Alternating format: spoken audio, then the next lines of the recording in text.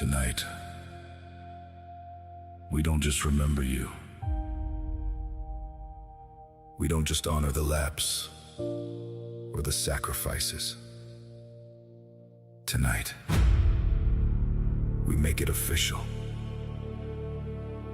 For every late night in the shop, every time you refused to quit, every moment you gave to this dirt, Willamette Speedway gives something back.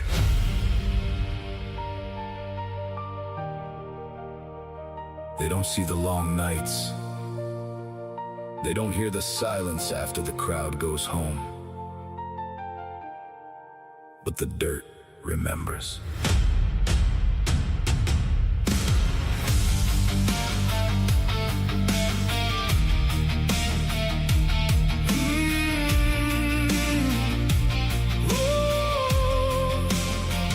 Under worn-out lights on a cold back stretch, grease on his hands still chasing respect. Ain't no glory in a midnight wrench, just a dream and a motor and a paycheck spent. Kids asleep while the shop light glows, radio humming soft and low. Missed a moment, Yeah, more than a few. but come green flag time, he always came through. Every lap, every scar, every mile they gave, every tear in the dirt, every corner they brave. From the low line hustle to the high side ride, from the ones who tried to the ones who survive.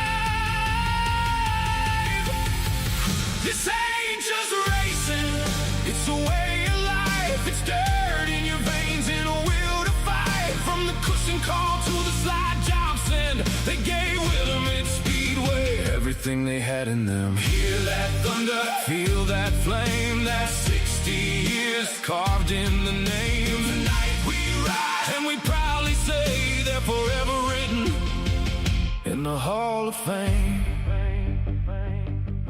Turning wrenches with a broken hand, still lined up when the green flag ran. Rear end howling, tires worn thin, but they sent it deep and they dove right in.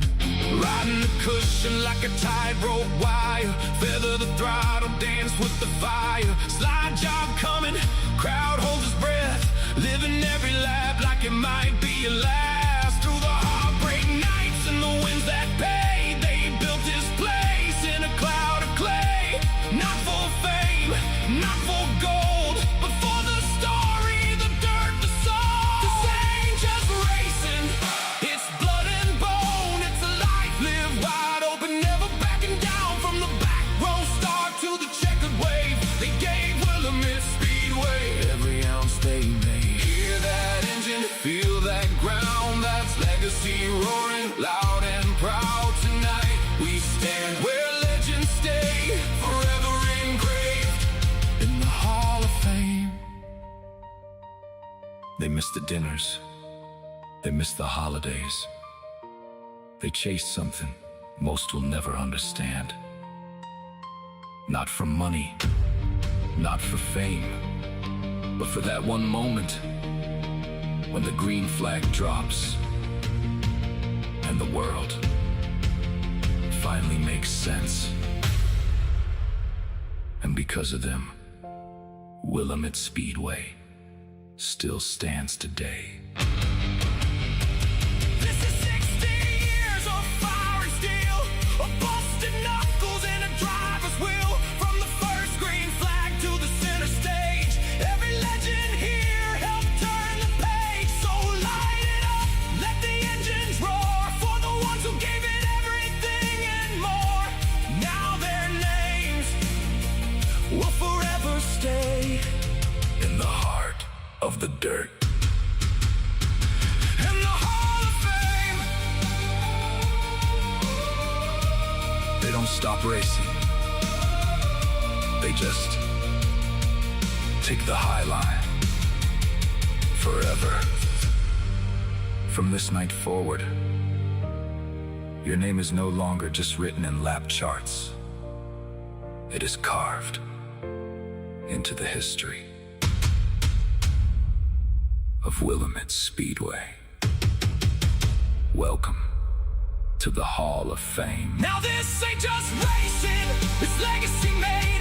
Every sacrifice, every price you paid, from the green flag drop to the final day, you earned your place in the Hall of Fame. Hear that roar, let it ring your name. This house of dirt will never be the same. 60 years and you paved the way. Now you live forever In the Hall of Fame. in the Hall of Fame.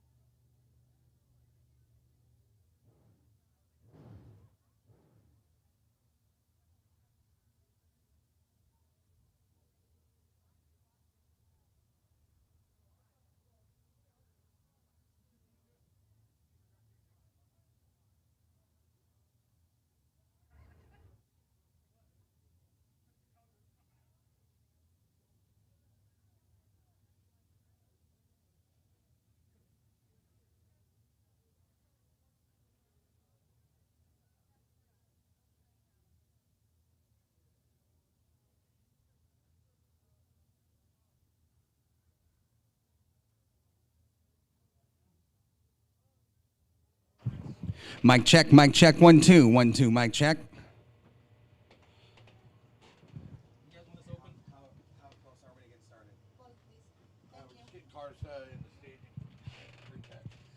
Race fans, want to welcome you to tonight's racing program, the 2026 Hall of Fame night at Willamette Speedway. A very special night here at Willamette Speedway for many of us, myself included. One of my favorite nights of the year. Tonight, we will induct 5 people into the Willamette Speedway Hall of Fame that are certainly deserving of that honor. I'm going to have a little help in that ceremony tonight. My good buddy Spencer is here to help me out tonight. You see him up in the flag stand with Mike Stewart. Spencer, his first visit to Willamette Speedway. You having fun, buddy? Yeah, all right. All right. Well, I appreciate you helping out tonight, and we're going to talk a little bit more about stuff later, okay, pal? All right. Qualifying is being lined up out on the grid. Eileen Sparks taking care of that. We will start tonight's racing program with our Albany Toyota late model division.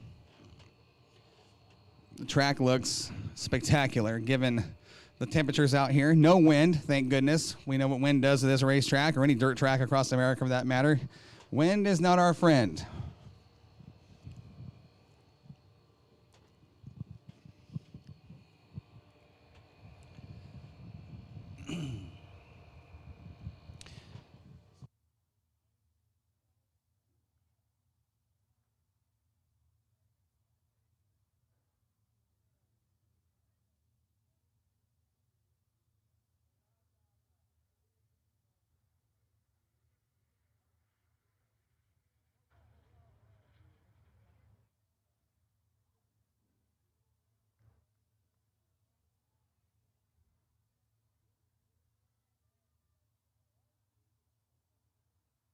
So a little different program for you race fans tonight. Because of the Hall of Fame ceremony, we have elected to eliminate trophy dashes from our program because of the length of the ceremony and making sure these people are honored rightfully so. So it's going to look like this. We will do invocation, opening ceremonies, qualifying. We will, once qualifying is done, qualifying will be first, then we'll go to open ceremonies. Once we are done with all that and qualifying is completed, we will present our Rock the Clock eligible drivers with a $100 gift. Random drawing for the fast qualifiers of the night. Once we have completed the Nate Enterprises Rock the Clock. What is it? Nate Innovations. I'm sorry, I got a lot on my mind up here. Nate Innovations Rock the Clock Challenge. Once that is done, we will go into our Hall of Fame ceremony, then into heat races and features for you race fans tonight. I want to say thanks to everybody coming out here tonight. I know it's a very special night for a lot of us. We've got still people out front rolling in. We've got some people coming from a distance away that are communicating with us through the social media and through telephone. Let's go. Let's get something going on here.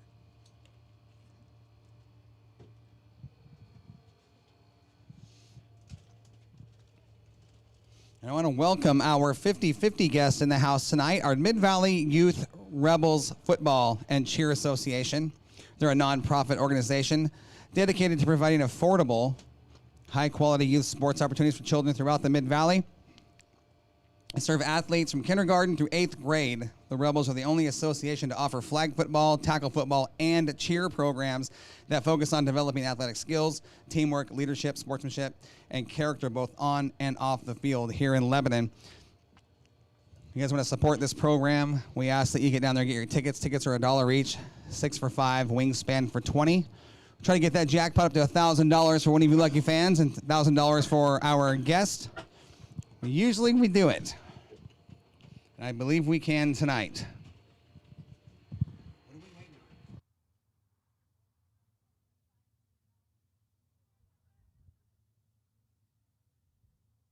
on? All right, Eileen. We're ready. All right. Sounds like we are set to go qualifying here with our Albany Toyota late model division. And it looks like our first qualifier of the night out of Portland in the number 46. He's your current points leader. He's got 6 feature wins on the season. He sits 7th in national points and NASCAR regional points. He is your number 1 guy. 5 times a track champion here at Willamette Speedway out of Portland. The number 46 is Joey Tanner. Joey Tanner will take...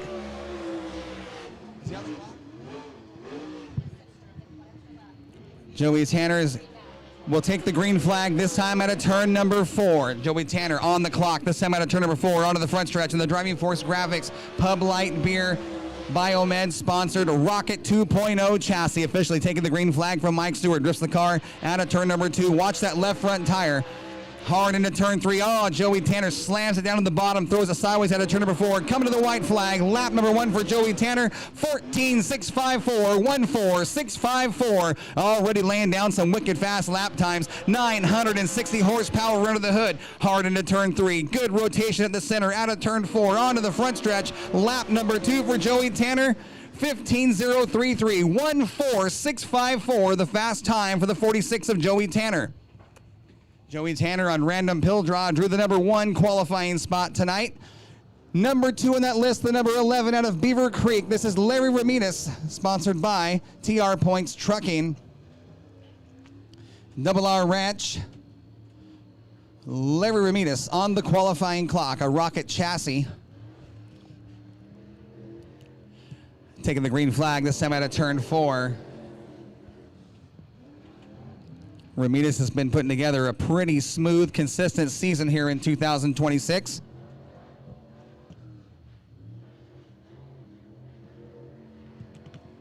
Lap 1 this time by taking the white flag, stops the clock, so the time is 16.240, 16240 for the 11 of Larry Ramirez. He sits 8th in championship points right now at Willamette Speedway, making his way into turn 4, coming to the checkered flag, working on lap number 2, stops the clock this time by 16.470, 16470. He'll take a 16.240 as his better of his 2 laps.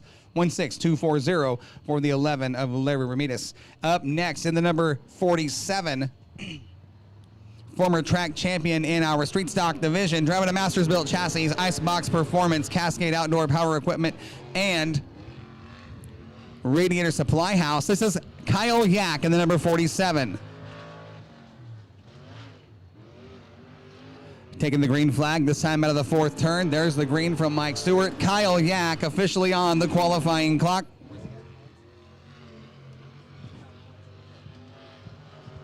Good run down the backstretch for the 47 Yak. Good entry. Gets back on the throttle out of the 4th turn. Coming to the stripe. White flag is out. Lap number 1, 16.074, 16074.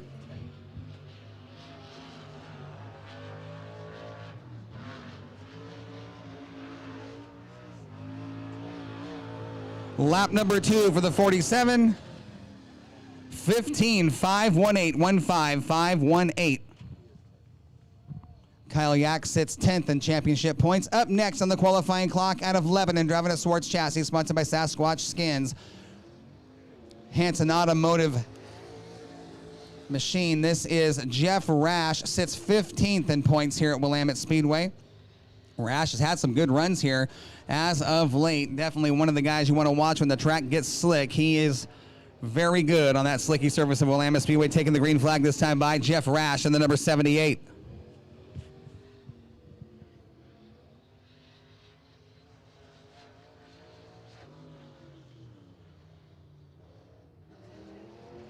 Very tight in on the entry at turn number 3. Lap 1 for Rash. He's going to go 3rd fast overall, 16.203, 16203. A little tight there on the exit at turn 2. You saw the wheels crank to the left, the car wanting to go straight. That's what we call tight, or what we call push. Good rotation this time out of the 4th turn. This should be a better lap for the 78 at the stripe. He is going to go 16.354, so 16.203, the better of his 2 laps on lap number 1. Out next to qualify in the number 49. You saw his son just a few moments ago, the 49. He's done it all here at Willamette Speedway. He's worked about every position there is. He's been a flagger. He's been on the tow team. He is a former champion here at Willamette Speedway behind the wheel. This is Tom Yak in the number 49 out of Lebanon, a Swartz chassis, sponsored by GB's You Cut Trees, Cascade Outdoor Power Equipment, Radiator Supply House, Icebox Performance. He sits 23rd in championship points, taking the green flag, working on lap number 1. Had to work the throttle down there in turns number 1 and 2. Tom Yak, lap 1, this time by, and he is 5th fast overall, 16.537, 16537, 1/3 of the Yak attack. Trying to better his first lap, going to keep it up in that middle groove, takes a good run down the hill. This should be a better lap time on the second lap, and he's going to go up to 3rd fast overall, 15.992, 15992 for the 49 of Tom Yak. Good run for Yak on lap number 2. Out next in the number 40, driver out of Lebanon, sits 3rd in championship points, sponsored by Sasquatch Skins, Hanson Automotive Machines, Stone Motorsports. It's the Swartz chassis, the driver out of Lebanon, Brian Smith. Brian Smith taking his warm-up lap, going to put some heat in the motor, put some heat in those Hoosier tires, taking the green flag this time out of turn number 4. Brian Smith has driven everything there is to drive with 4 wheels and a steering wheel on the planet. Out of turn 4, completing lap number 1, Brian Smith will go 3rd fast overall, 15.897, 15897. Going to keep it way down low out of turn 2. Trying to get a hold of that tack line down on the bottom where that clay is nice and sticky. Out of the 4th turn, coming to the stripe. Lap 2, is it better? It is 15.301. Going to move into 2nd fast overall, 15301 for the 40 of Brian Smith. In the number 25M, a Swartz chassis sponsored by Dorsey Racing, the driver out of Sweet Home. He is 9th in championship points. This is Alan May. Alan May going to work that middle groove on his warm-up lap through turns 1 and 2, testing the track, hunting to see where that race car is going to work the best. Going to keep it right up middle top out of turn number 4, taking the green flag. Alan May officially on the qualifying clock.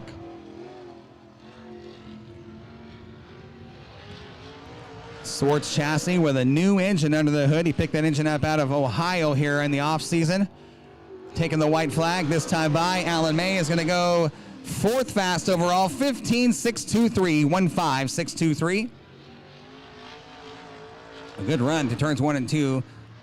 Good entry into turn 3. Good rotation out of the 4th turn. Alan May really hunkered up on the wheel. Lap number 2, is it better?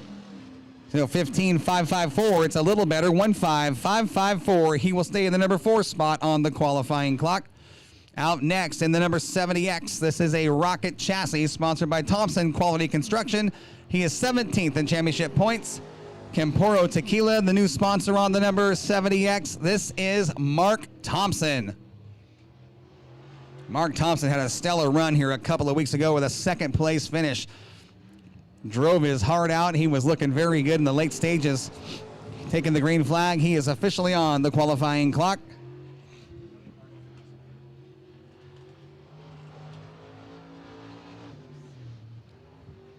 Thompson looking good through turns 3 and 4, trying to find some forward drive onto the front stretch. Lap 1 puts him 5th fast overall, 15887, 15887.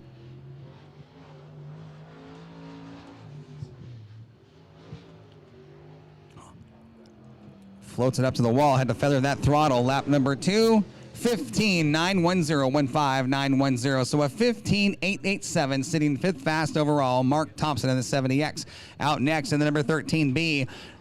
He was last Saturday night's feature winner.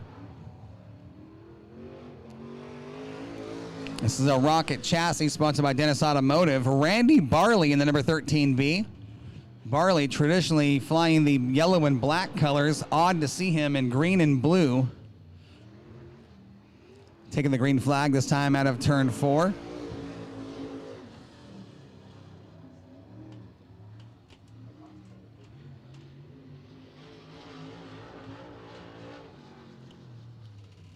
Lap 1 this time by for Randy Barley out of turn 4.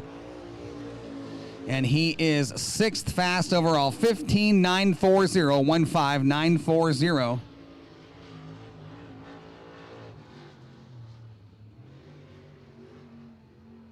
Smooth out of turn 4 onto the front stretch. Lap number 2, is it better? 15.976, 15.940. The better of his 2 laps on lap number 1. Randy Burley sits 6th fast overall. In the number 37, a former 5-time track champion here at Willamette Speedway, sitting 4th in championship points. Sponsored by Stacked Body Panels, J&S Farms, Footwear Express. Out of Bend, Rob Maya, the number 37. A veteran driver that really knows his way around Willamette Speedway. Got a whole bunch of horsepower under the hood. Taking the green flag from Mike Stewart. Rob Maya out of Bend on the qualifying clock. Going to keep that car way down low at the bottom of turn number 2. Drives it up towards the wall. Carries the speed to the outside. Dives right back down to the bottom, trying to hold on to that tack line. On to the front stretch, lap number 1 for the 37 of Rob Maya. He's 3rd fast overall, 15.476, 15.476. He's going to call it after lap number 1. Rob Maya sits 3rd fast overall, 15.476.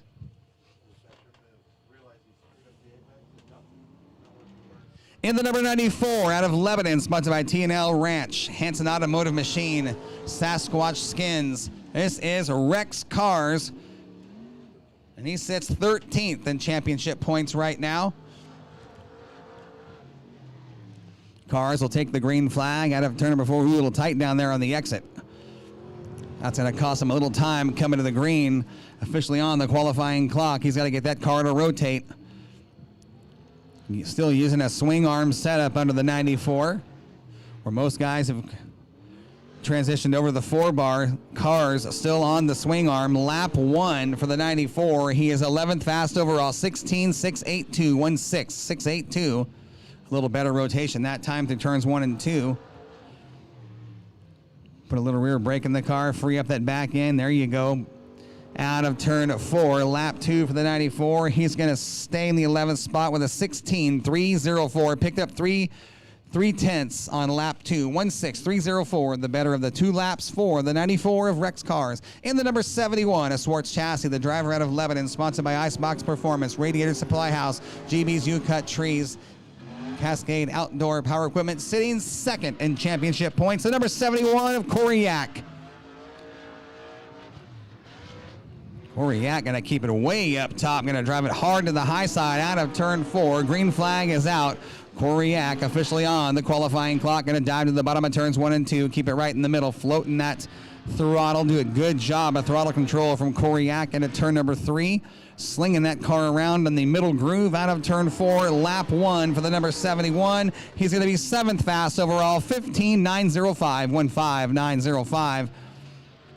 Coming off the bottom of turn 2, carrying a lot of speed into turn 3. Good rotation, slides it in, gets the car rotated. This should be a better lap for the 71. Out of turn 4, lap number 2. Going to move up to 6th fast overall, 15.768, 15.768 for the 71 of Coriac. Driving the number 9, this is a Longhorn Chassis with Chevrolet Power, sponsored by Stone Motorsports, J&S Farms, Hanson Automotive Machine. This is Rob Campos out of Sayo. He is 6th in championship points. Campos will take the green flag. Ooh, let it all hang out early. Rob Campos finding the throttle. Takes the green flag from Mike Stewart. Going to keep the 9 way down the bottom through turns 1 and 2. Little dust off the left rear. Things starting to slick off there on that bottom already in turns 1 and 2. Campos trying to hang onto the car. Left front tire up off the ground out of turn 4. Come to the stripe. Lap number 1 for the 9 of Campos. He's 10th fast overall. 16.071. 16.071. Working on lap number 2.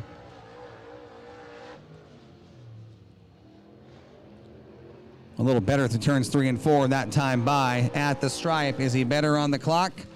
16.391, 16.391. So he'll take lap number 1 as his official qualifying time with a 16.071. And the number 16 in a Rocket Chassis out of Salem. This is Doug Mott. Nope, that is John Dees.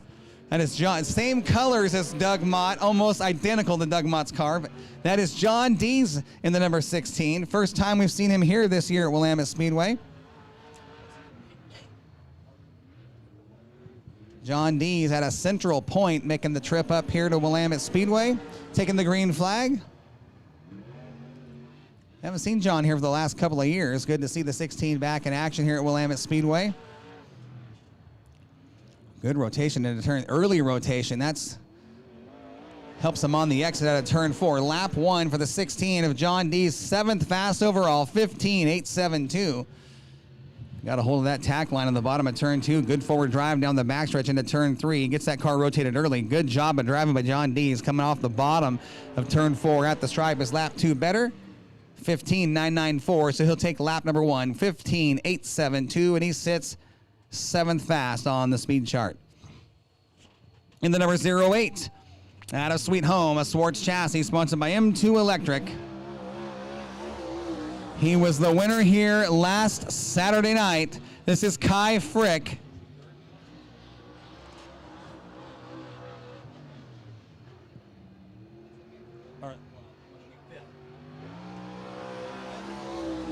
Kai Frick is 5th in championship points. He was the winner here 2 weeks ago. I stand corrected. I apologize for that.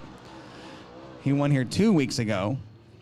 5th in points, coming out of turn number 4, stopping the clocks at the stripe. Lap number 1 for the 08. He is 2nd fast overall, 1.5106. 1.5106 for the 08 of Kai Frick. Just under a half a second off the fast time of Joey Tanner out of turn 4. He's got that Swartz car digging onto the front stretch. Lap number 2, 15.106 and a 15.590 on lap number 2. He'll keep lap number 1, 2nd fast overall on the speed chart.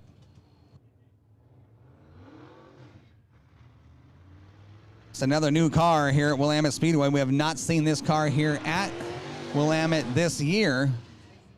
This is Stacy Krieger, new colors, a new number. A car normally black and yellow with a 92 in the door. Good looking car for Stacy Krieger. That's right, taking the green flag. A brand new car to Stacy Krieger. That car was up for sale. Yeah, it was up for sale on Marketplace. We saw that car posted a few weeks ago, and Krieger took the dive, purchased the new car. Lap 1 for Krieger. He is 16th fast overall, 16.720. 16.720 for Stacy Krieger. That's a major update from the car he was in before. Lap number 2 for Krieger this time out of turn 4, and he's going to go 16.874, so he'll keep lap number 1, 16.720. Your fast qualifier at the top of the speed chart with a 14.654, the only 14-second car in the house tonight, the number 46 of Joey Tanner. He's your fast qualifier in your Albany Toyota late model division, NASCAR Division 1 here at Willamette Speedway.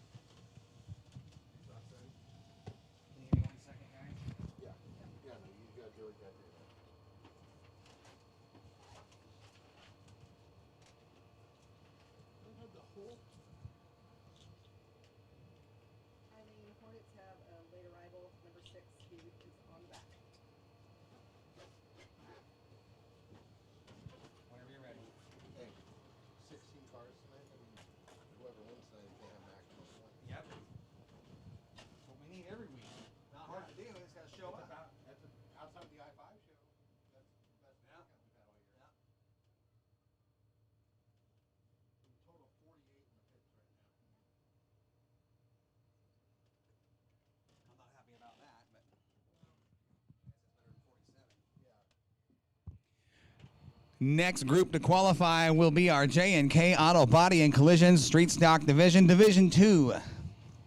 NASCAR here at Willamette Speedway, NASCAR Division 2, J&K Auto Body and Collision Street Stocks. We have got 10 street stocks in the house tonight.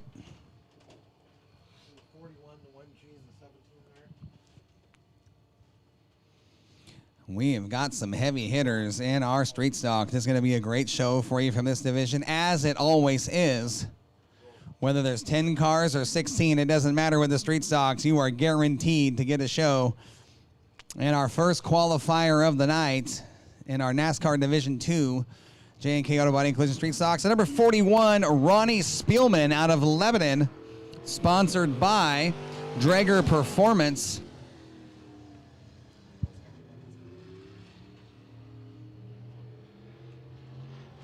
Spielman taking the green flag. Last time by is 5th in championship points here at Willamette Speedway. He'll take the white flag this time at turn number 4.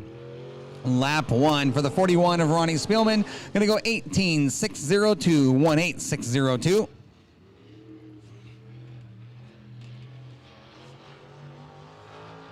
Spielman got that car up on the bars. You see that back end up in the air, trying to get that car to dig hard into that tricky clay surface of Willamette Speedway. Lap 2 this time by. Is it better? Going to go 18.690. He'll keep lap number 1, 18602 for the 41 of Ronnie Spielman.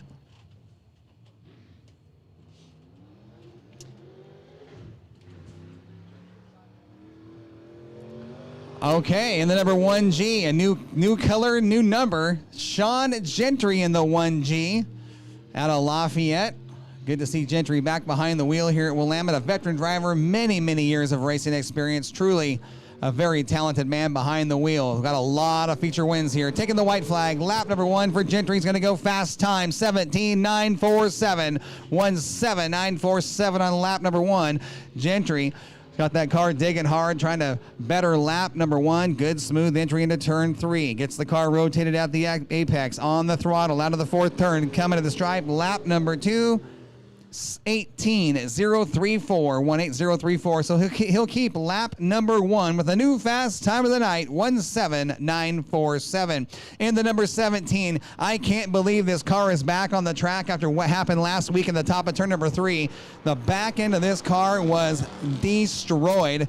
Brian Smith and Stephanie Smith hunkered down in the shop, went to work, got this car fixed. So Stephanie Smith in the number 17, sponsored by Stone Motorsports, Sasquatch Skins, and Hanson Automotive Machine.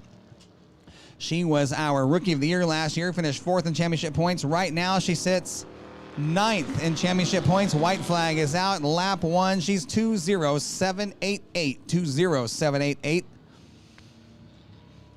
A whole new feel for that number 17. When you change a race car the way that car was changed this week, she's got to learn to drive this car all over again. Checkered flag in the air, this time by for the 17 to 70 Smith. Lap number 2, she's going to go 20310, 20310. She'll keep lap number 2 as she picked up 4 tenths, just over 4 tenths on lap number 2. In the number 24W out of Salem, sponsored by X Factor Cabinets Inc. Nation, sits 3rd in points. Stone Motorsports, also another sponsor on this car. Listen to this. He's 3rd in championship points. He has sold the car. This will be his last night behind the wheel of this race car. Quick Rick Wyatt in the number 24. Lap 1 for Rick Wyatt. Takes the white flag. He's going to go 2nd fast overall, 18.017, 18017. Good through turns 1 and 2. Good drive out of 2 down the backstretch. Nice entry into turn 3, dives to the bottom, gets a good rotation coming out of the front stretch. Lap number 2 for the 24, 18.250. He'll keep lap number 1 with a 18017 and 2nd fast overall in the speed chart. In the number 22R out of Lebanon, he is 6th in championship points. Definitely one of the guys you want to keep your eyes on here at Willamette Speedway, sponsored by Forsland Crane, Hanson Automotive Machine. This is Wes Rolls.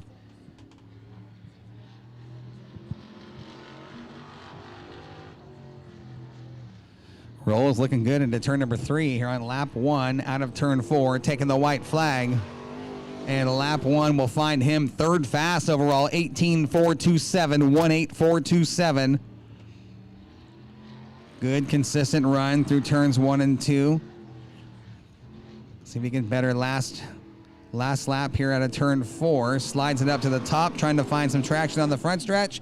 And he is going to go 18.166. It'll put him 3rd fast overall, 18166. Good run for the 22R of Wes Rolls. In the number 3C, they've dubbed this car the Cowboy Cadillac. Rookie driver Ross Connolly.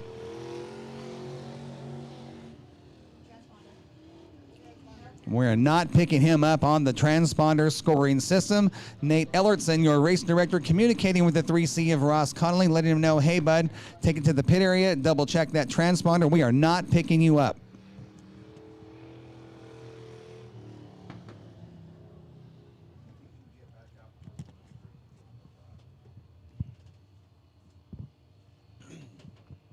Out next to qualifying your J&K Auto Body and Collision Street stocks, this is the number 83. Dirty Boys are racing Doug Scott. Out of Sandy, Oregon, Doug Scott in the number 83. Doug's popped in and out. Usually one of the contenders when he is here at Willamette. Good to see him back behind the wheel here at Willamette Speedway. Doug Scott will take the white flag this time at turn number 4. Lap 1. Lap time says 5th fast overall, 18.774, 18774. Going to keep it up top through turns 1 and 2. Gets it pointed the right direction down the backstretch into turn 3. Dives to the bottom, trying to get the car to rotate. A little tight there from the center out. Going to wash up to the top onto the front stretch. Checkered flag in the air. Lap 2 for the 83. And he'll go 18.643. A little better on lap 2. 18643. The official qualifying time for the 83 of Doug Scott. Driving the number K4. Veteran driver here at Willamette Speedway out of Lebanon. Sponsored by Hanson Automotive Machine.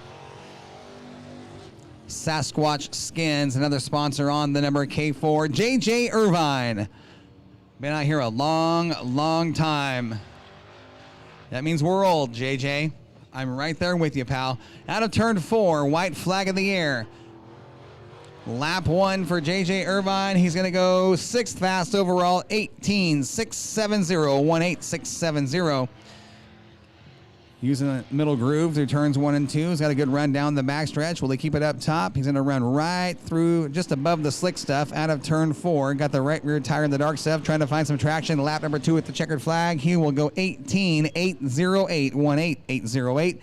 And he is 6th fast overall on the speed chart with a lap time of 18.670 on lap number 1.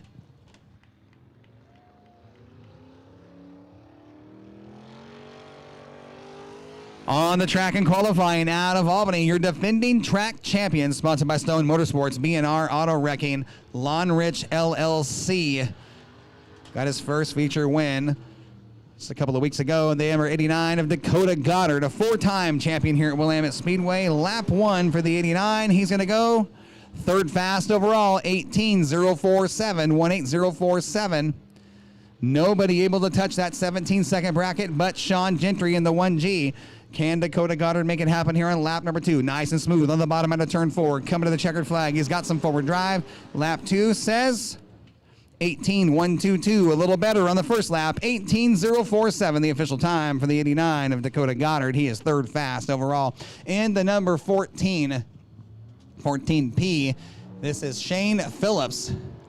Phillips out of Lebanon, sponsored by Dragger Performance. He is 4th in championship points here at Willamette Speedway. NASCAR Division II J&K Auto Body and Collision Street Stocks. Lap 1 for the 14P of Shane Phillips. He takes the white flag. He'll go 2nd fast overall, 18004, 18004 on lap number 1. Good run for Shane Phillips in the 14P. Good smooth entry, nice and easy on the bottom out of turn 4, trying to put himself at the top of the speed chart. He will not get that done. 18096 on lap 2. So 18004, 2nd fast overall for the 14P of Shane Phillips. In the number 3C, going to give him one more attempt to qualify. Ross Connolly in the Cowboy Cadillac, getting a green and white. He'll get 1 lap. And we got him on the qualifying clock. We did pick him up that time by on the transponder scoring system.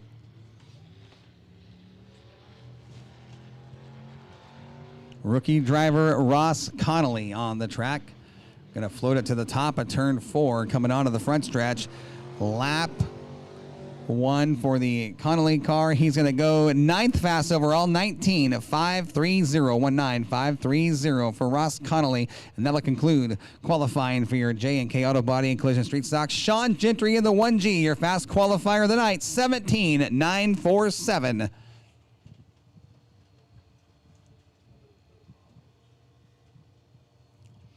Joey Tanner and Sean Gentry, the 2 drivers right now eligible for the Nate Innovations Rock the Clock $100 bonus.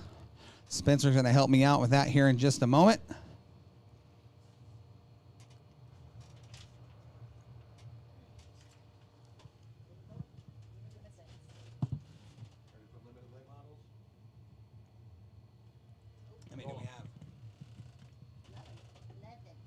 Moving into our cabinet, guys, limited late model division, 11 limited late models in the house tonight. Qualifier number 1 and the number 04, sitting second in championship points. This is Frank Elwes. Elwes, always a contender here at Willamette in our limited late model division. Definitely one of the guys you want to watch. Middle groove through turns 3 and 4. Coming to the white flag, Frank Elwes will stop the clocks for the time of 1:07.213. 1:07.213.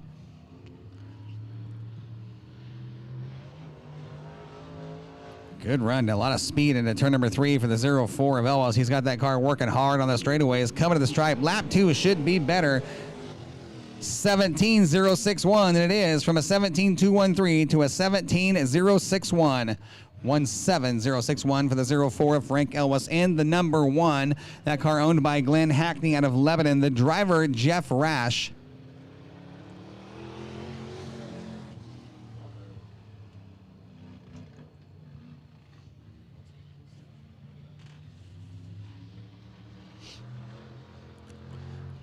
Rash has struggled with this car here lately. The last few weeks it's been out.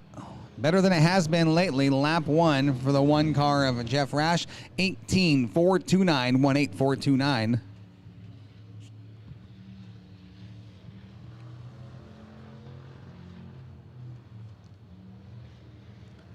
A little rotation, a lot better rotation through turns 3 and 4. This lap should be better for the 1 car of Jeff Rash. 18.144. 18144. So picked up 3/10. 18144. Second fast overall. Once again, Frank Elwes, 17.061 is the fast time. And the number 33R out of Lebanon. This is Ed Rolls.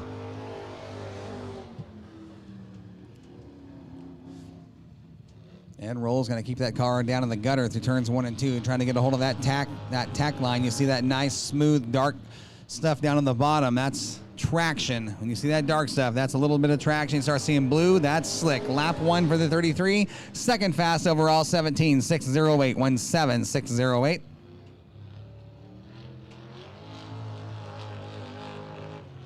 Rolls got it all kinds of opened up down the backstretch, cruising through turns 3 and 4. A little tight there at the center. Going to cost him some time as he had to work the throttle. Lap 2 is going to go 18.004. So he'll keep his lap number 1, 17.608. The fast lap for the 33R of Ed Rolls. And the number 22, a veteran driver driving a GRT chassis out of Jefferson. He sits 4th in championship points, Mike Betker.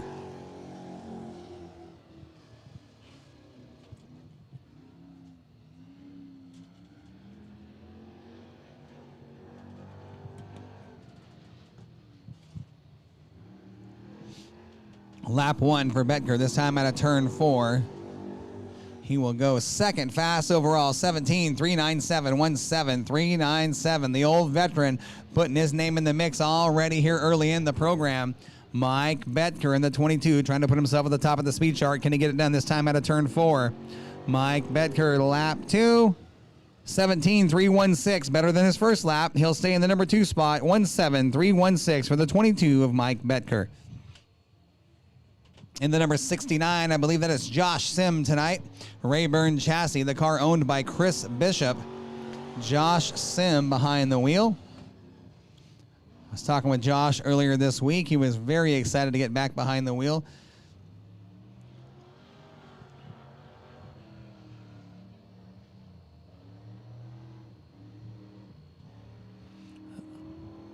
Lap 1 for Sim in the 69. He's 5th fast overall, 19435, 19435.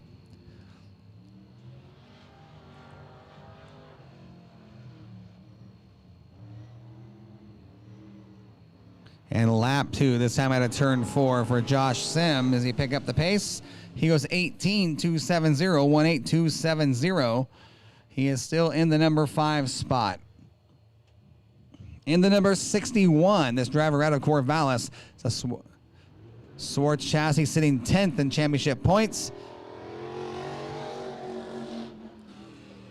Bob Thayer. Good looking race car. I like the color scheme on this number 61. Thayer working on lap number 1, coming to the white flag.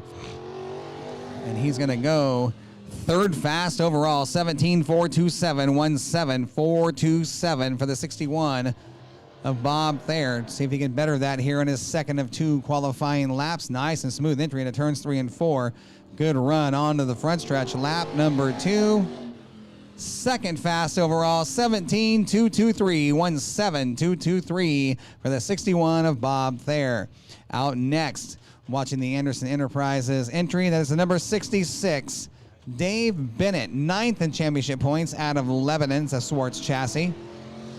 Sponsored by Tie-Dye Family, Gateway Imprints.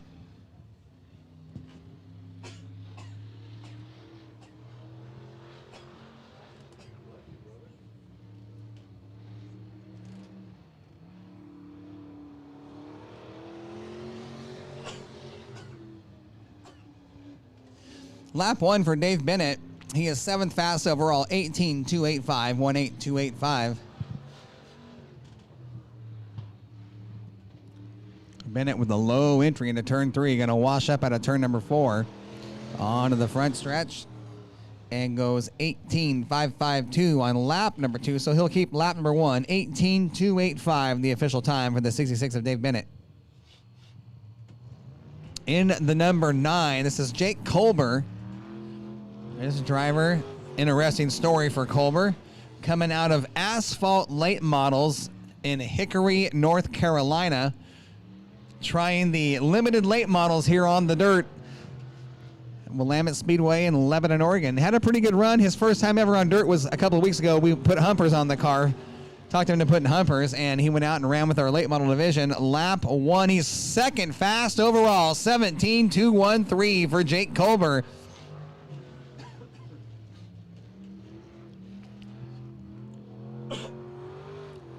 Lap 2 for Colber. He's going to go fast time, 17.029, 17.029. Only his second start on the dirt.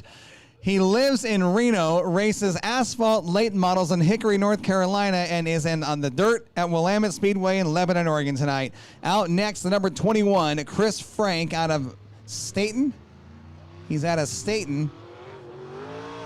He is 7th in championship points, trying to track down the new fast time, Jake Colber, 17.029.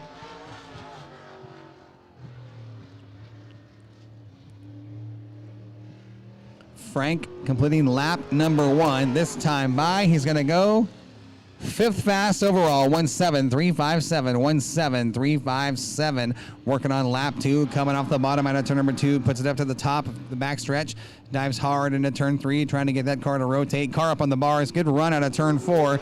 Chris Frank on lap number 2 is going to go 3rd fast overall, 17.112, 17.112.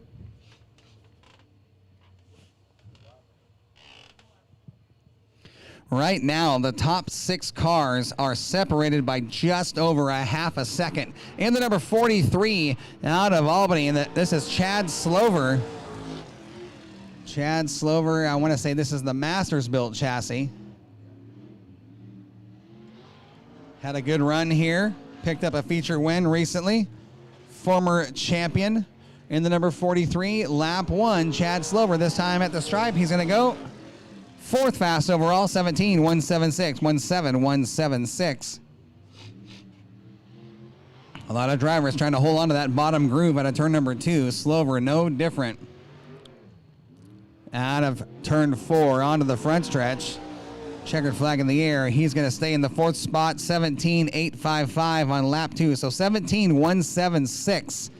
From lap number 1 will put him in the number 4 qualifying position as of now. In the number 75X, he's been the guy to beat all year long, race fans. He's won them all but one this year. Sponsored by Showtime Graphics. The driver is out of Albany, the car owner from the Oregon coast. Daryl Blanchard, the owner. The driver, Clay Debin. Debin has been on fire here this year. He's been the guy to beat lap number 1 for the 75X. He's going to go a new fast time, 16.034, 16.034. Almost a full second faster than the number 2 spot. Can he get down into the 15-second bracket? Is it possible? Not today. 16.034. The lap time he'll take. Lap number 2, a 16.196. nearly a full second faster than the second fast qualifier, Clay Debin, in the number 75X.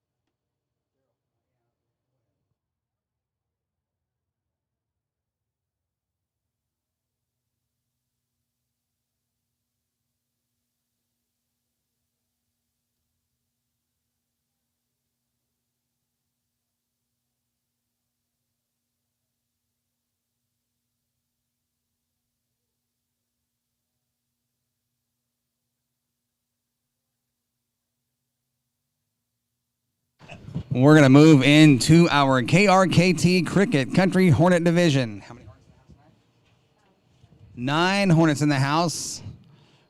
Our first Hornet out to qualify, making his first appearance here at Willamette Speedway, the number 12S of Jared Stice. Jared Stice, a regular down at Cottage Grove, want to take a shot at the big 1/3 here at Willamette Speedway tonight, making his first ever start at Willamette Speedway, the number 24D, Caleb Day. 2-car qualifying for your KRKT Cricket Country Hornets. The 12, Jared Stice. The 24D, Caleb Day. Lap 1 for Stice this time by. He will turn in a lap time of 2:20.96. Caleb Day going to go 19.303, 19.303. Caleb Day, the number 24D, sitting second in championship points. Lap 2 for the drivers this time by. Stice on lap 2. Does he make it better? He does. 2:10.85. Caleb Day better yet on lap number 2. 1:9.041. The new fast time. 1:9.041 for the 24D of Caleb Day.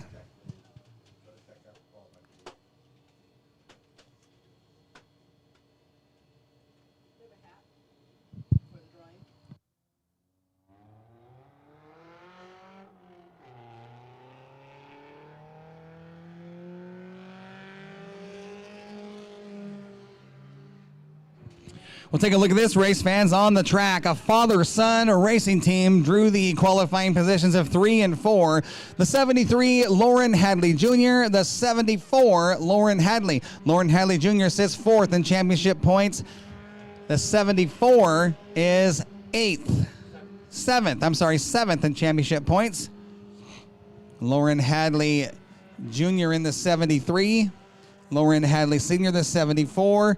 Hadley Jr., lap 1, 19.143. Lauren Hadley Sr., 1:9.602 at a turn 4. Lap number 2 for the 73.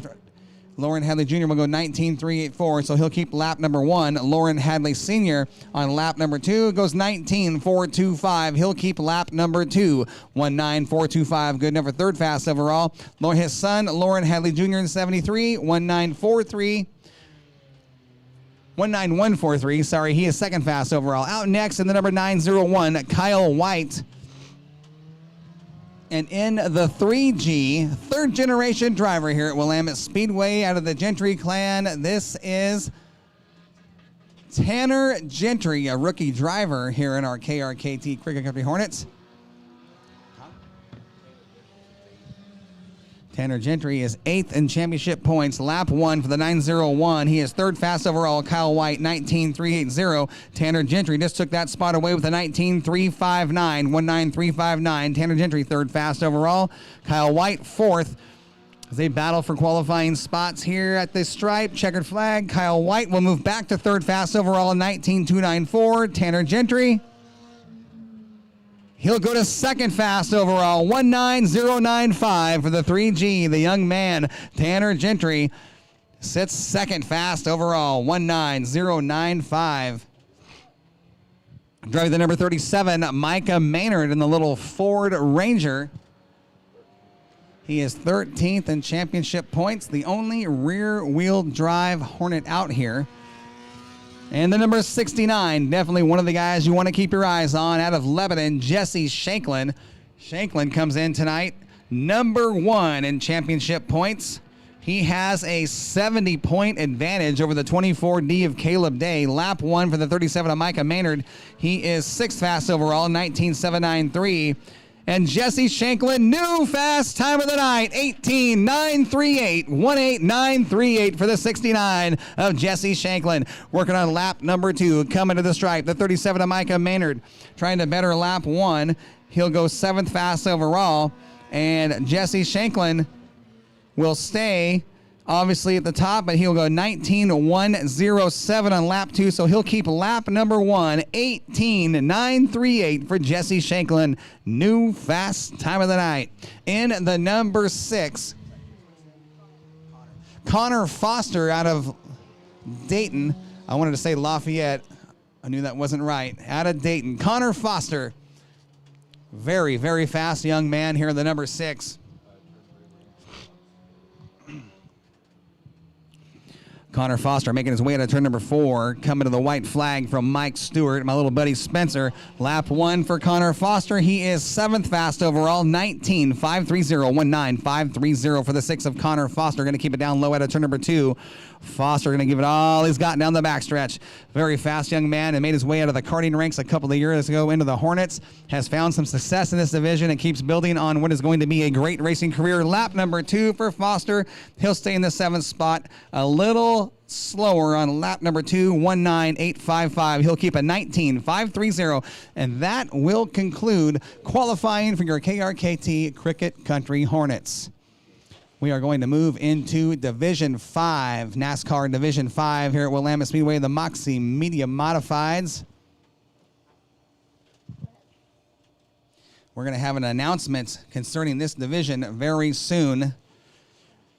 Early this week, keep your eyes on the Facebook page and the website concerning the Moxie Media Modifieds. We'll have some interesting news we're going to release. There's been a lot of discussion about this division here. Don't worry, it's good news. It's good news.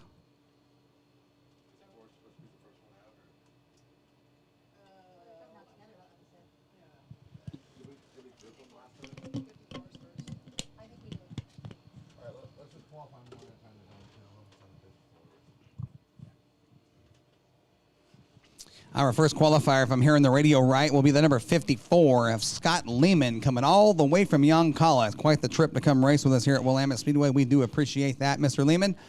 He'll be the first out in your Moxie Media Modifieds. He'll take the green flag this time at a turn 4 from Mike Stewart and Spencer.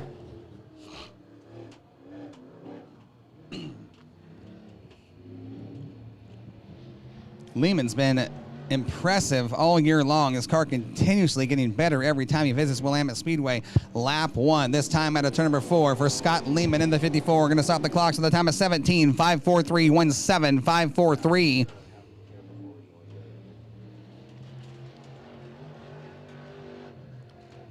Working on lap number 2. Scott Lehman trying to better lap 1. Does he do it? He does. 17.394, 17.394. Our next qualifier out in the number 38.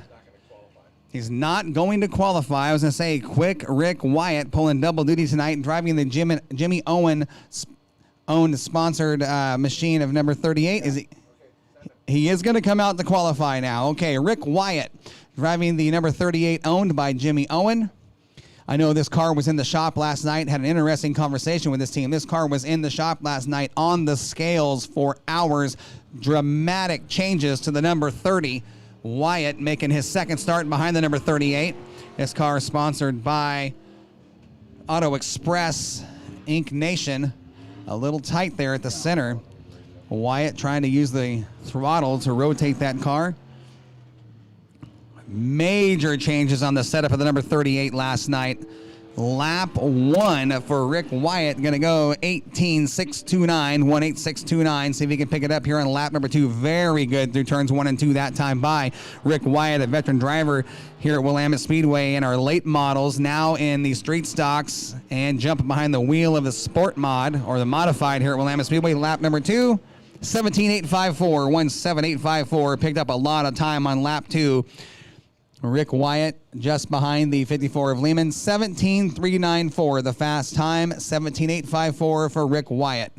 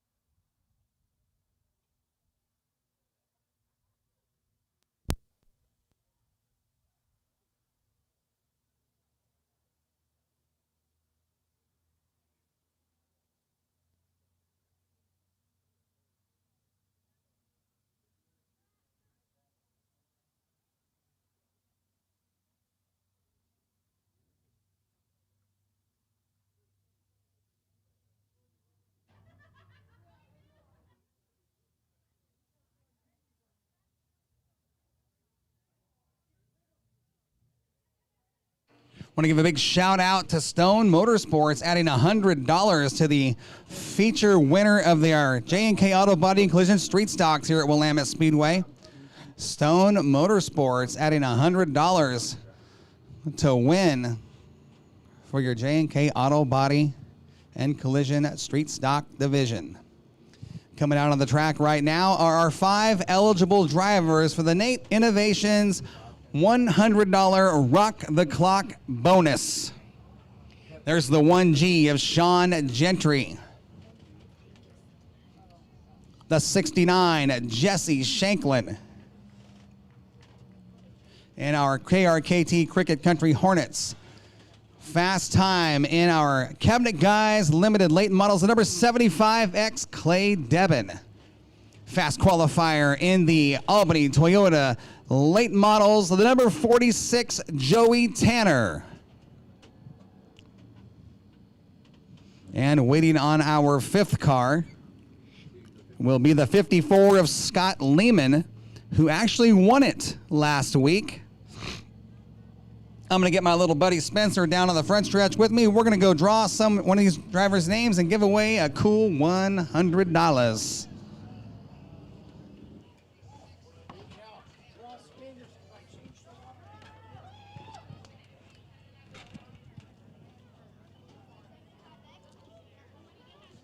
All right, Spencer, you ready, kid?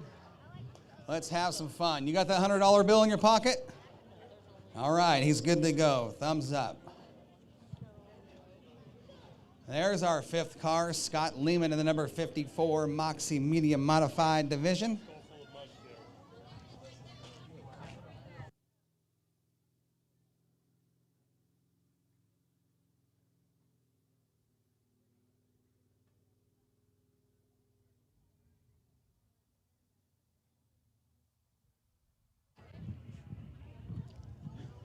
All right, pal, you ready to help me out? You got that $100 in your pocket? You didn't spend it? You buy a lot of candy with $100, pal. All right, we're gonna get our drivers outside their cars. Spencer, here's what we're gonna do. We're gonna put all their names in a hat over here. You're gonna put your hand up in there, you're gonna mix those names up. You're gonna pull one driver's name for the Nate Innovations Rock the Clock Challenge. We're gonna give that driver that $100 bill in your pocket, all right?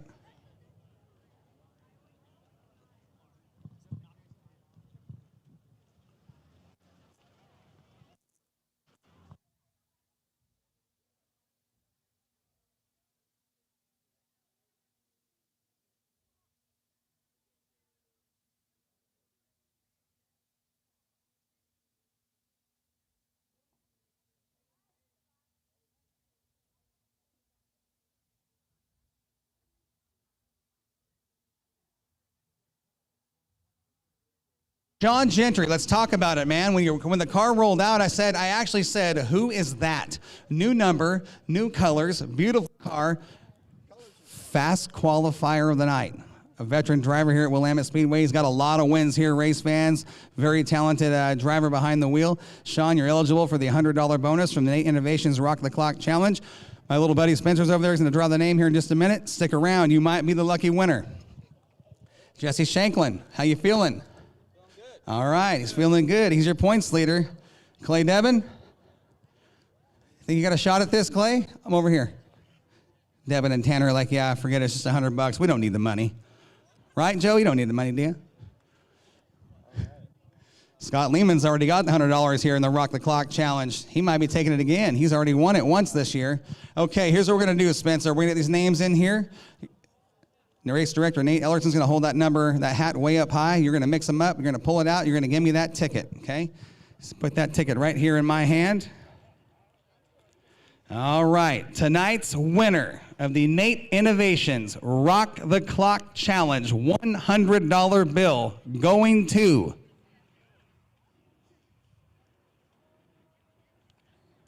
Can you read?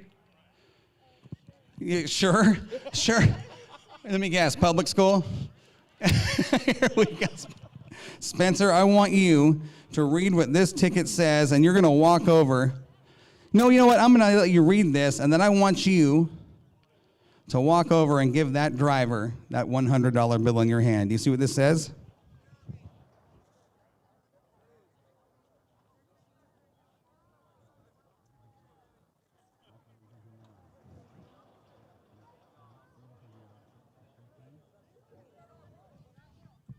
Spencer, other side.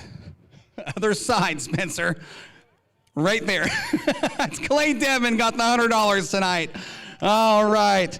Clay, man, if you're not winning on the track in the feature, you're taking the bonus money in the Rock the Clock Challenge. Let's talk about it. This car, when you came out, nearly a full second faster than the second place guy on the speed chart. This car has been nothing but stellar from the time you unloaded it at the first race this year.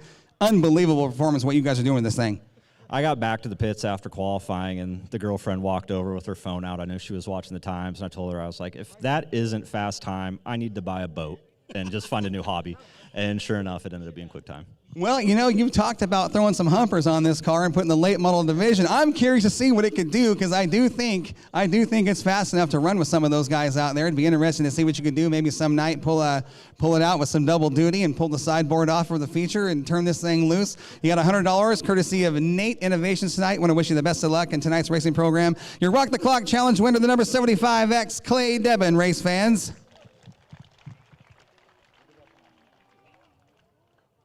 That's the car owner, Daryl Blanchard. You can hear him from a half a mile away. Joey, you're back in the house. Fast qualifier. How'd the car feel? Look good? Feel good? You ready to go? You got some bad company with you tonight. It's not going to be easy. All right. You guys ready to go racing? Are you sleeping? Are you guys ready to go racing tonight? Let's get this party started. Spencer, come on over here. This is your first time to Willamette Speedway, right? Yeah. What do you think so far? It's cool. It's cool? Yeah. What do you think about maybe jumping in a go-kart on the little track and coming out and seeing what that's all about sometime? Maybe. Well, I can make that happen for you. Okay. We'll talk to Mom and Dad and see if we can't get you in a go-kart out here on the track we call Little Willie, okay? All right, hey, you're going to be helping me out all night long. We're getting ready to go racing. You're going to be back up in the tower with Mike. You're going to wave the first green flag of the night. How about it? All right, we're going to have a good time. What do we got? Oh, yeah, there's a hat courtesy of Chase Elliott. NASCAR driver Chase Elliott sent us those hats. That is yours to keep, and I'm going to give you one for your brother upstairs, okay? I got a hat for you, and I'll give you one for the whole family. How about that? You ready, Nate?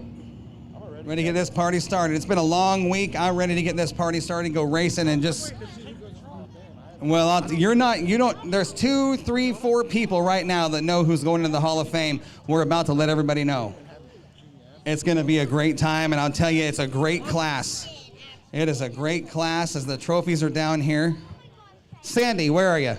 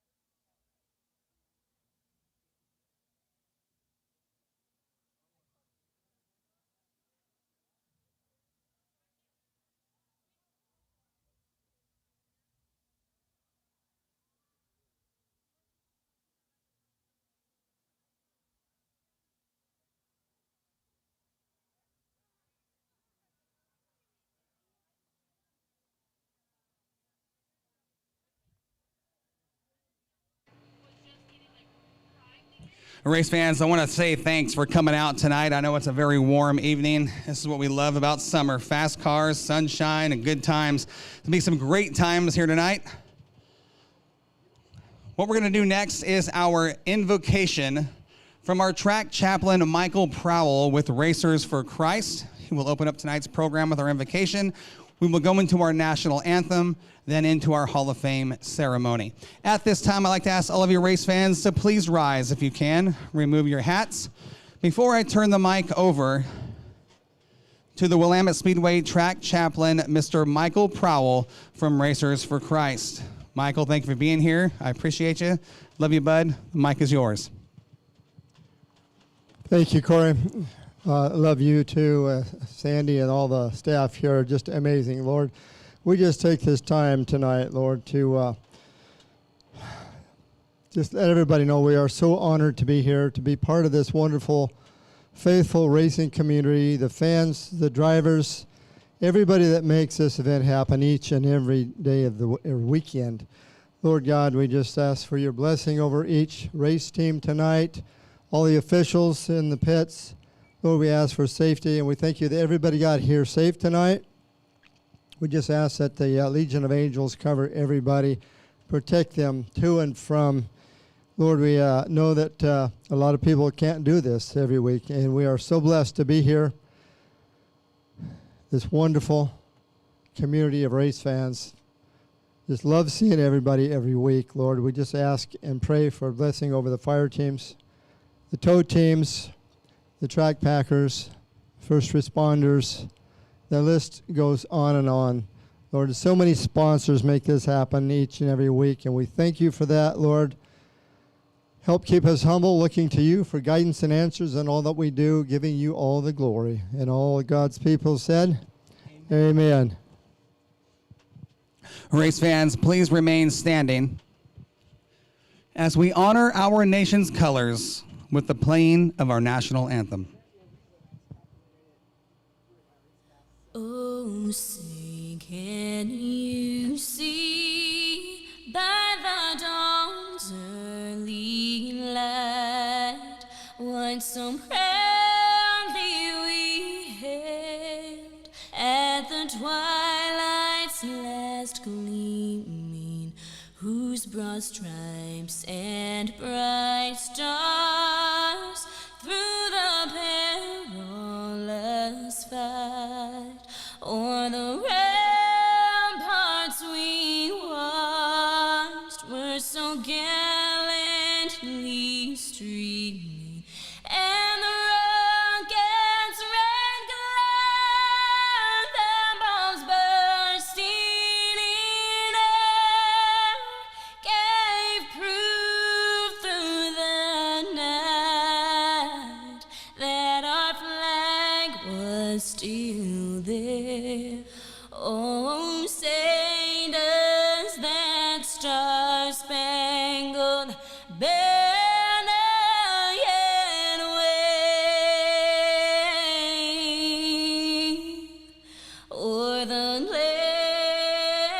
of the free and the home of the brave.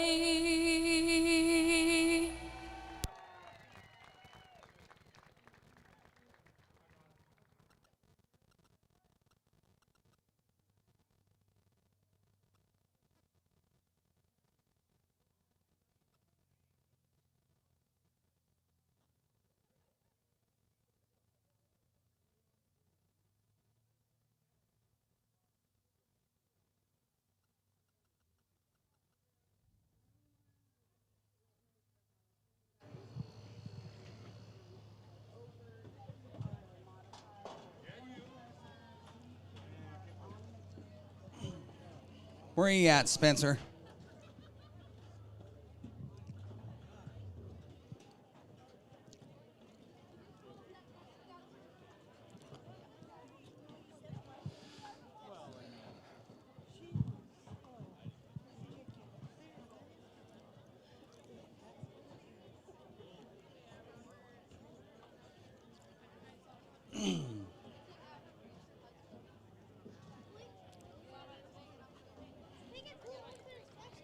You ready to help me, bud?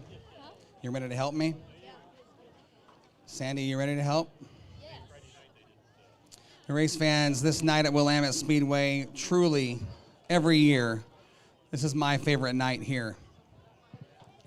It's a night where we honor people that have certainly deserved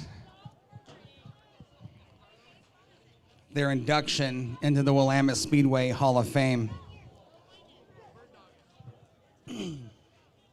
The Willamette Speedway Hall of Fame might not be the biggest Hall of Fame in the world, but it's our Hall of Fame, and it means a lot to the people that have been here for decades. It means a lot to the people who have given you fans so many great shows on that racetrack, and people behind the scenes will be honored tonight as well. We'll be giving some inductions into our Hall of Fame for drivers and our Legacy Award. And we'll talk more about that here in just a moment, as the Legacy Award is the final award we will give away tonight.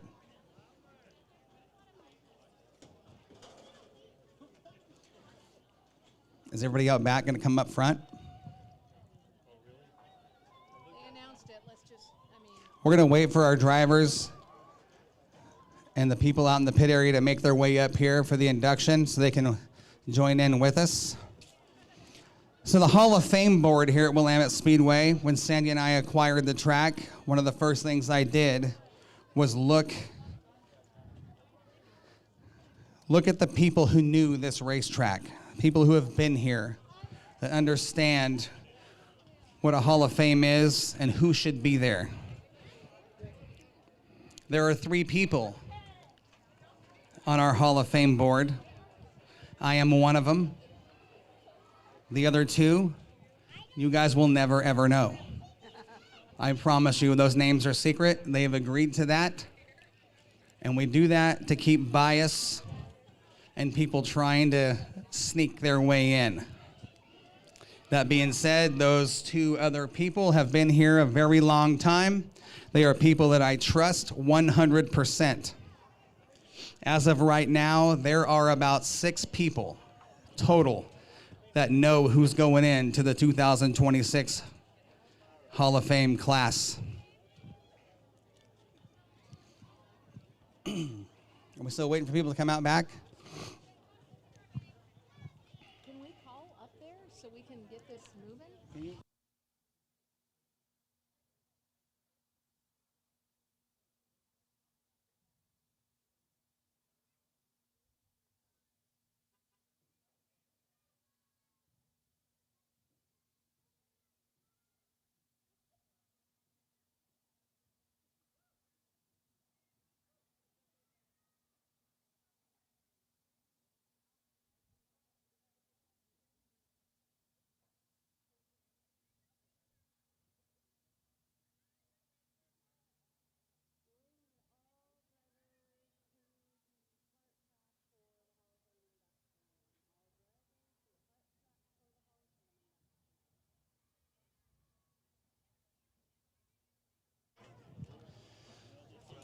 Well, I think we'll get this thing started. I'm trying to get over here so I can read what I wrote in this.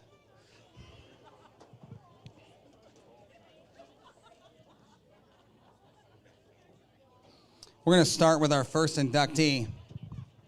Unfortunately, when we got a hold of the family member, this is the hard part right here. To put these people, race fans, so you understand, when our inductees go into the Hall of Fame, those people do not know they are going in. There's a challenge to that every year where myself and the other board members have got to get a hold of family members and take people that those inductees otherwise trust, and we have to make liars out of them.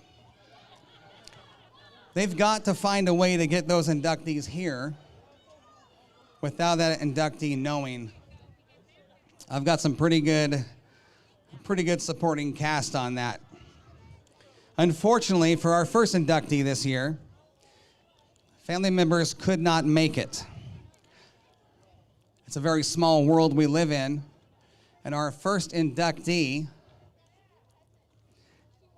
believe it or not, is the grandfather to the niece of my wife. So my wife will be accepting for our first inductee tonight, and we'll make sure that family gets that award as they had prior engagements and just could not make it. So our first inductee for the 2026 class was a staple here for decades and is more than deserving of this honor. A real pillar of structure here. Many years this inductee worked in the tower that I announce in today. This inductee kept it all together and everything in order without the help of technology we have today, and rarely were they wrong. An incredible job of keeping everyone in their right place and the show moving. He is dearly missed here at Willamette Speedway, though he hasn't been with us for several years. Tonight, we would like to honor Mr. Don Rickard with a well-deserved spot in our Hall of Fame. Don, welcome to the Hall of Fame. Accepting tonight, my wife, Sandy. It's a beautiful trophy for the Rickard family.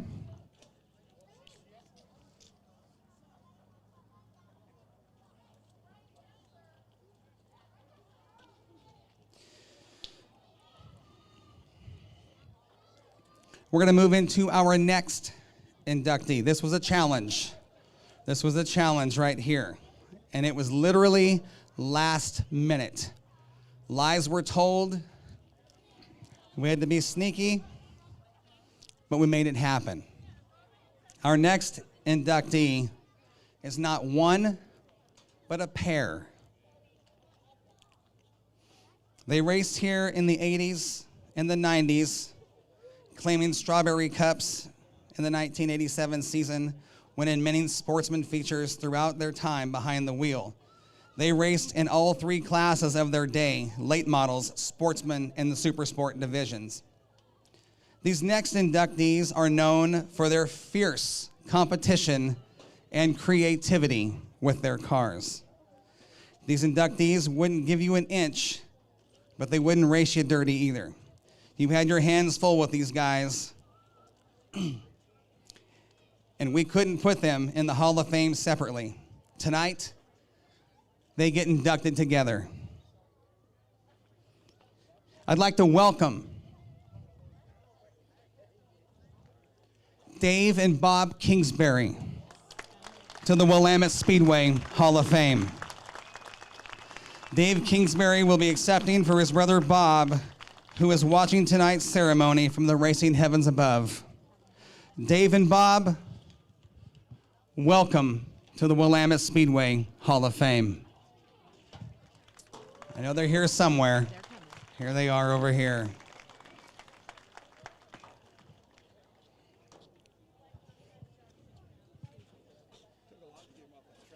It took a lot to get them off that. They were cutting hay. We had to get Dan out here. Dan Kingsbury was the son, had to lie to his dad. We're going to get him over here and give the trophies to Dave. It's the first time you ever lied to your dad? That is not true. I grew up with you, Dan. Dave, I'd like to take these awards, accept one for your brother Bob. You guys certainly have deserved this honor. You put your time in here at Willamette. You won a lot of races. You gave these fans many thrilling nights on that racetrack, and it is my honor to welcome you to the Hall of Fame. I appreciate you coming out tonight. Before you take these trophies and go home, like I do with all inductees that can attend, I want to ask you, in all the years you raced here, what is your favorite memory here at Willamette Speedway? Oh my, I can't, too many. I can't pick out just one. I just had a lot of fun. And that's what it's all about, a lot of fun. And I'll tell you, so many nights I watched you on that racetrack, drive from the back to the front, and win a lot of features here, and that's why you're here. Sometimes from the front to the back. That was rare. That was rare for the Kingsbury clan to go from the front to the back. But Dave, I appreciate you. Thank you for being a hero to us kids that grew up out here watching you, and for the great shows you gave us for so many years. Welcome to the Hall of Fame. Thank you. Race fans, Mr. Dave Kingsbury.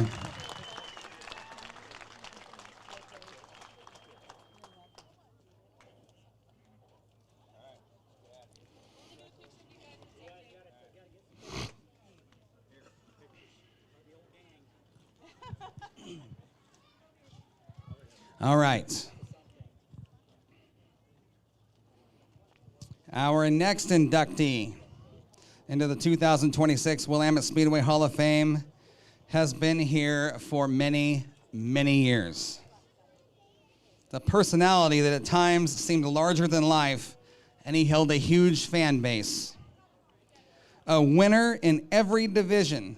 Success seemed natural for him. He won in every division he raced in and did it in style and class. Never flashy, never a look at me attitude or approach to what he did. In fact, it was quite the opposite. He seemed to enjoy standing in the shadows and just working hard to accomplish what he chased after. He raced because he truly enjoyed being in his race cars. In his later years, he was recognized for who he is and what he did. He was the guy you wanted on your team to keep everything balanced and organized and striving for success. That's when the historic Highwallers racing team came calling, and he accepted the offer. He not only spent time in the seat of the famed 01 Special, but he became the heartbeat of that program. After all he has done, even after his driving days were over, I personally made the call to have him join our staff in our inaugural year of operation. And for that, I'm very grateful to have had him on our staff. And most importantly, I'm thankful to call him my friend. Tonight, we would like to welcome to the Willamette Speedway Hall of Fame, Mr. Jack Marentate. Captain Jack, where are you? Where is he? Up there. Captain Jack, come on down. You want to talk about getting somebody here and having to tell lies and get sneaky? This guy drove all the way from Nevada tonight thinking he was just going to come to the races with his friend, having no idea he's our next inductee to the Willamette Speedway Hall of Fame. He was at a car show with one of his classic cars in Nevada last night. They drove all night to get here. That's a fact. Jack, I'm not the one that told all those lies. That would be your daughter.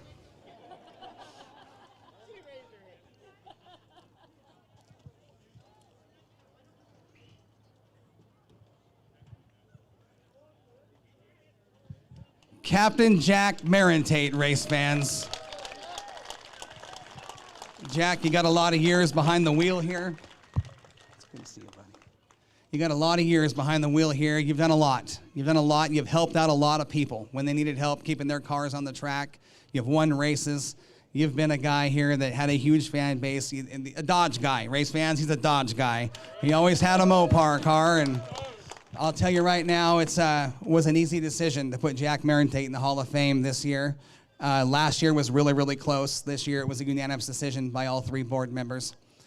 I am so happy, and I'm so honored to welcome you to the Hall of Fame. Jack, I want to ask you, in all the years you've been here, what's your favorite Willamette Speedway memory? My favorite races weren't necessarily ones that I won. I'm kind of choked up. It's okay. My favorite races were side by side with people I could trust, whether it was for last place or first place. Side by side racing is what I enjoyed the most. It's always nice to win, and it seems like every time I get in a B main, I'd be pretty good. I won the feature late models, I don't know, 3 times or something is all. The first year I ran a 1965 Chrysler Imperial. It's a huge tank. Back in those days, we used to rent C, D, E mains in the sportsman division. And my first race I ever won was a C main. Paid $12. It was awesome. got Rookie of the Year that year. Several years later, I got into the late models, and the first year I ran late models, I ran third in the points. That was Rookie of the Year too. The two guys that beat me was Darren Koppel, Bob Jeffries. That was a good night. I beat Bob Jeffries one night. I won the race. That was one of my favorite races too. I like to tell people that as I get older, the older I get, the faster I was. It's all bullshit. Jack, what an honor. I've said this every year we do this. I don't know who has the bigger honor, the inductees going into the Hall of Fame or the kid that grew up in these stands wanting to be like my heroes, which included you on that racetrack, being the guy that gets to do that. It is such a huge honor for me to be here with you, to give you this beautiful trophy from Spencer.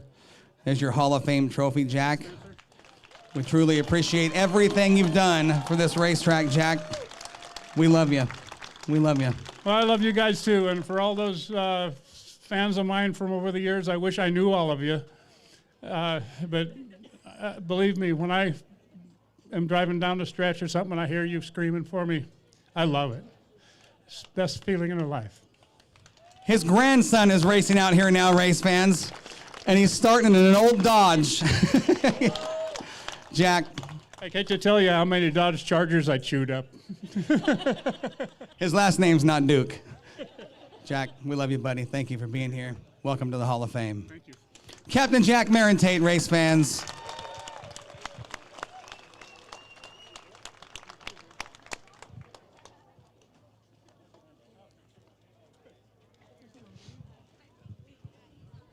We've got one final inductee for the 2026 class. And that inductee is going to be the recipient of our Legacy Award. Let me explain what that means. The Legacy Award goes to somebody who didn't spend their time behind the wheel, who didn't earn their spot in the Hall of Fame on that racetrack. They earned their spot in the Hall of Fame for contributing to the success of Willamette Speedway in any way they could. And this inductee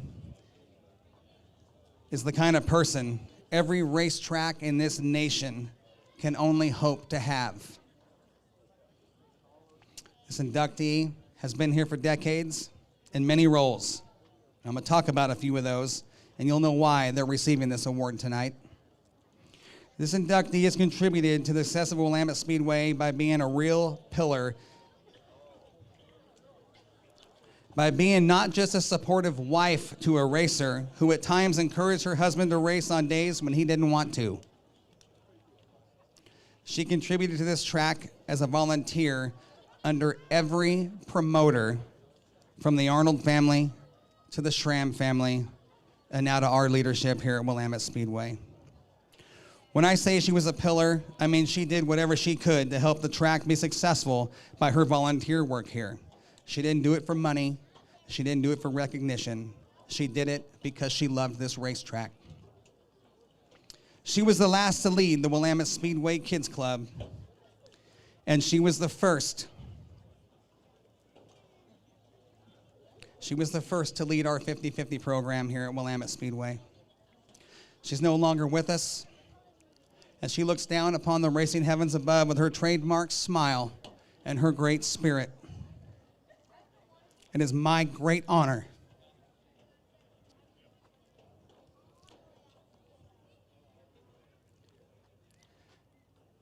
to welcome to the Willamette Speedway Hall of Fame, Miss Carrie Byram. Carrie, welcome to the Hall of Fame. Accepting this award tonight, her husband Scott and her daughter Clara. Scott, she's more than deserving of this. Clara, thank you for being here tonight. Your wife, your mother, was an incredible person. She meant the world to this racetrack. She meant the world to Sandy and I so much. She contributed, and it wasn't just us. It was everybody that's been here. She did stuff for the drivers. She did it for the kids. She did it for the fans. She did it for the success of the track and the love of the sport. And I am so glad you guys can make it out tonight to accept this award for. Thank you. Clara, Thank you guys so much. we love you, kid. Thank you for being here tonight. Race fans, that's your 2026 Willamette Speedway Hall of Fame. A round of applause for our inductees this year.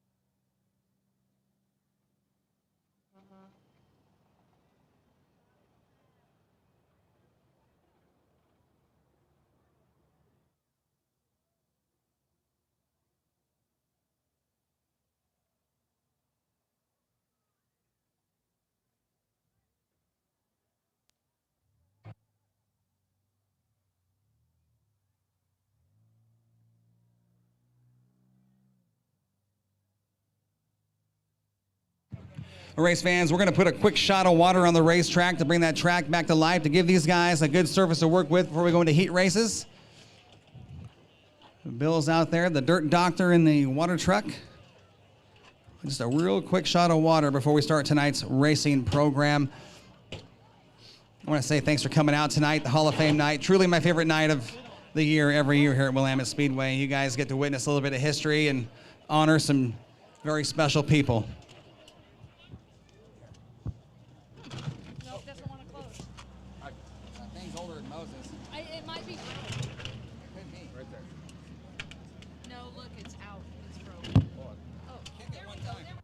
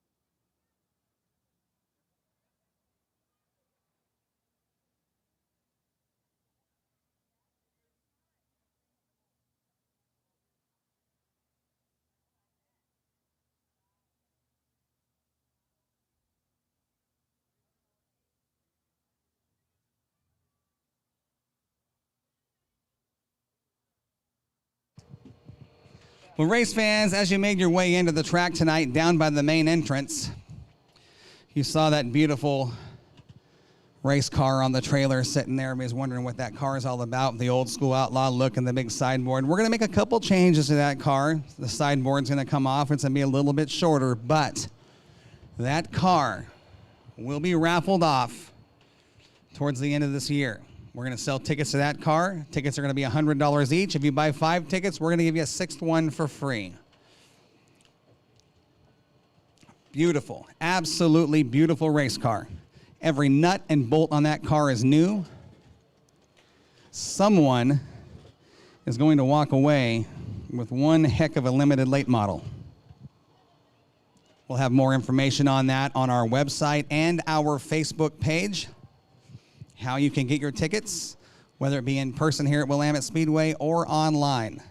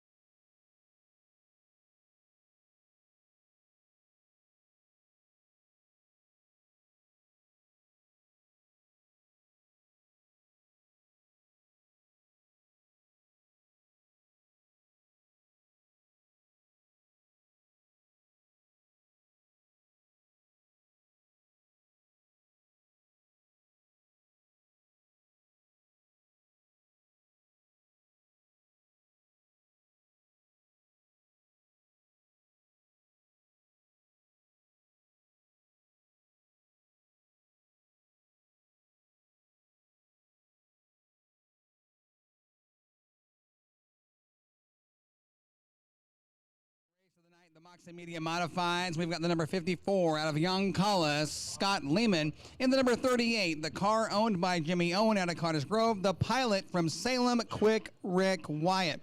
This race scheduled for 8 laps. Scott Lehman has the start from the outside front row. My little buddy Spencer up there in the flag stand tonight with Mike Stewart. His first trip to Willamette Speedway. We're going to let him turn the first race loose tonight. He's going to throw the first green flag of the evening. Scott Lehman side by side with the 38 of Rick Wyatt. Once they get into that yellow, next time out of turn 4, Lehman can start that race anywhere in that yellow stripe at the top of turn number 4. He gets to that green section, he must go because we're going racing with or without him. Give a little room to the outside lane. Right out, going green this time by 54. You get the pace in the start. Go anywhere in the yellow, down by green. 8 laps, both equal 10. Once again, 8 laps the distance, looking for the green flag. This time out of turn number 4, heat race number 1, coming at you for your Moxie Media Modifieds. Spencer, let him fly, little buddy. Here we go. Early leader in turns 1 and 2, the 38 of Rick Wyatt. Here comes Lehman taking a run down the hill in the bottom, looking at the inside of Wyatt down the backstretch into turn 3. Wyatt trying to slam the door, hold off the challenge from the 54. Going to slip up a little bit, opens up a hole in the bottom out of turn number 4. Lap number 1, going to go to the 54 of Scott Lehman. Lehman, that car works very good down low in that groove. A little tight there on the entry with the 38 of Wyatt.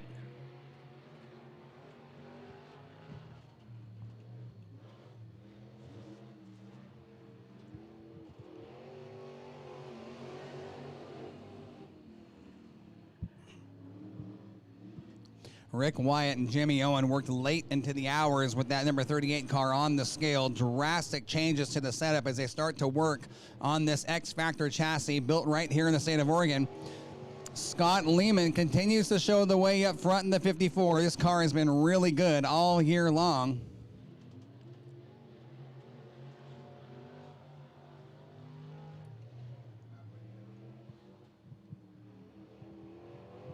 Four down, 4 to go on your leader, Scott Lehman.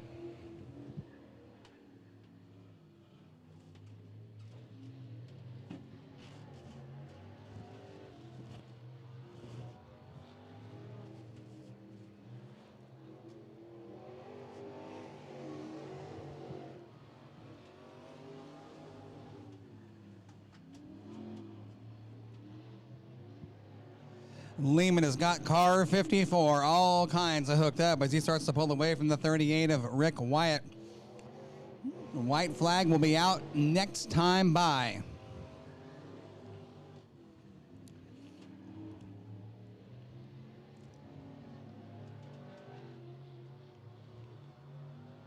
Out of turn 4, taking the white flag from Spencer, Scott Lehman.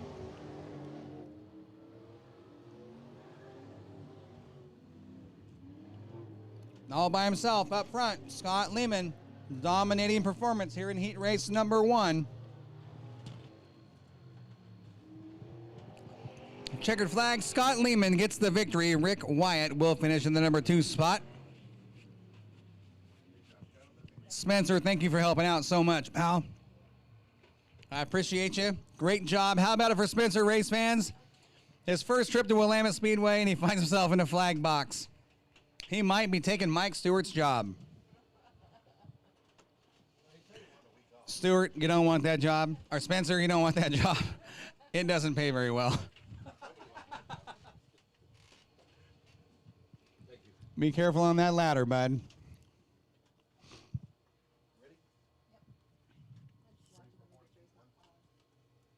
We're going to move into our KRKT Cricket Country Hornets. It's not just country, it's cricket country.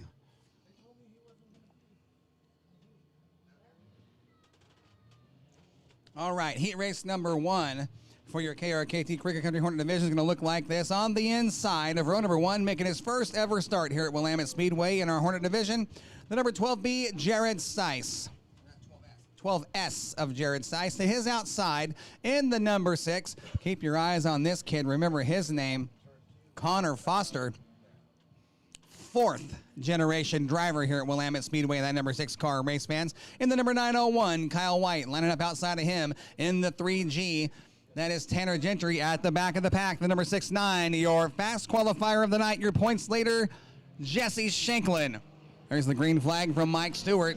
Gentry and Connor, those families go back a long ways together here at Willamette Speedway. There's the next generation right there, the 6 and the 3. Look at this 3 wide out of turn 2. Kyle White thought about sliding under the 12 of Stice. Stice slammed the door. White had to back out. Hang on, Kyle White. Look at his hands on that wheel, and around goes Stice at the bottom of turn number 4. We'll see if we can keep that car moving. He will keep it moving. No, yellow was out. Battle for the lead up front. Here comes Shanklin from the back of the pack. Shanklin started deep in the field, now runs up to the inside of Tanner Gentry. Tanner Gentry in the 3, looking to the outside of Connor Foster. The Foster family and the Gentry family go back a long ways here at Willamette Speedway. And here comes Shanklin. 3-car battle for the top spot into turn 1. Shanklin will be your point man out of turn 2, bringing Gentry with him in the 3G as Foster will slide back to the 3 spot. Kyle White sits 4th, Stice in the 5 spot.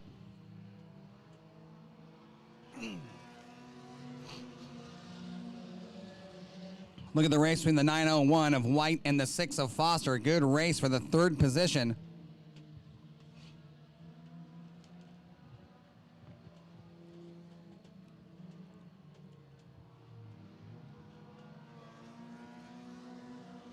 All right, 4 down, 4 to go. We're at the halfway point. It is all Jesse Shanklin right now on the point. Shanklin, Gentry, Foster, and White duking it out for 3rd and 4th. Nose to tail down the backstretch into turn number 3. The young hot shoe in the number 6. Going to slide it up just a bit. Here comes White. Going to pose a challenge on the bottom out of turn 4 at the stripe. Foster still holds the 3rd spot. Kyle White still fighting back in that low groove out of turn number 2. Hang on, Stice. Going to slide up right in front of your leader. Oh my goodness. Everybody gets through.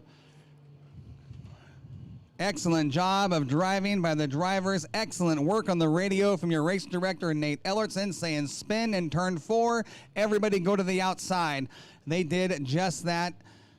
Great job. That's why we have the receiver system right there. It is a safety measure. Does help keep the show flowing, but he's able to communicate with those drivers and let them know where the wreck is and where to go.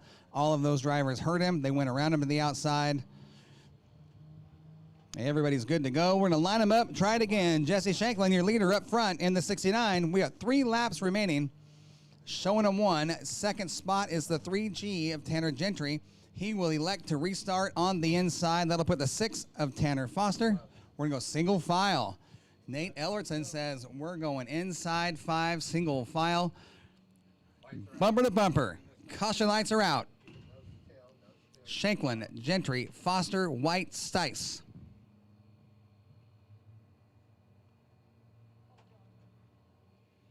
Green flag is going to come at you this time at a turn 4. Shanklin can fire him off anytime in the yellow. Late start. Once he got to the green, here we go. 3 laps remaining.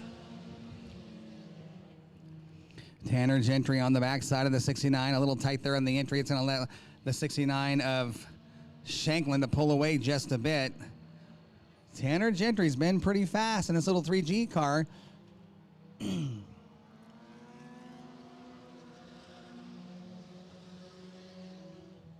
You want to go dirt track racing?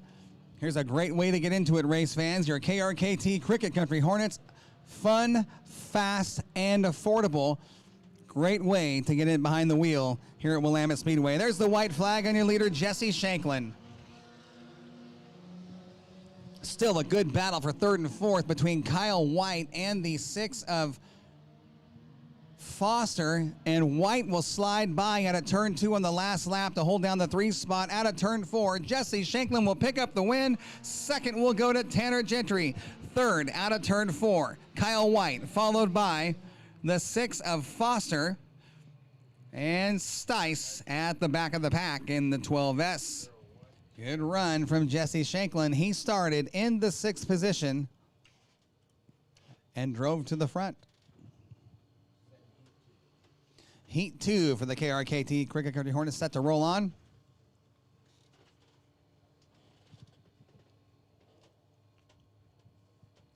In this one, you're going to find a father-son battle. The 37 is Micah Maynard. The 74 is Lauren Hadley Sr. In the 24D, sitting second in championship points, Caleb Day. And driving the number 73, Lauren Hadley Jr.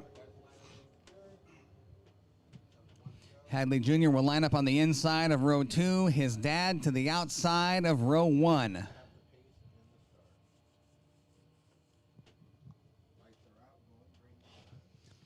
Race director Nate Ellertson telling them caution, lights are out, guys. Get ready, bumper to bumper, door handle to door handle. We're going green this time out of turn 4.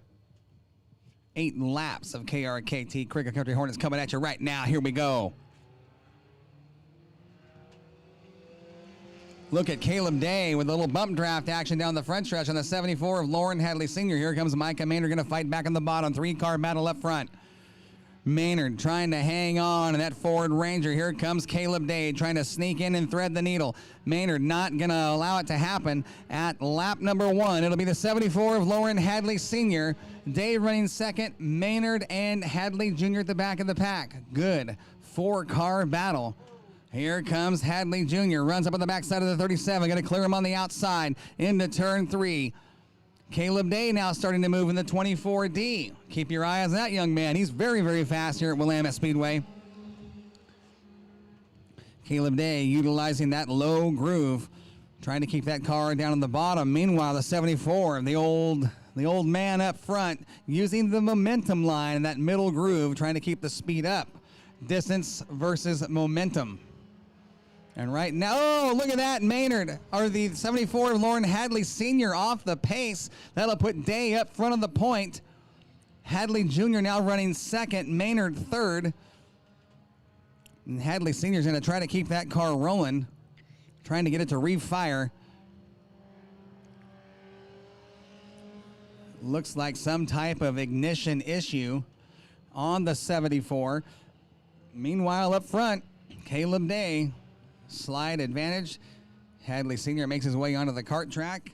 Here comes Hadley Jr. Hadley Jr. trying to run up on the 24D of Caleb Day. Banging gears down the front stretch. We're 3 laps away from finishing this one. The fastest lap so far turned in by Caleb Day, 1:9.372.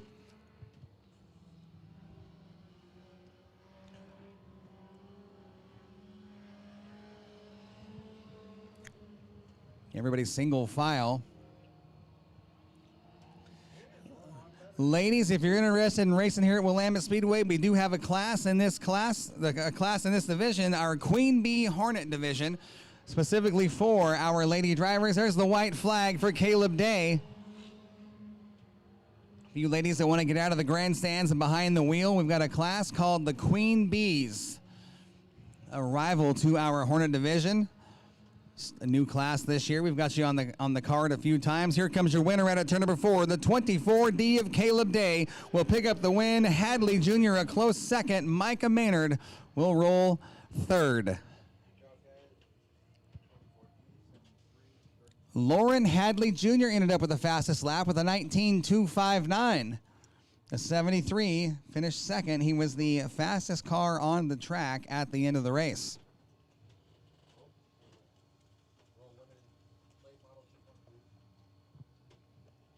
Okay, race fans, about to get a little bit louder around here. Up next, our Cabinet Guys Limited Late Models. Heat race number 1. We're going to find the number 66 out of Lebanon, Dave Bennett. Out of Jefferson, driving the double deuce. That is Mike Betker. In the number 04, Frank Elwes.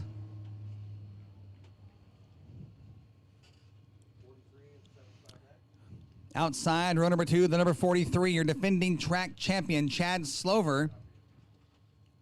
We're also going to find the number 75X of Clay Devon in this one, as well as the 1 of Jeff Rash. We're waiting for him to roll onto the track. He may be a scratch. I'm waiting on word on the radio.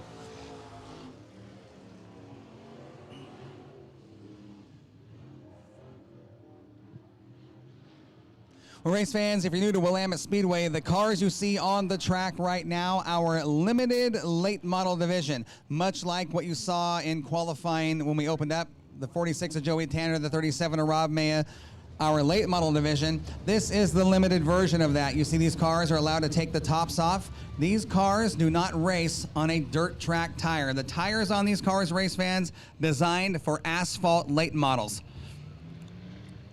They're allowed to have one spring and one shock per corner. They do weigh a little more.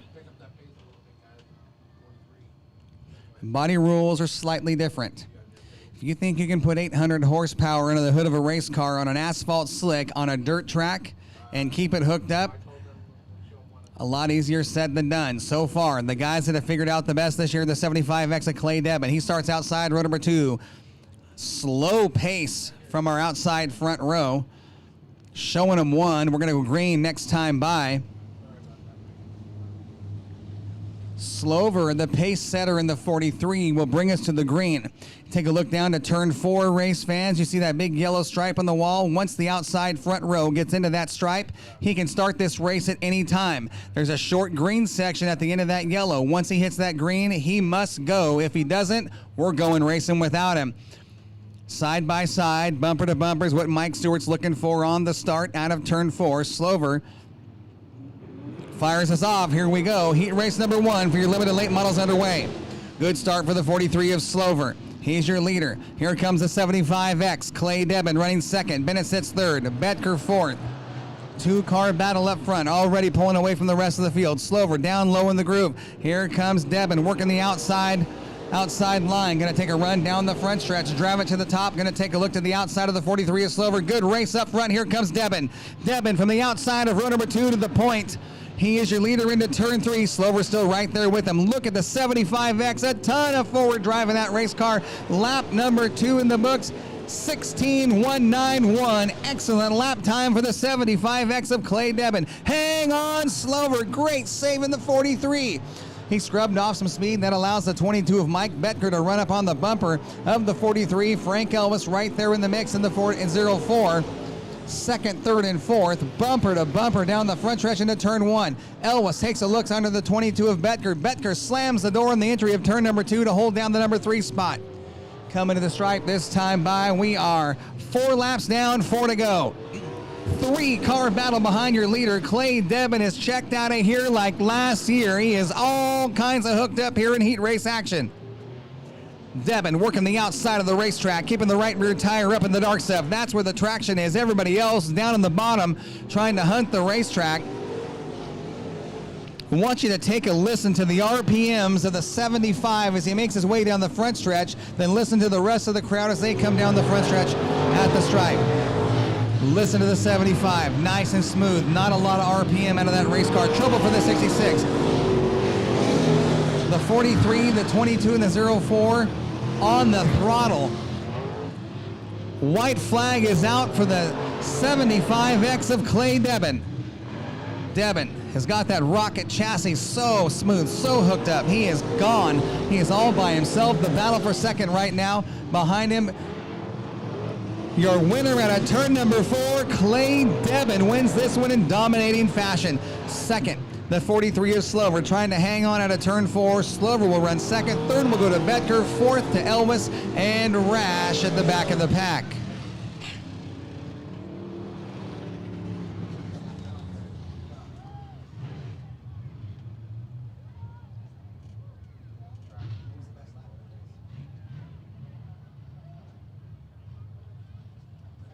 Listen to this, race fans. When I talk about how hard it is to get these cars to hook up on an asphalt slick tire, Clay Debin in that heat race turned in the best lap time, 15.751, a 1.5751. That is absolutely incredible.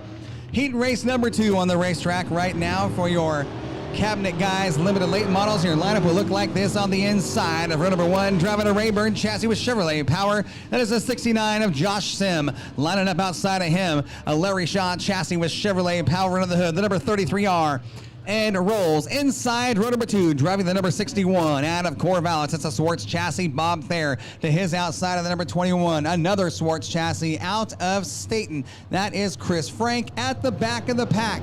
The 9 of Jacob Kolber.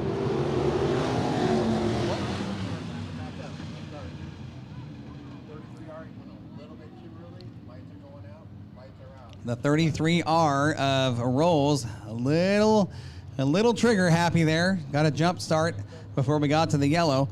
Interesting story on the 9 car. The driver comes to us, calls Reno, Nevada home, races asphalt late models in Hickory, North Carolina, and has been here for the last couple of weeks in a dirt limited late model. Here we go, green flag. Heat race number 2 for the limited late models underway in racing. Your leader in the 33R, Ed Rolls. On the point, here comes the 21, Chris Frank.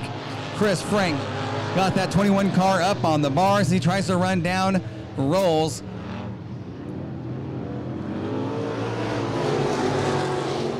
Rolls, Frank, Sim, Kolber, and Thayer.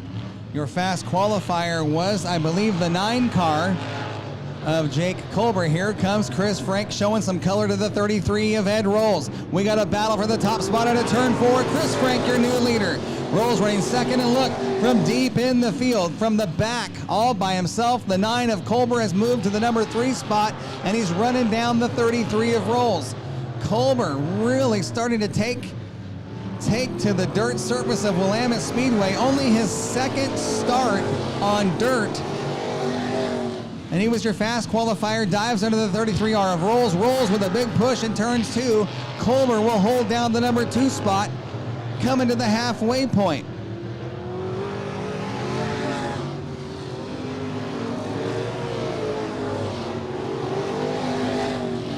Chris Frank looking very well up front as your leader in the 21. He's got the car working very good underneath him. Here comes Kolber in the 9. Rolls, Sim, Thayer at the back of the pack. Caution is out.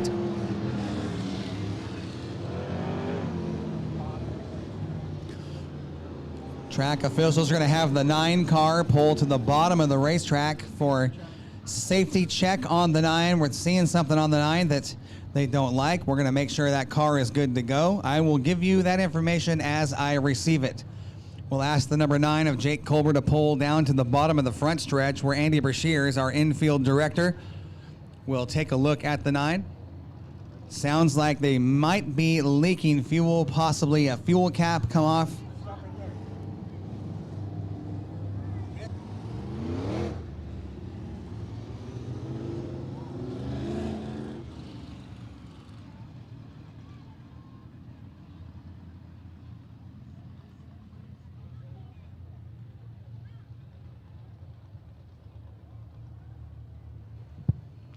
Well, the 9 of Kolber not listening to the race director over the receiver communication system.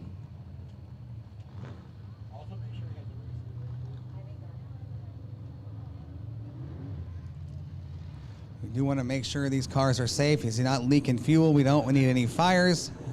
Looking out for the best interest of our drivers. We'll take a look at the fuel cell at the back side of the racetrack, or the race car.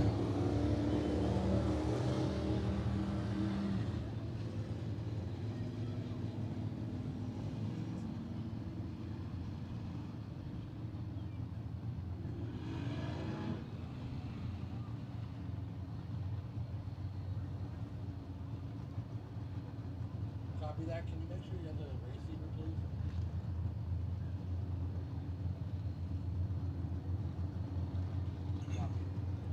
Tell them to retain the second spot, please.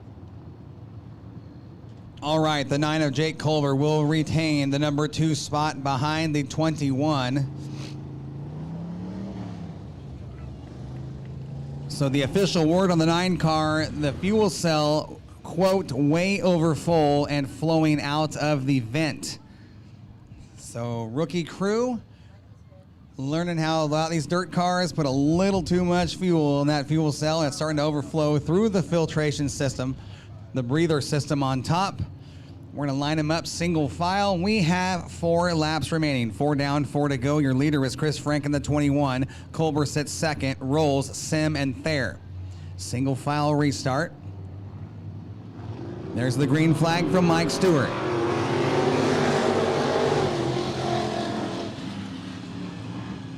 Colbert going to go top side in the 9. Watch them front tires. He works that steering wheel. Really busy on that steering wheel in the number 9 machine. Rolls off the pace in the 33R.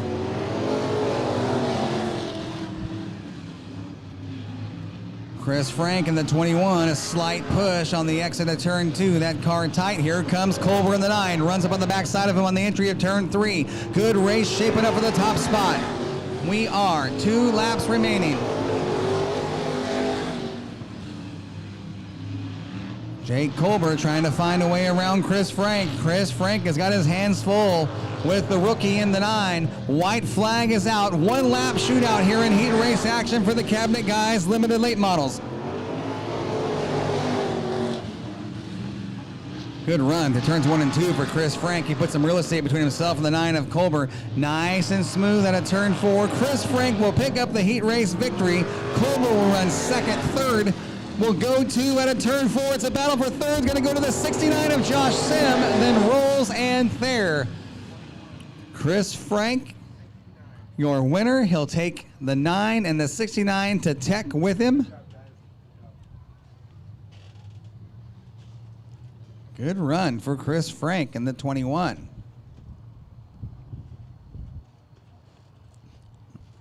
Interesting to watch how that car changed in the second half after that restart.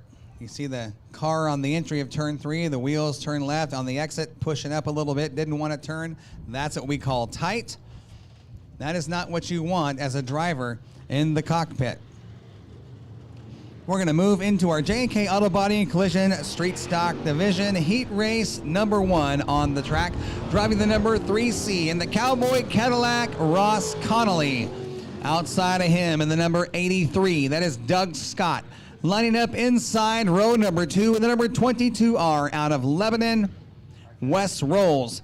To his outside on the second row, the number 24W out of Salem, Quick Rick Wyatt at the back of the pack in the 1G. Your fast qualifier of the night, Sean Gentry. 5 cars, 8 laps. Doug Scott in the 83 has the start.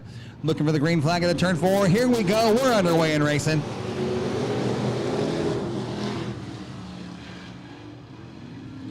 Doug Scott and Rick Wyatt side by side. Wyatt way up top in the 24. Good run out of turn 2 down the backstretch. Trying to put himself onto the point into turn 3. Wyatt drives to the high side. Puts the right rear tire up in the dark stuff. Out of turn 4 at the stripe. Wyatt leads lap number 1. Doug Scott runs second. Here comes Sean Gentry in the 1G. Gentry going to run down the hill. Taking a look at the 83. Great run in a battle for the number 2 spot. Sean Gentry trying to get to the door of the 83 to take that line away. Can't quite make it stick. Scott pushes up. Gentry going to fight back in the bottom. Look at the battle for the second spot.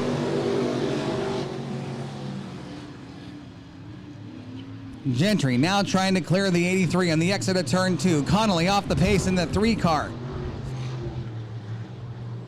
Wyatt, your leader in the 24W.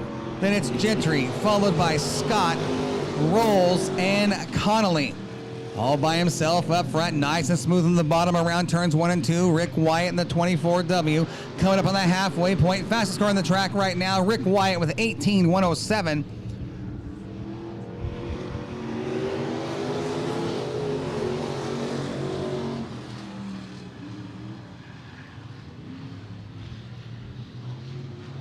The 1G.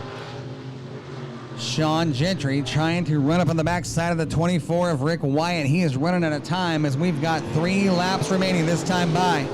3 laps this time by for Rick Wyatt.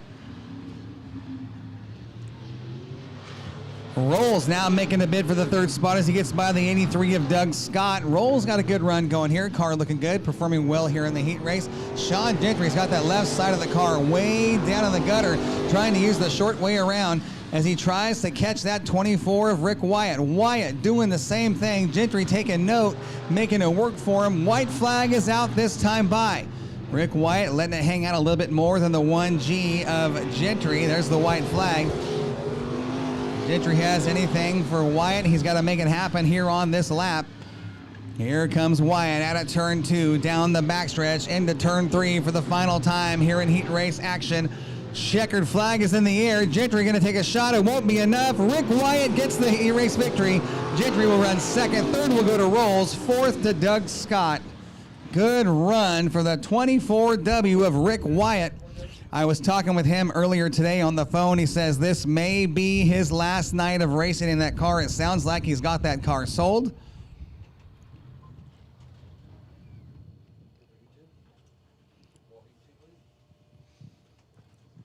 Heat 2 coming up for the J&K Auto Body and Collision. Street stocks.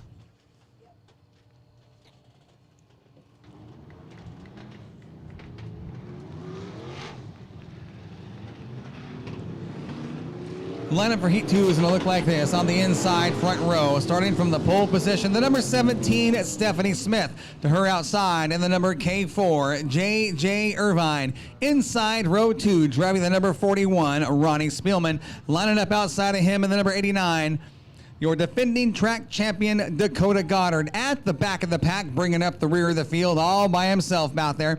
That is the 14P of Shane Phillips. Irvine with the start out of turn 4, looking for the green flag. 8 laps of street stock action coming at you right now.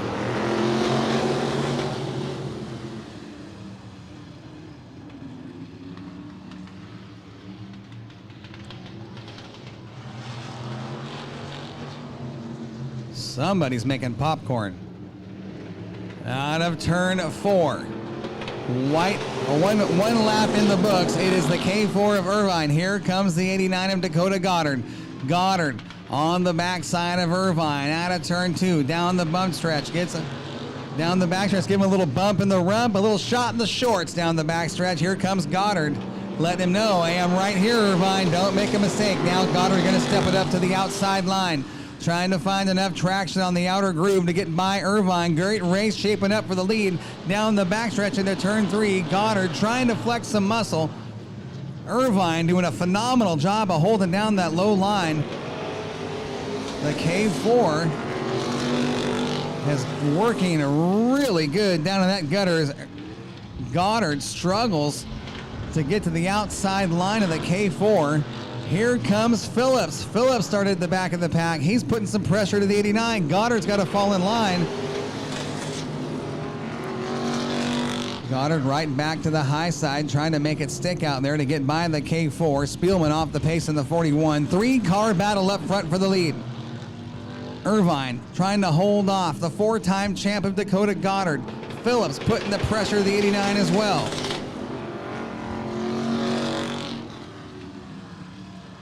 Goddard just says, I'm going to put it out here on the outside and see what happens. It's going to work or it's not. 2 laps remaining. This time by, here comes Phillips underneath the 89. J.J. Irvine doing a phenomenal job at driving, holding off 2 very fast cars behind him. Irvine, the best we've seen him run in a long time. White flag is out this time by for the K4. Phillips clears the 89 to take over the second spot. Irvine's got his hands full. Phillips steps it up to the outside, opens up a hole in the bottom. Here comes the 89 of Goddard. Good race for second. As long as they're doing that, Irvine's got the advantage. Into turn 3, out of turn 4 on the bottom. J.J. Irvine going to pick up the win. Second will go to Phillips, Goddard for third, and Smith in the number 4 position. What a run for the K4 of J.J. Irvine.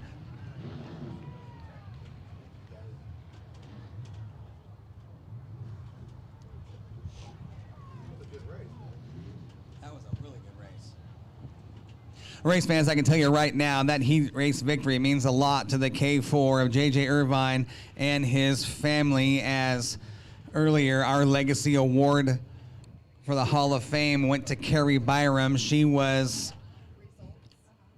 the husband to, or the wife to Scott Byram. J.J. Irvine and Scott go back to the mid-'80s working on Bob Boyd's race cars. Just kids out here growing up together. They all grew up together out here, and I can promise you right now, JJ's in that car looking up saying, that's for you, Carrie. we got you tonight. Great run for the K4. Moving into our Albany Toyota late model division. On the inside of row number 1 for the first of 2 heat races, the 49 of Tom Yak. To his outside in the 70X, Mark Thompson. Inside row number 2, he is the son to the 49, starting just ahead of him. That is Corey Yak. Listen to this, race fans. To the outside of row 2, that is the other son to the 49 on the pole, Kyle Yak. The whole Yak attack in heat race number 1.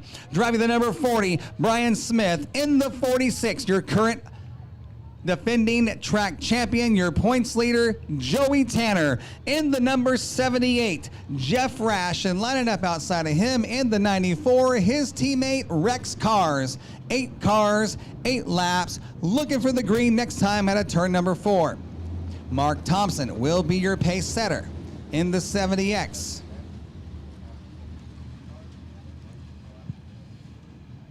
How cool is it for the Yak family to have the father and both of his sons in the same heat race?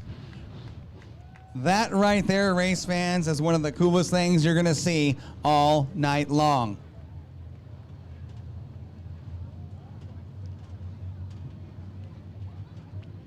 The 70X, Mark Thompson looking for the green at a turn 4. Here we go. Wasted no time. Once he hit that yellow stripe, he dropped the hammer and said, let's go, boys. It's time to go racing. Already 3 wide through turns 1 and 2. The 46 of Joey Tanner going to thread the needle between the 47 and the 71. Tanner going to move from the number 5 spot to 3rd. Now checking the outside groove, trying to get by the 49 of Tom Yak for 2nd. He'll run 2nd on lap number 1.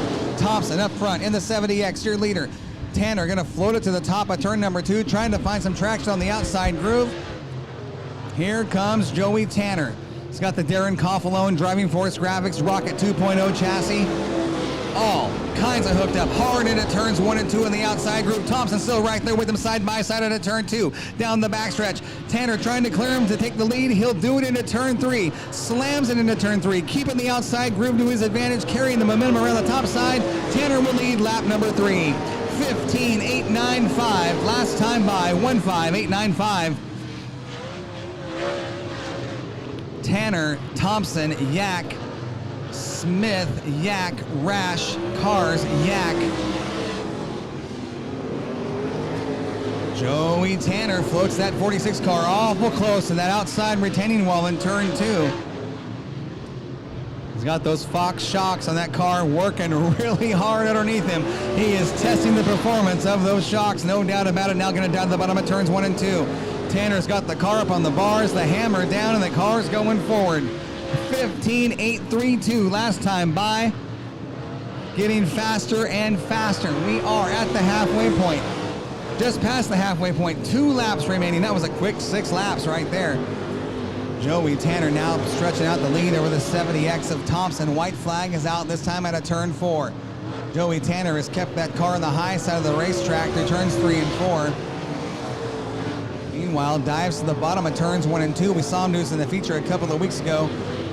15.783 last time by, and just keeps getting faster and faster. Out of turn 4, Joey Tanner picks up the heat race victory. It goes 15.388 on the last lap. Thompson will run 2nd. 3rd place will go to Brian Smith. Tom Yak for 4th. Then it's Rash, Kyle Yak, Rex Cars, and Corey Yak. The fastest lap of the race coming on the last lap with a 15.388. Joey Tanner, the only driver to touch the 15-second bracket in that heat race.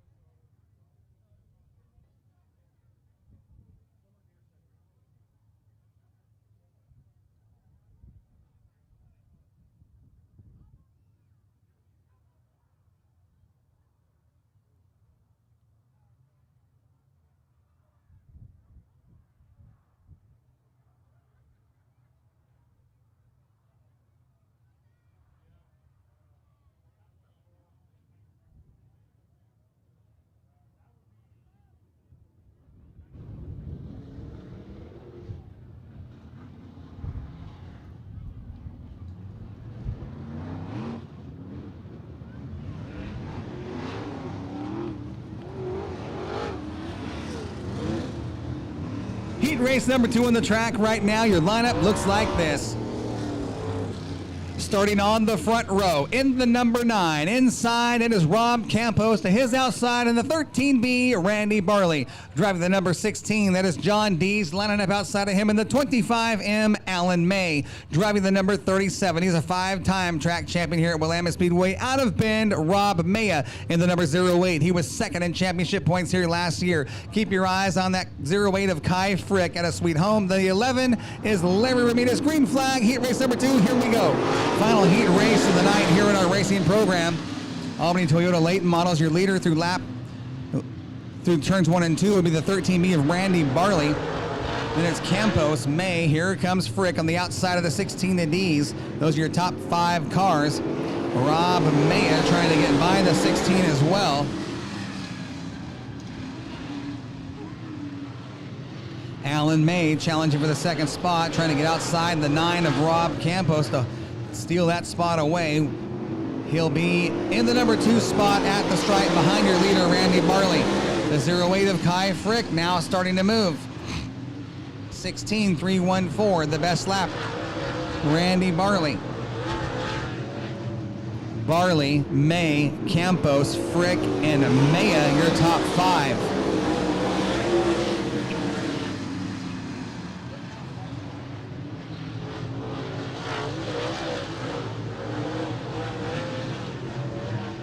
Good race for third now as Kai Frick in the 08 trying to get by the 9 onto the front stretch.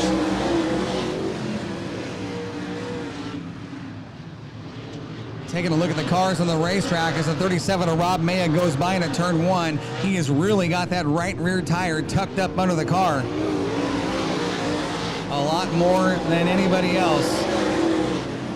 Really has that tire tucked in. Barley, May, Frick, your top 3. Campos, May, Ramirez, and Dees. Fastest car on the track, the 08 of Kai Frick. Last time by, now a 16.022, the new best lap from Kai Frick. 2 laps remaining, Dees off the pace. Onto the infield, white flag is out this time by.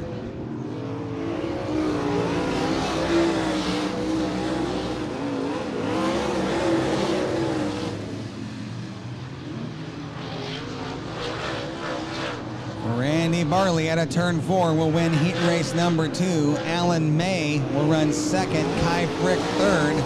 Fourth will go to Rob Maya, followed by Rob Campos and Larry Ramirez. Heat race action is in the books. That will complete all heat race action here in tonight's racing program at our Hall of Fame. There's Randy Barley, heat winner of heat race number 2.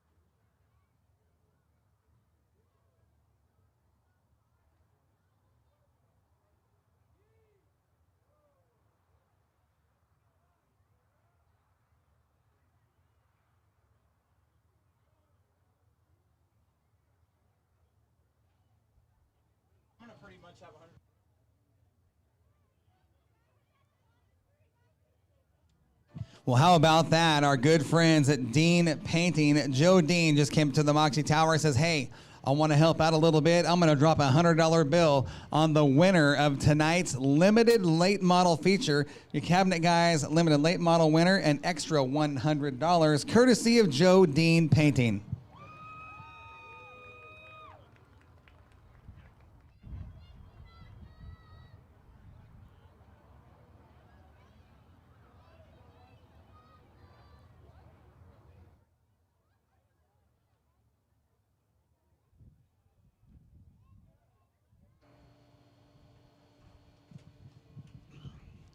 You gotta love seeing sponsors step up and say, hey, I'm gonna drop an extra 100 on the field tonight. An extra $100 to the winner of our J&K Auto Body and Collision Street Stock Division from Stone Motorsports. They're dropping an extra $100 to the winner of tonight's main event in the Street Stocks, and another $100 to the winner of the Cabinet Guys Limited Late Model Division from Joe Dean Painting. Love to see our local sponsors stepping up and supporting racing like that. Thank you, gentlemen. We appreciate you. It always adds to the show and gives these guys another reason to show up.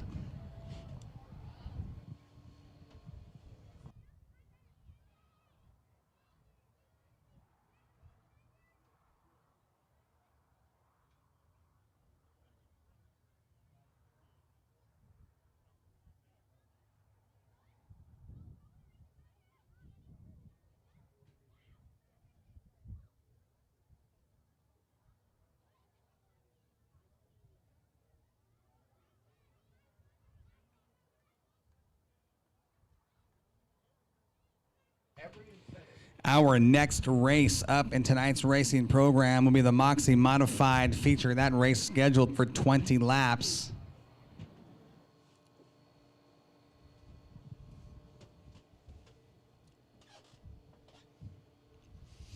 Once again, we've got some breaking news coming to you guys concerning the Moxie Media Modifieds.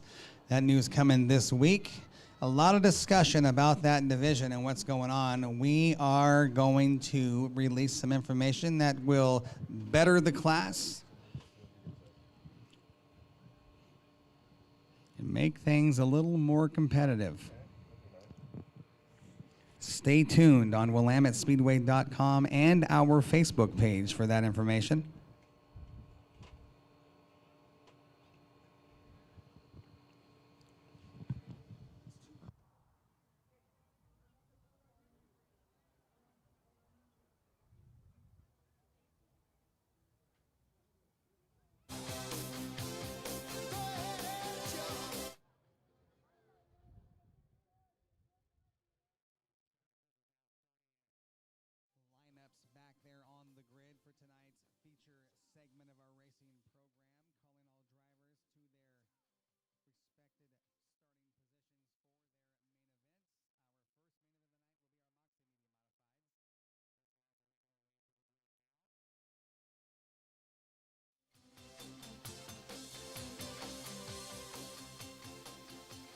Don't forget, race fans, tomorrow our annual Father's Day Trash and Crash Spectacular. If you haven't been here for that show, I'm telling you right now, it's something you don't want to miss.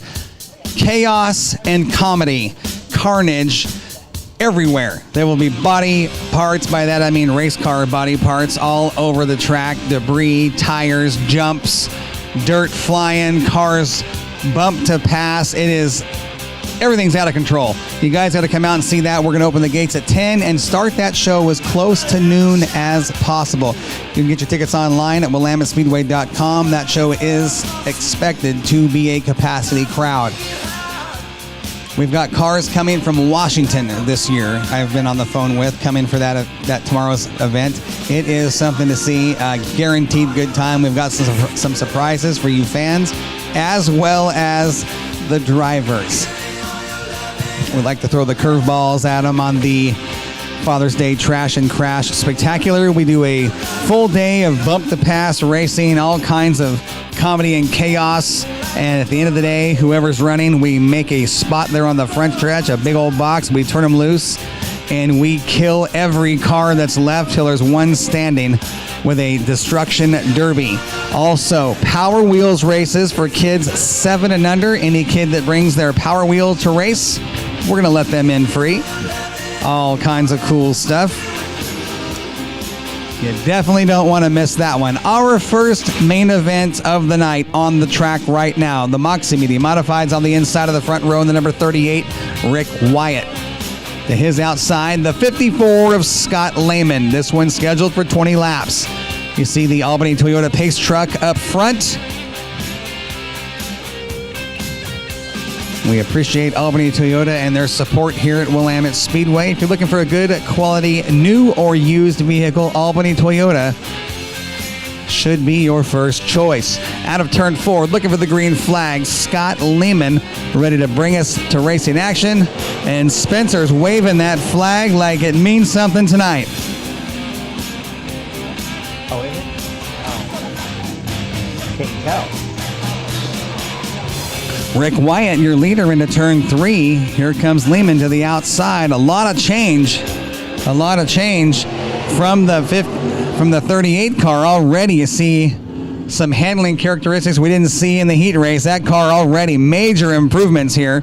The way that car is getting through the turns. Lehman trying to take that top spot away from Rick Wyatt. Wyatt going to dive to the bottom of turn 3. Has to touch the binders. Gets the car rotated. Back on the throttle. It's been a while since Rick Wyatt's been behind the wheel of a modified. He jumped behind the wheel of his car last week.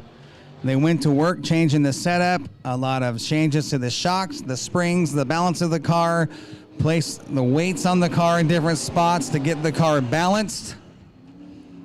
And right now you're starting to see the product. That car was a little shaky last week, already making strides out of the Owen Racing camp.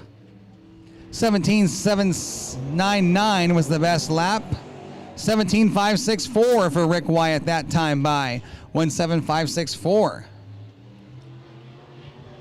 I'm not sure what Jimmy Owen and Rick Wyatt did from heat race action to the feature, but that is a different race car right there. It is handling much better through the turns for the 38. I was talking with Jimmy as they were signing in, and he was laughing at everything they changed on the car. I said, what did you change? He says, literally everything. Everything but the paint.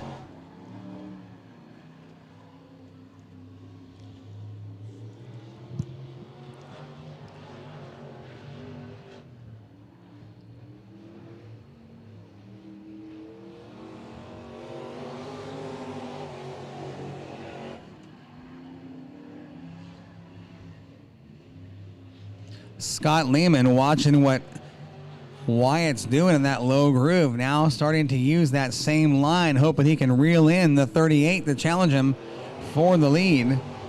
Lehman so smooth behind the wheel of that 54 car. He's been very good all year long. Wyatt, oh, hang on. Just as I say how smooth Lehman is, he takes a ride through the spin cycle. Caution is out. Nope, no caution. Lehman's going to turn it around and keep it rolling.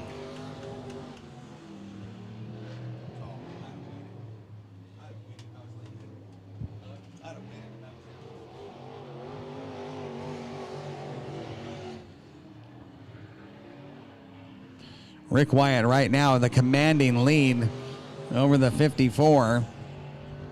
All he's got to do is keep it pointed the right direction. Nice and smooth for the 38. He's in control of this one.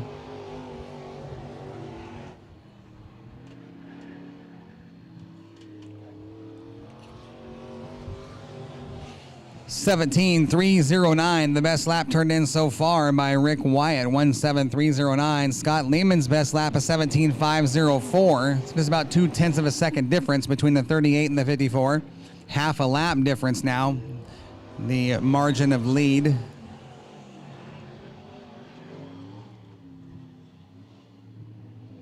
Sizable advantage for Rick Wyatt.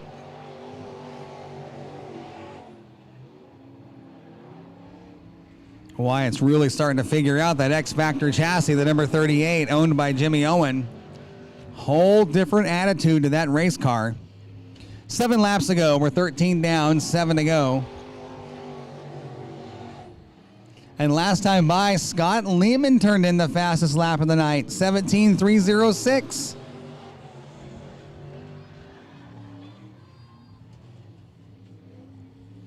Rick Wyatt's best lap is 17.309. Lehman at 17.306. That's as close as it gets right there. Lehman now, just as Lehman went with the fastest lap, Rick Wyatt retaliates and goes 17.257. They're getting faster and faster here in the closing stages of this one. We're 15 down, 5 to go.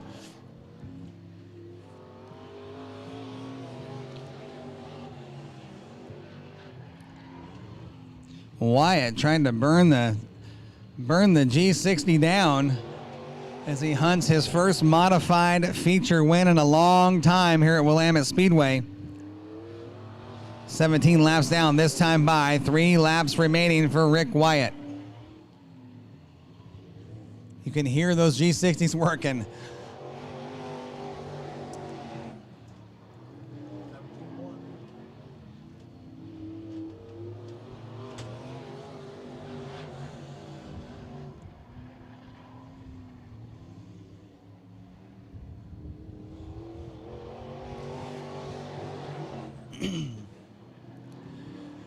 White flag is out right here for Rick Wyatt in the number 38.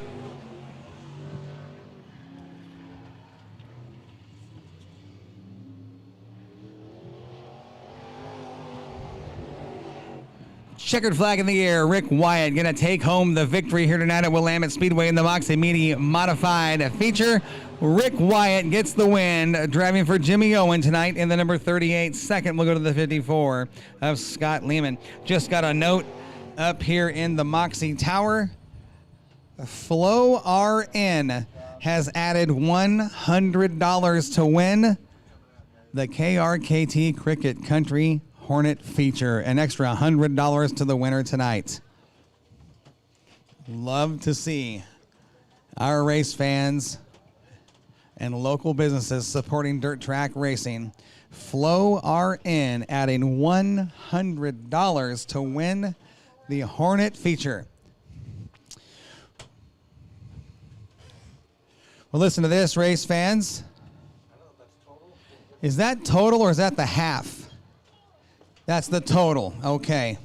So if we pulled the winning 50-50 ticket right now, we're not worried. We're not going to do that right now. We're going to do it right before the late model feature. But if we did, one of you race fans walking out of here with $1,120. We're already over the $1,000 mark. How about that? The last time we had this club here, the kids you see here tonight, they set the record at $3,000. They're trying to beat it again this year right now. $1,120 to one of you lucky fans.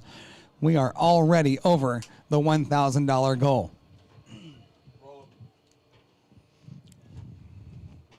Our second feature of the night set to roll onto the track, and we're going to put them out there. There they are, the KRKT Cricket Country Hornets. This one is set for 20 laps. An extra $100 to tonight's winner. The lineup looks like this. Making his first ever start here at Willamette Speedway in the number 12S, Jared Stice. Lining up outside of him in the number 37, Micah Maynard. In the number 6, Connor Foster. The 74, Lauren Hadley Sr. Driving the 901, Kyle White. Lining up outside of him on the third row, the number 73, Lauren Hadley Jr. In the number 3G, Tanner Gentry. The 24D, Caleb Day. And starting out back in the number 69, your current points leader, Jesse Shanklin. 20 laps the distance for your KRKT Cricket Country Hornets.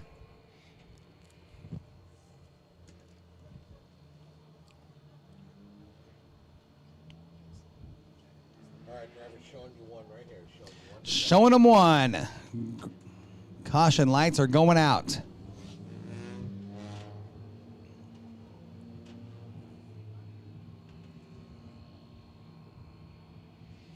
Albany Toyota Pace truck coming off the track. Micah Maynard has the start in the 37.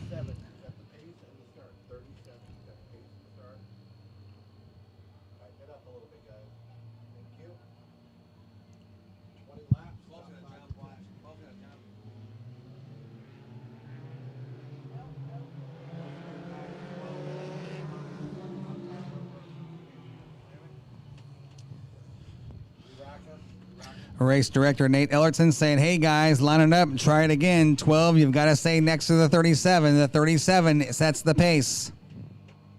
Go anywhere in the yellow. Once the 37 gets to the green. We're going to try it again, this time out of turn 4. Micah Maynard has the pace. The 12 must stay side by side with him.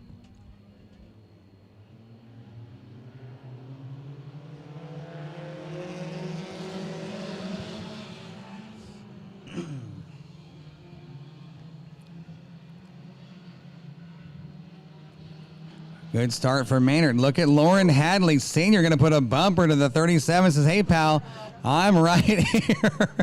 He's got part of the 37 hanging off the front of the 74. Literally took the bumper off of the back of the 37. That's how you make a race car wide right there. Here's the run out of turn 2. Caution is out. Go ahead and pull the bottom of turn 4 so Andy can get that bumper off the front of your nose.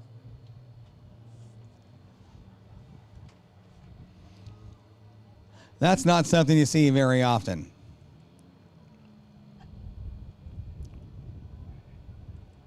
Go ahead and go back to your spot in a second. Safety measures right there. We'll put the 74 of Lauren Hadley Sr. back to the number 2 spot. Micah Maynard continues up front.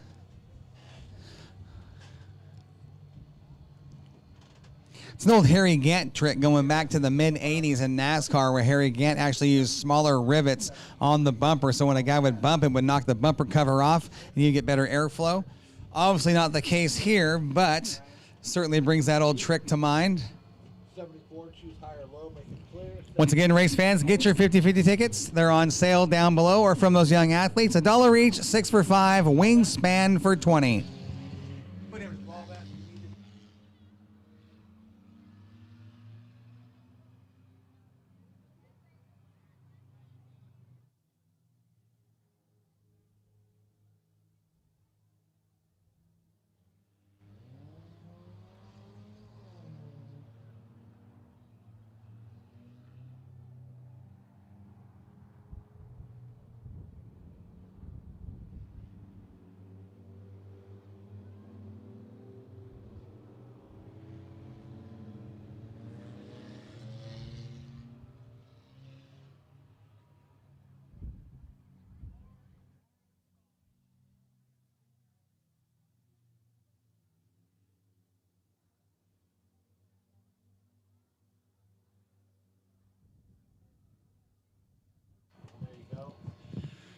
All right, we're going to try it out of turn 4. Micah Maynard sets the pace to number 37. Look for the green flag from Mike Stewart. Here we go, back underway in racing for your KRKT Cricket Country Hornets. 1 down, 19 to go.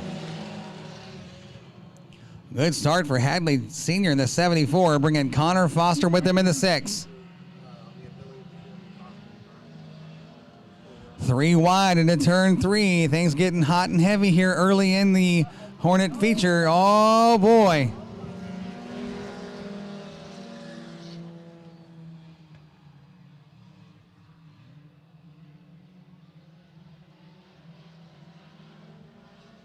Three-car battle up front. Now 3 wide behind your leaders. Here comes Maynard hot into turn 3 in the 37.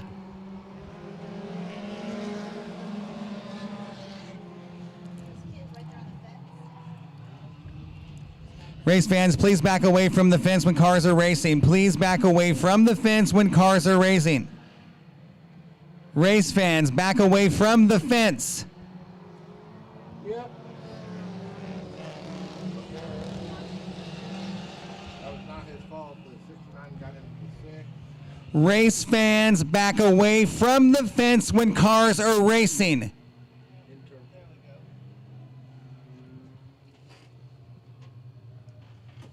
How am I going to call that one?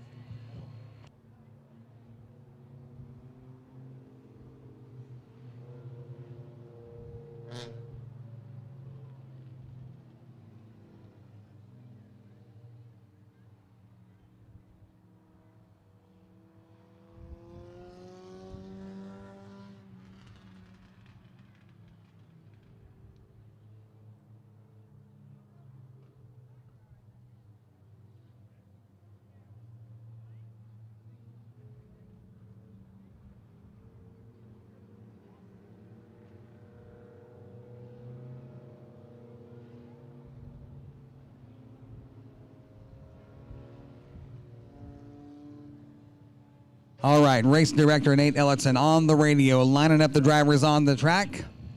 Caution was thrown on the 69 of Shanklin. He'll go to the back of the pack on the restart. Foster, your leader up front.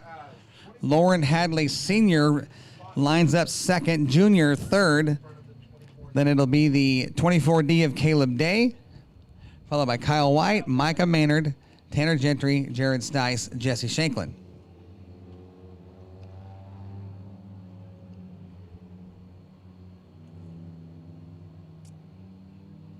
Lineup is correct. Rack them and stack them.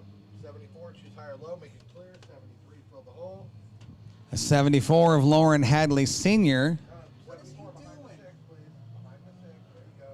They're up front by themselves. A fucking rookie race or what? God.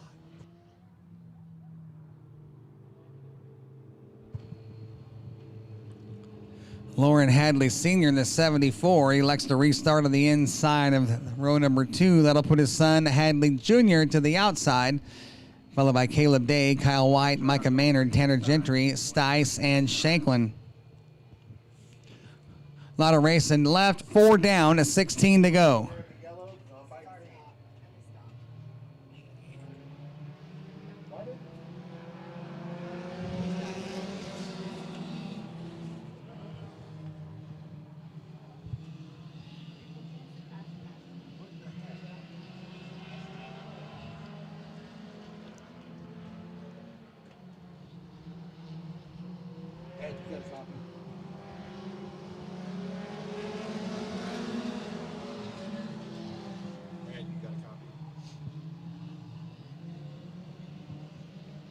Good race, side by side for second spot. Caleb Day trying to take it away from the 74 of Lauren Hadley Sr. Connor Foster up on the point, showing the way.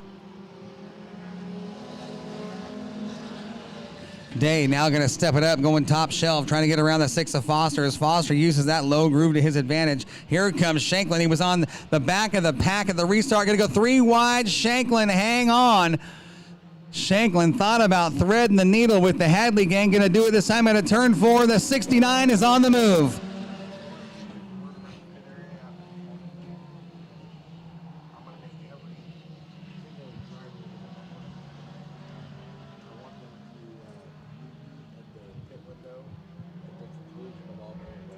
Here comes Jesse Shanklin.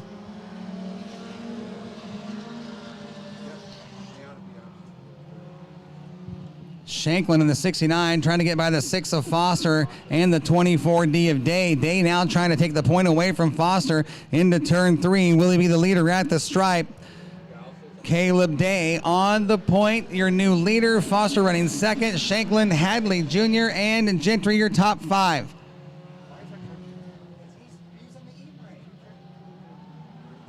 Here comes Jesse Shanklin. Shanklin to the outside of the 24D of Day in a battle for the lead out of turn 4.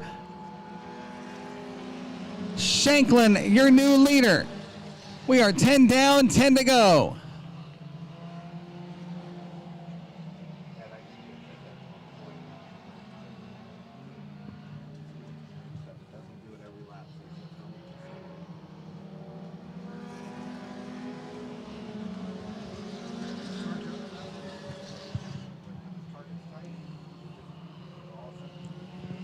Top 5 single file now out of turn 2. Jesse Shanklin, Caleb Day, Hadley Jr., Foster, and Gentry, followed by Hadley Sr., Kyle White, Maynard, and Stice. 12 down, 8 to go. Jesse Shanklin putting on a show, came from the back of the pack on the last restart, now on the point and running away from the field. Your point leader, turning in a dominating performance here in your KRKT Cricket Country Hornet feature.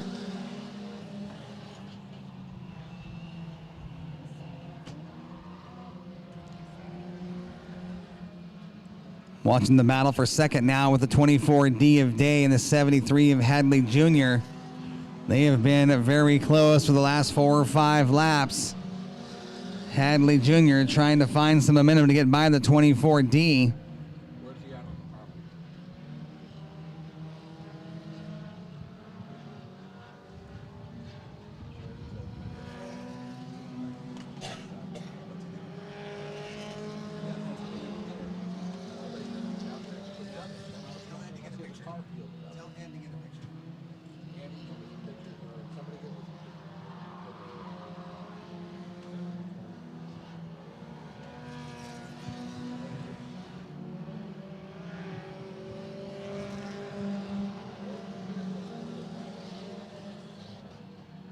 Micah Maynard off the track in the number 37 with 4 laps remaining. Jesse Shanklin has got a huge advantage over the 24D of Day.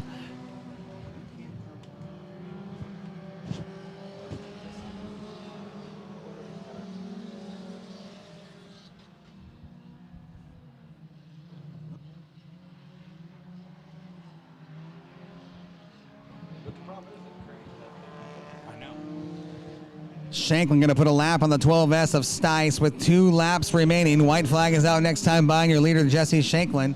Caleb Day still holding down the 73.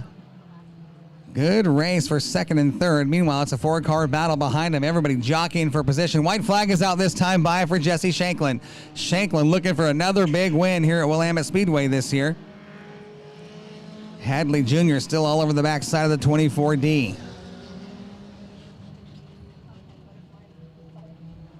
Here comes Hadley Jr., your winner at a turn number 4. Jesse Shanklin picks up the victory. Second is going to go to the 24D of Caleb Day, followed by Lauren Hadley Jr., Foster, Gentry, Hadley, White. Good run from the KRKT Cricket Country Hornets. Your winner, Jesse Shanklin in the 69. Race fans, let him hear ya.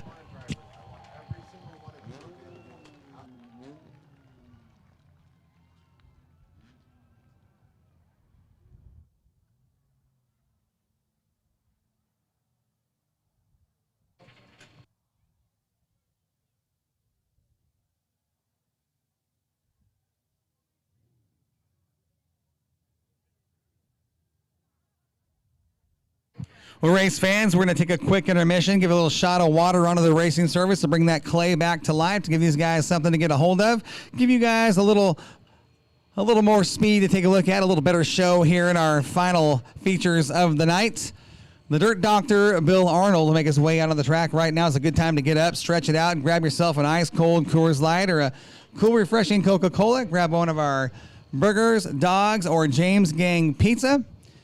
Great time to grab your 50-50 raffle ticket. Last I heard, a little over $1,100 to one of you lucky fans.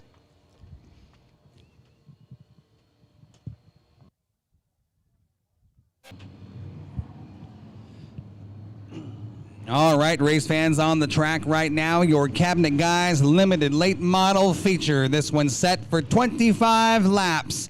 We'll get that track rolled in, get that sticky clay all dialed in, ready to turn these guys loose. But before we do, I want to wish our good friend Jody Tanner, watching from home. It's his birthday today. We heard that he's watching live on Speed Union.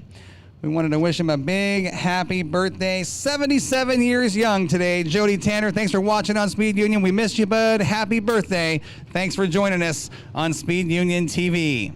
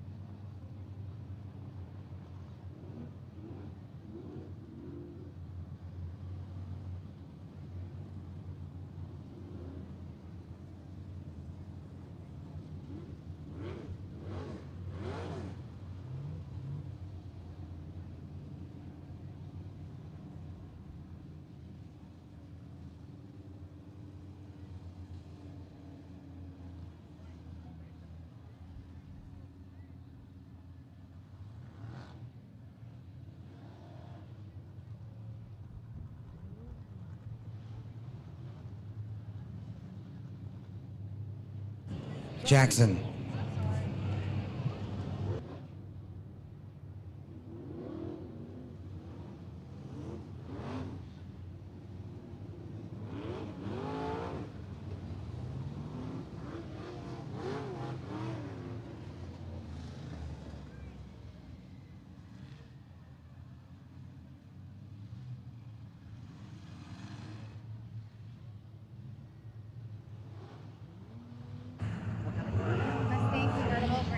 Race fans, if you came to the track tonight in a silver convertible Mustang license plate 147 KVP. you need to move immediately or we're going to move it for you. You are blocking the driveway. Silver convertible Mustang, you need to move your car immediately.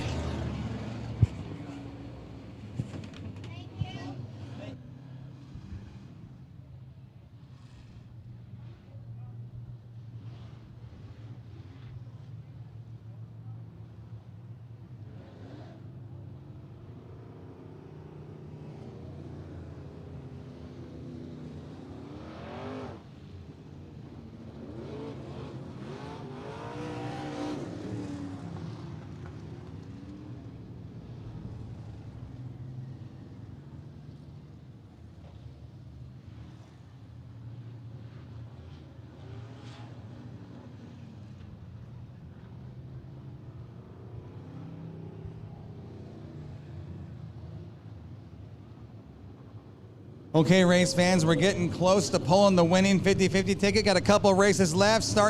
We're starting for last call. You guys are getting close. You can't win it if you're not in it. Get down there, get your tickets right now. If we pulled the winning ticket, one of you lucky fans walking out of here with an easy $1,300. $1,300 to one of you lucky fans tonight. That pot is growing. Get down there, get your tickets. $1 each. Wingspan for 20 or 6 tickets for $5. You can't win it if you're not in it. $1,300. That'll get you in tomorrow to the Father's Day Trash and Crash. All kinds of carnage, comedy, and chaos. We're going to open the gates at 10 o'clock. We're going to get that show started as close to noon as possible once we get everybody in here. We got some surprises for you. We've got some surprises for the drivers as well in tomorrow's event. Definitely not something you want to miss. Come on out and join us for the Father's Day Trash and Crash Spectacular.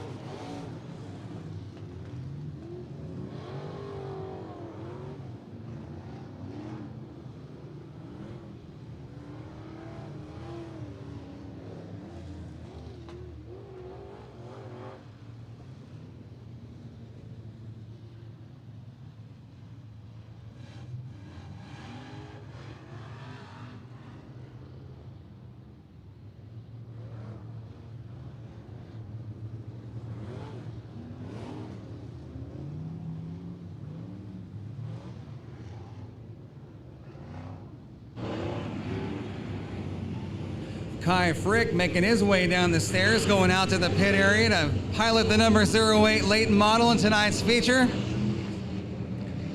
Him and car owner Mark Mulholland over here talking to family and having a good time.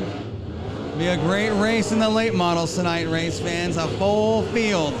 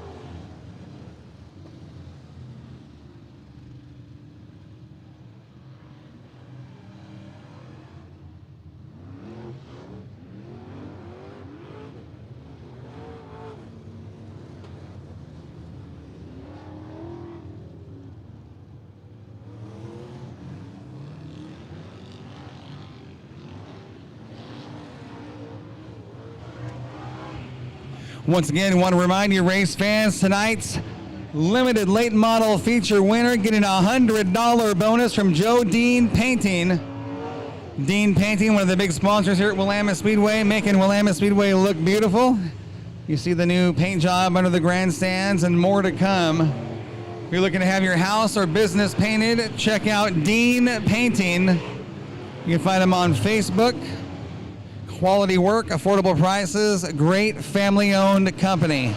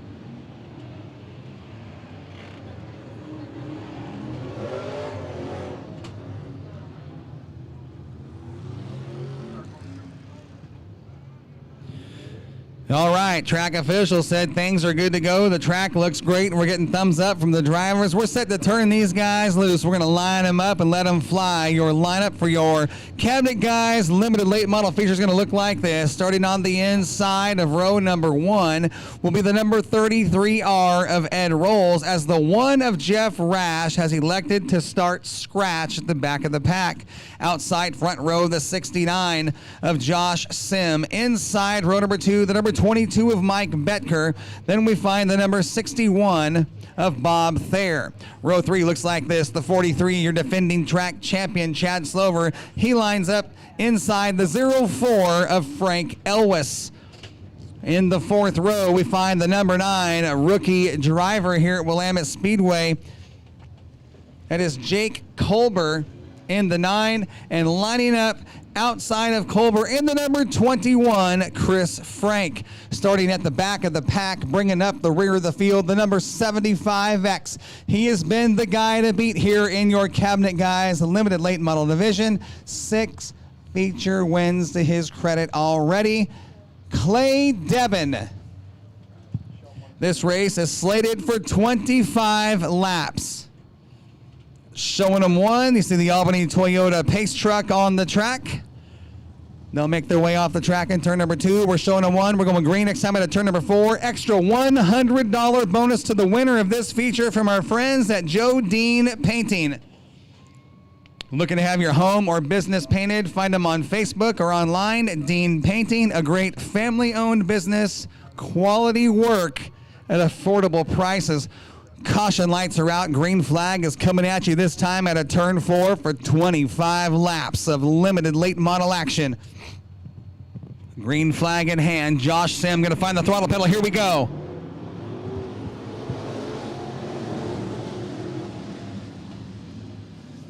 Good start for the 69 of Josh Sim. Hold on, Ed Rolls. Everybody on the binders. Oh, goodness.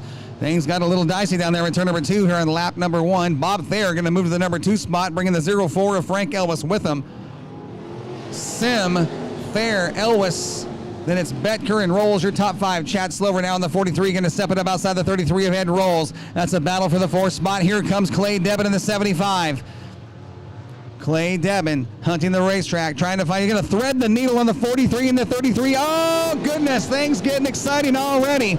Clay Debin thought about threading the needle, jumped on the binders and stay out of the 43, and here we go. Limited late model, see a new leader up front, the 04 of Frank Elwes as he slides by the 61 of Thayer. Thayer now running second. Your 3rd place car, Josh Sim. Betker up to 4th now. Slover sits 5th. Clay Debin now starting to flex some muscle, starting to move. He's going to look under the 43 of Chad Slover. That's a battle for the 5th spot. Devin under the 43, trying to get into the top 5. He'll hold down the number 5 spot, looking to go by Betker for 4th. Clay Devin starting to move. He's going to dive under the 69, picks up 3 spots on lap number 4. My goodness, the 75 is starting to crank it up early.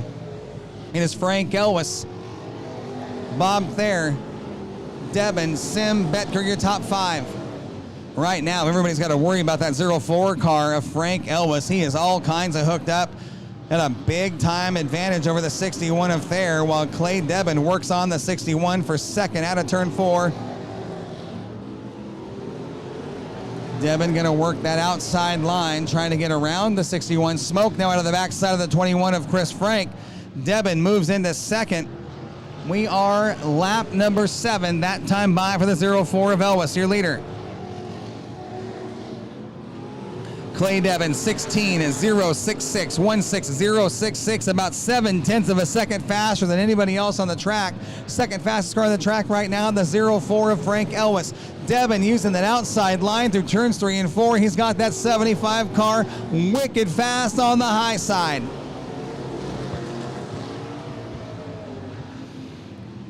You look at the ground where Devin makes it up, a lot of it's made up in turns 3 and 4, especially on the entry of turn 3. Take a look at the 75 car. Watch the gap between the 04 and the 75 on the entry of turn 3. Watch it close up right here. Picks up 3 car lengths right there on the entry of turn 3. Elwes runs through the slick. Devin keeps it up top in the sticky stuff, and he is coming quick, fast, and in a hurry on the 04. We are 10 down, 15 to go. Your leaders now looking at the back markers all over the back side of the 1 of Jeff Rash.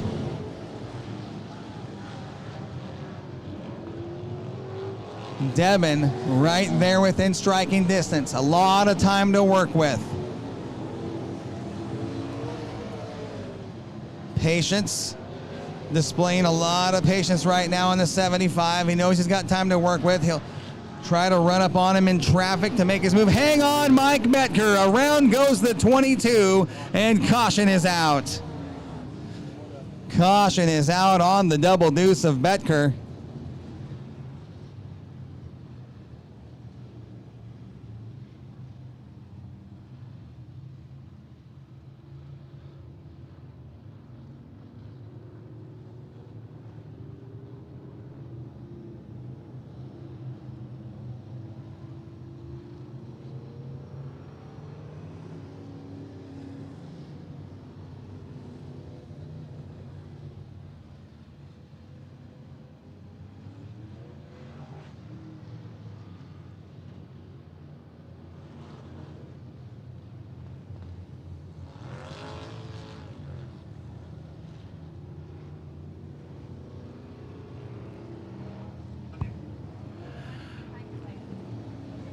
Nate Ellertson keeping everybody single file right now while he communicates with the drivers on the track. It is 04 Elwes, your leader.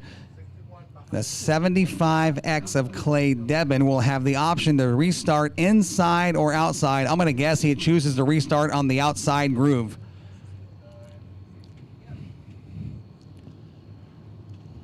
Scorekeepers talking on the radio say everything is good, lineup is correct.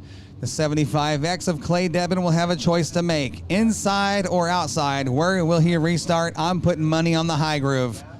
And he will keep it up top. That'll put the 1 of Jeff Rash, who is a lap down, to the inside of the 75X.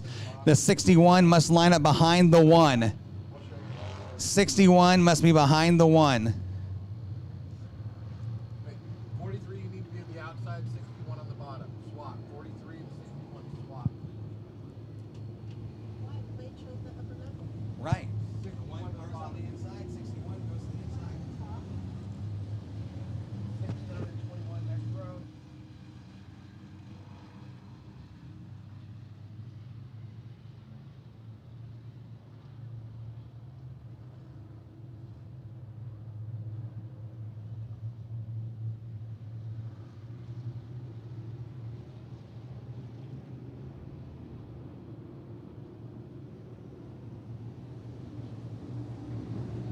All right, showing them one, going green next time out of turn number 4. We're 13 laps down, 12 to go.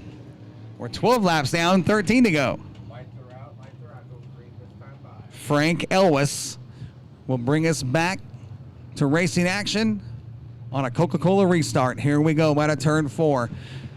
Elwes will be way down in the gutter out of turn 4 on the throttle. Green flag from Mike Stewart.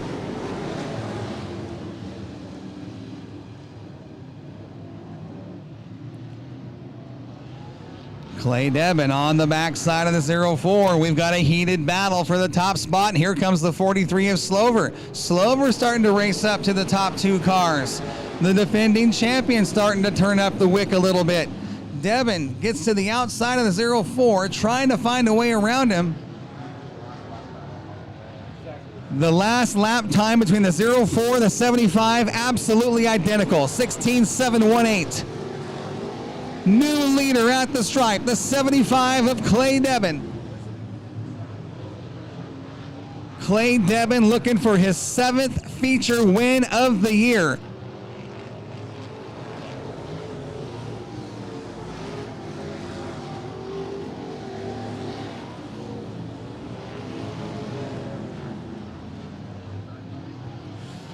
The number 9 of Colbert off the track. He'll make his way onto the kart track. Caution is out.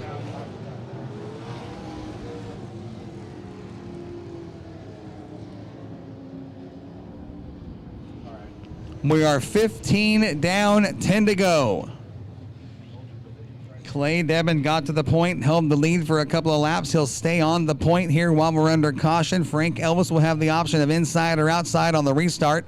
Slover must do the opposite. The 21 will line up on the inside of row 3. We'll see what Frank Elwes elects to do. He chose the low line on the last restart. We'll see if he keeps it up top. There seems to be a little more traction on the top side of the racetrack. And the 04 will take that low groove on the restart. That'll put the 43 of Chad Slover to the outside. Slover, your defending champion. Don't sleep on that 43 car. The 21 of Chris Frank runs 4th, and it's Bob Thayer in the 61, Josh Sim in the 69, Rolls in the 33, Betker in the 22, and the 1 of Jeff Rash.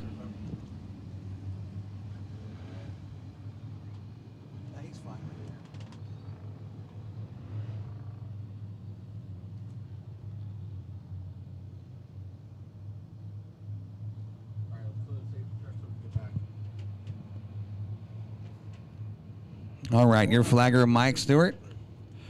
Your flagger, Mike Stewart. We'll show him 1 this time. Show him one. Showing you one, guys. Showing you one right here.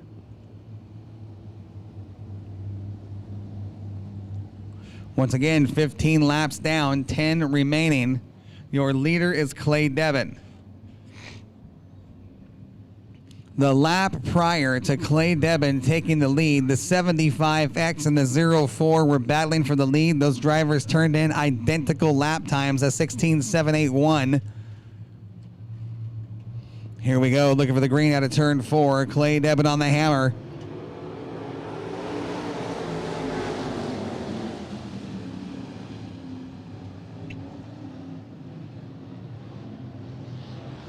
Ooh, Chris Frank with a nice save in the 21. He was all kinds of slideways out of turn 2. Starting to see a lot of smoke out of the backside of the 21. Not sure if that's tire rubbing on the frame. It could be burning oil out of the exhaust.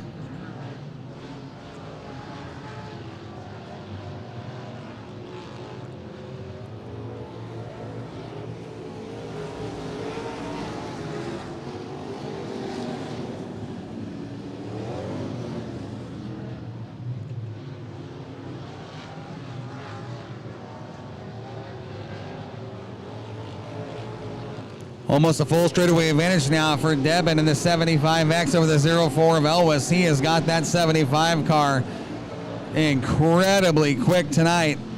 He has been on the top side of the racetrack all night long.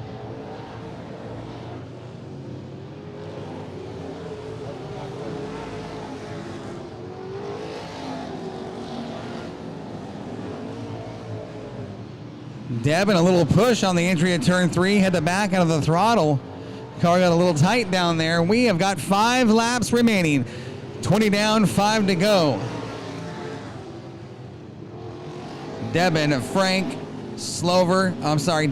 Elwes, Frank Elwes, Chad Slover, Chris Frank, and Bob Thayer are your top 5, followed by the 69 of Sim, the 22 of Bedker, the 33 of Rolls, and the 1 of Rash. It has been a dominating performance from the 75X. That car is starting to get tight here in the late stages of this race in the top of turns 3 and 4.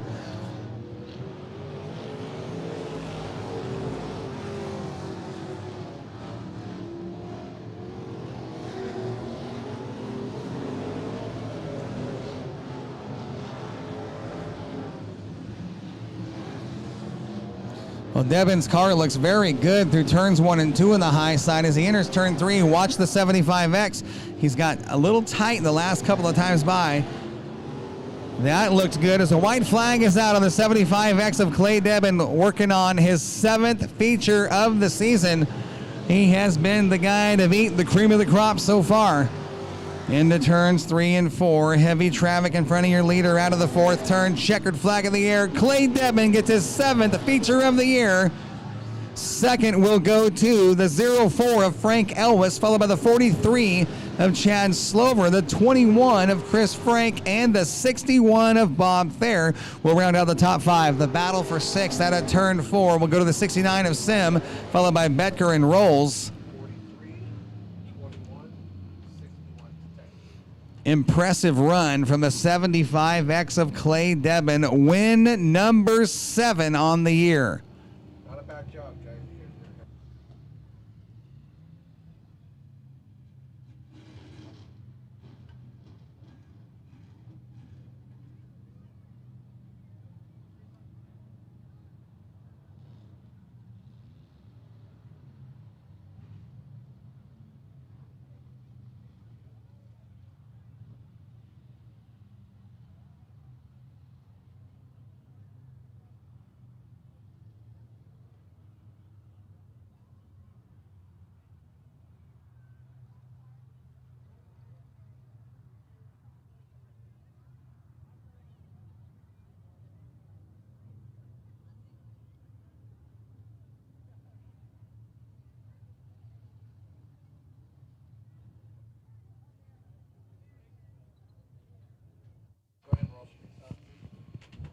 Once again, I want to remind you, race fans, tomorrow right here at Willamette Speedway, the annual Father's Day Trash and Crash Spectacular. Not an event you want to miss. If you've never seen anything like it, if you haven't been here before this on Father's Day, I'm telling you, it is the craziest thing you're going to see here at the racetrack. A ton of fun. Come out and join us. Gates are going to open at 10 o'clock tomorrow morning. We'll get the show started as close to noon as possible. We have got all kinds of surprises lined up for you guys tomorrow.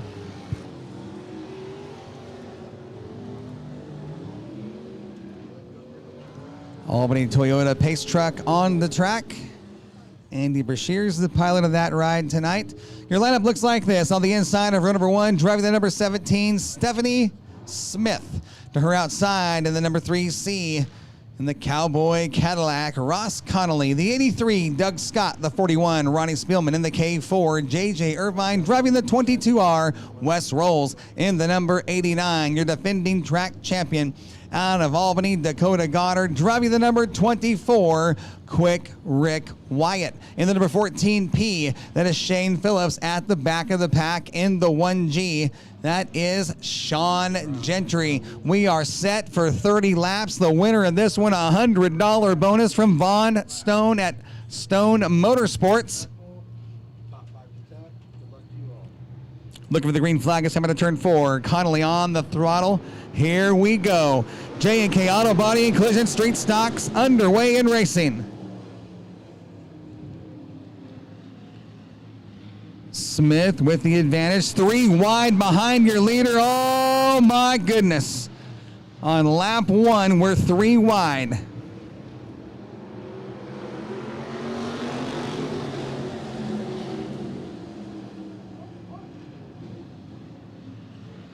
Wyatt, oh, he's 3 wide with Goddard and Connolly. Here comes Gentry making a move under the 3C.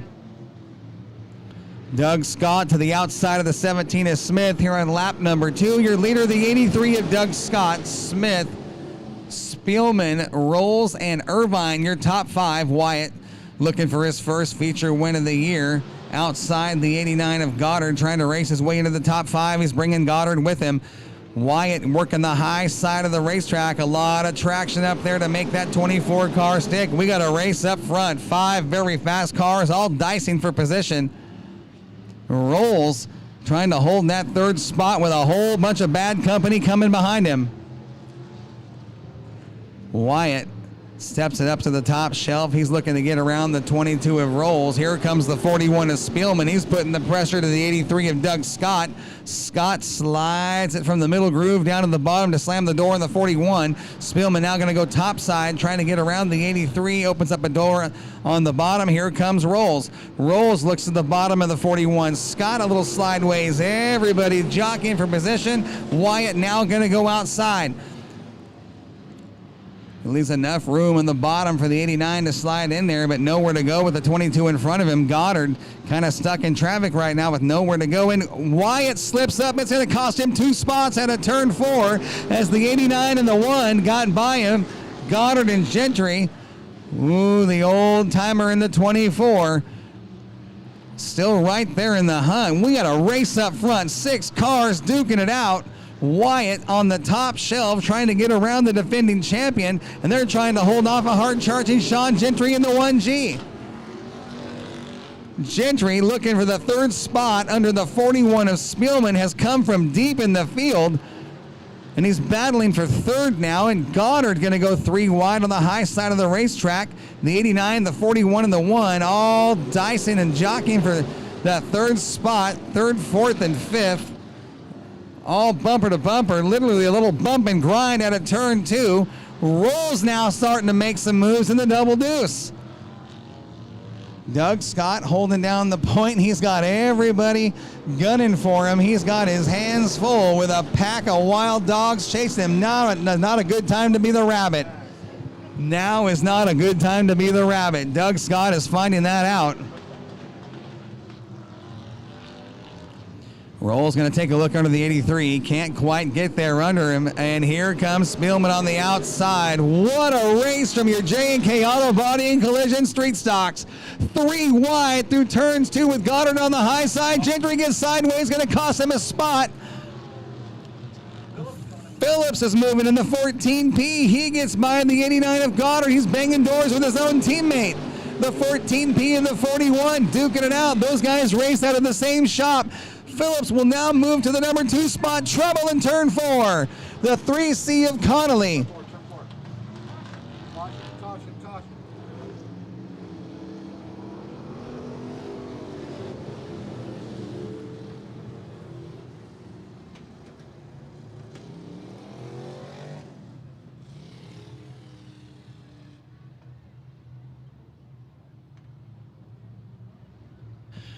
Wes Rolls.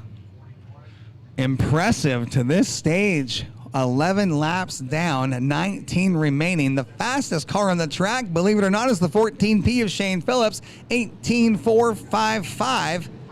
The second fastest car on the track, the 22R of Wes Rolls with an 18.477. 11 down, 19 to go. Wes Rolls, your leader. Phillips. Doug Scott was running second. He elects to restart on the outside of row 2. That'll put Phillips to the inside. Spielman to the inside of row 3 with Goddard to the outside of the 3rd row. Gentry was up in the mix, now sits in the number 6 spot inside of Rick Wyatt, who was running 2nd and 3rd a couple of laps ago. They were all bouncing around, looked like an IROC race at Richmond. Okay, caution lights are out. We're going back to racing. Coca-Cola restart coming at you right here at a turn 4.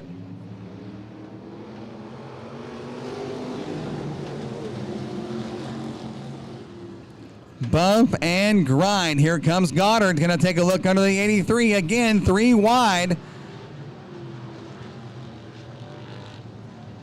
You want a dirt track race, and you got it right here at Willamette Speedway. What a show you're getting from the J&K Auto Body and Collision Street Stocks. Everybody. A lot of contact down the front stretch. Goddard outside the 41 of Spielman's going to clear him. He'll move to the number 4 spot, bringing the 24 of Wyatt with him. Phillips all over the backside of Wes Rolls. Rolls looking for his first career feature. And Goddard starts to move in the bottom, getting under the 83 of Doug Scott. Scott, a little more horsepower down the backstretch.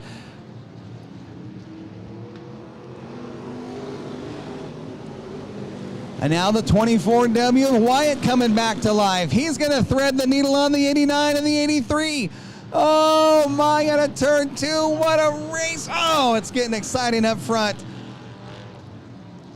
Rick Wyatt out here hanging out with the kids and giving a show. He is 60 years of age, and the 24 underneath the defending champion. Him and Goddard, what a race. Look at the battle up front. The 22 and the 14 nose to tail. Wes Rolls, phenomenal job at driving at this point. 15 down, 16 down, now 14 laps remaining. We're just past the halfway point, and Rolls has got the line everybody wants. Rolls, Phillips, Goddard, Wyatt, Doug Scott, your top 5. Here comes Wyatt inside Goddard. Those guys raced out of the same shop. They were banging doors for position. My goodness.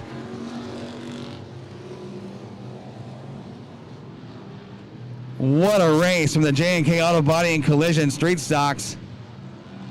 Phillips still unable to get by the 22 of Rolls. Rolls turning in his best performance of his career so far. He is looking very good tonight, looking for his first career feature win. Look at the drive on the 22. 24 was sideways under the 89, cost him some spot. There's Gentry. He's back in the hunt. He's back inside the top 5 now. Gentry going to look under the 24 of Wyatt. Wyatt, a couple of old veterans in the 24 and the 1.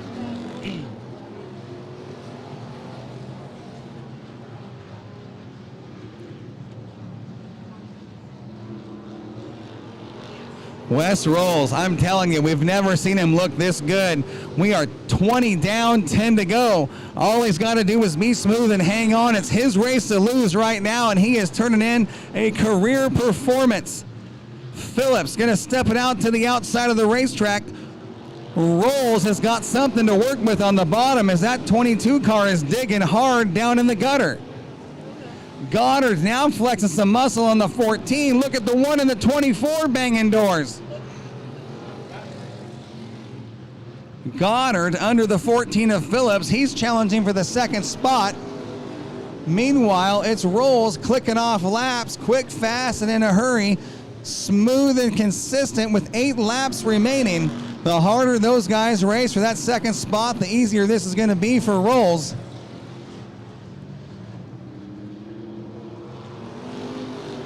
Phillips touches the outside wall. That costs him 2 spots, maybe 3 into turn 1 as Gentry dives underneath him. Gentry trying to sweep him up out of turn 2. Can't quite get there. It is Wes Rolls holding down the point, and here comes the 24 of Wyatt, still on the backside of the 89. 24 down, 6 to go. Goddard puts a bumper on the 22. Lets Rolls know I'm right here. Rolls has got to turn it up right here. This is where he's got to bring his A game. The champion all over the backside of him with 5 to go. Goddard now going to go to the top side through turns 1 and 2. Russ Rolls had to touch the binders as he got tight. He knows Goddard's there. It's a drag race into turn 3, side by side for the lead. Rolls trying to hold off the 89, doing a good job so far. He'll be the leader at the stripe. What a race up front with 4 to go. Wes Rolls still side by side with the defending champ. Goddard looking to get to the 3 car to use him as a pick in lap traffic. Rolls is holding his own and sticking to his guns. Dakota Goddard has got a knife in a gunfight. Here we go underneath him out of turn 2. Goddard had to touch the binders. 4 cars on the backside of the 22.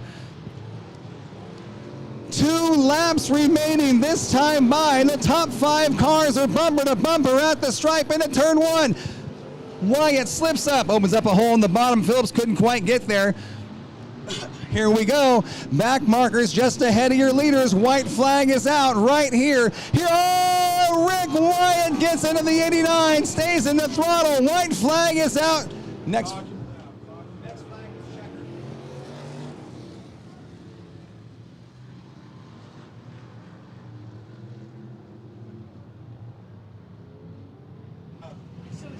In turn 4, Rick Wyatt got into the bottom of the 89.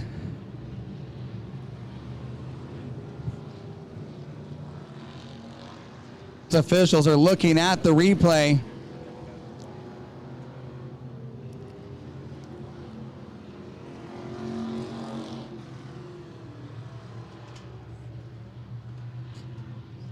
Stand by.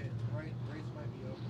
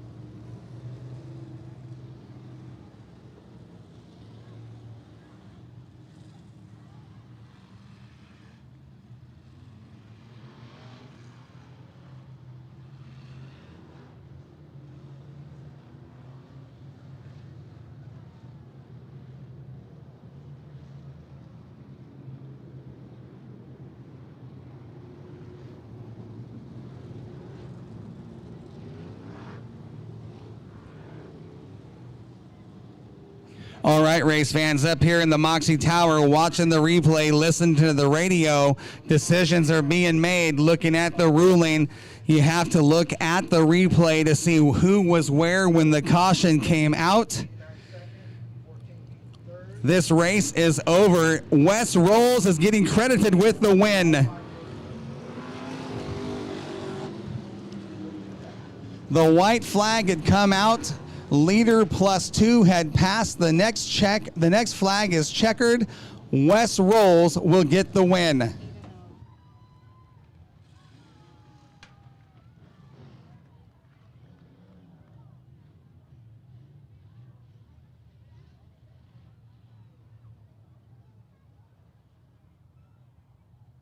Getting word up here in the tower, race fans, $5 burger, dogs, and pizza right now. You want to get up and grab yourself a bite? $5 burger, dogs, and pizza.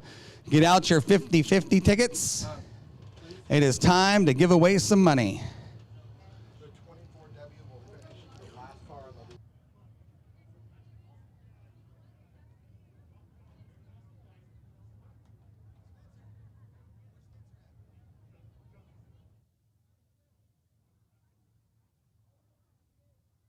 Spencer to the flag stand, please. Spencer to the flag stand, please.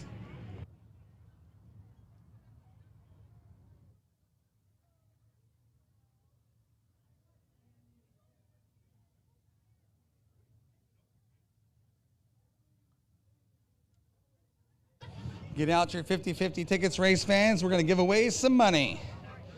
Last I heard was $1,300. Spencer, follow me. You're coming down here. All right.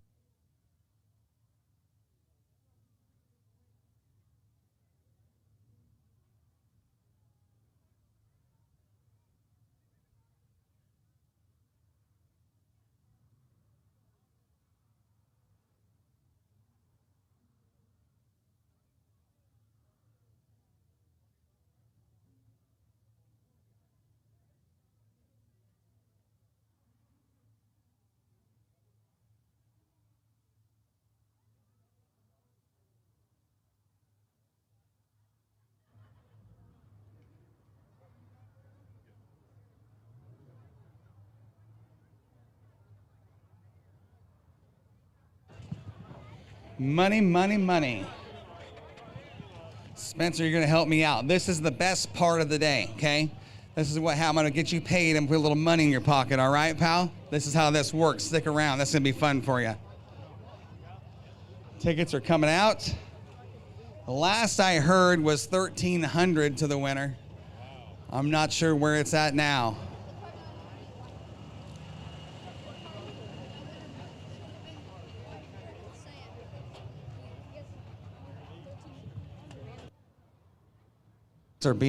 Tickets are being put on the roll around cart and they're coming out.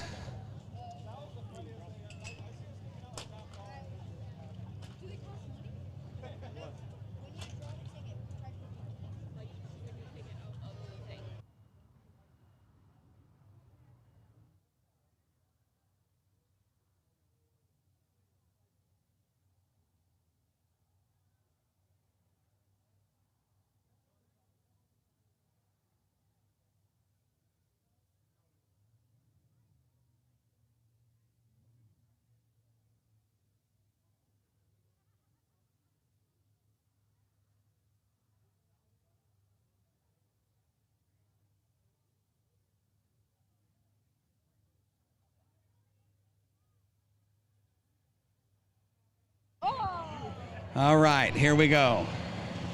Who's got the key? You got the key? No, he's got the key. Okay, let's spin. Bring it out here. Bring it out here. Spin it around. Okay, boys, spin it. Okay, hold on. Spencer, Yeah? I want you to spin this thing around. Okay, put your hands there. Spin it around. We're gonna open this up. You're gonna put your hand in there. You're gonna mix it all up. You're gonna pull out one ticket. Don't let anybody see it. Give it to me. Okay.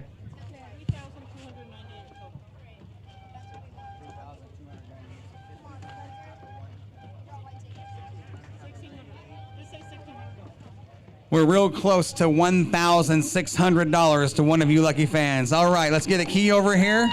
Bring this over here, Spencer. Let's get a key in there. We're going to open it up. You put your hand in there, mix it up. Don't listen to, hey, don't tell him what ticket and what color to draw. It's going to be a random. You put your hand in there, mix them up. Don't look. Mix it. Don't look. Pull out one ticket and put it in my hand. We just got red and white. Is that it? Warrior colors? Rebel colors. Rebels. Sorry. Stupid announcer. So we got white and red. This is the fun part. We get to mess with people a little bit. Watch this.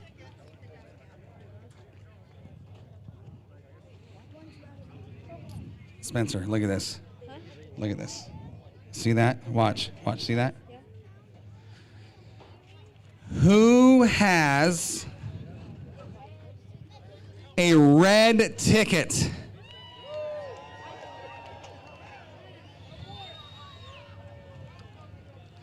You guys are in the money. Winning ticket's red tonight. All right, winning ticket number is 9, 8, 7, 3, 2. There's 10 people that can win right now. 10. You play sports? Not at the moment. Are you track star, football, basketball? No. You're not built for speed? I'm planning to do soccer. Well, you're going to have one person really happy, and the other 9 are going to want to fight you. Okay? So we've got 10 people that can win. Winning ticket number is 98732 6. 6. Who's got that ticket? 987-326. Uh-oh. Let's make sure. That was awful fast. Let's make sure. 987-326. Get it over here if you got it. Hold on. Don't throw your tickets away. 987-326. See? That's why you don't throw your... Ah, it came from over here, see? What's your name? Let's... hey, Spencer, double check those tickets. Make sure those are the same numbers. 987-326. You gonna confirm it? Yeah. We got a winner? We've got a winner. What was your name? Dustin. This young man right here drew that winning ticket for you. All right. He drew that winning ticket for you, Dustin. All right. You got that? You see what I'm saying, Dustin? All right, we're going to bring out a fat stack of cash for you. Where's that money at? Oh, they're working. See, now. Oh, my gosh. Hey, Spencer, you're going to go with those guys, and you make sure you stay with that guy. He won all the money. He's going to help you out a little bit, all right? You just keep that. Go follow those guys over there. When you, hey, let me know, Spencer. Let me know.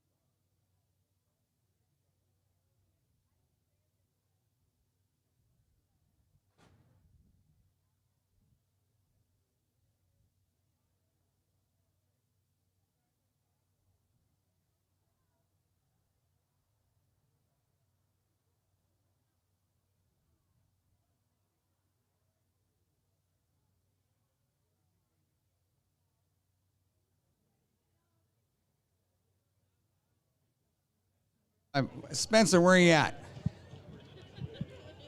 I want to know what's going on down there.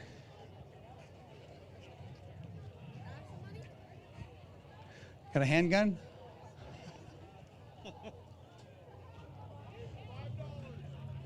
$5 burger, dogs, and pizza. You're hungry, now's the time. Good race. I'm waiting to see my buddy Spencer. Here come the late models. It's about to get loud, race fans.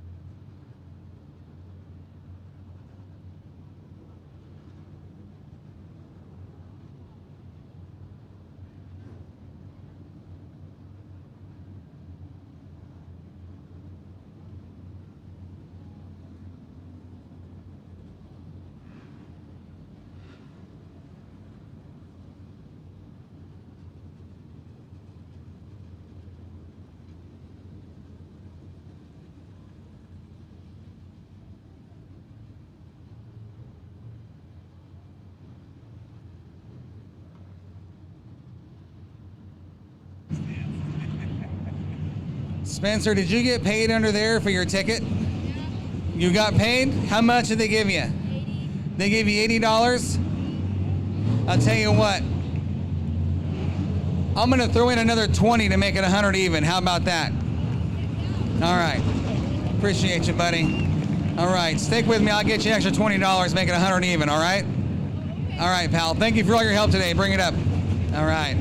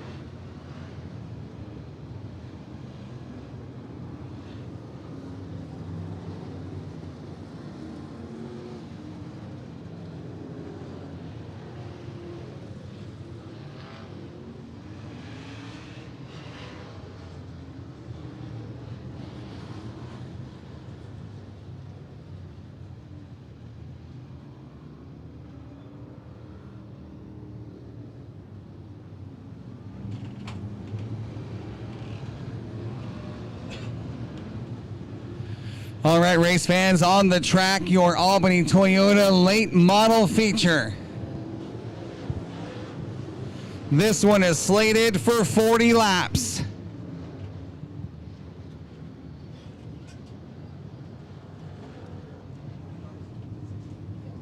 "16 cars will start tonight's late model feature.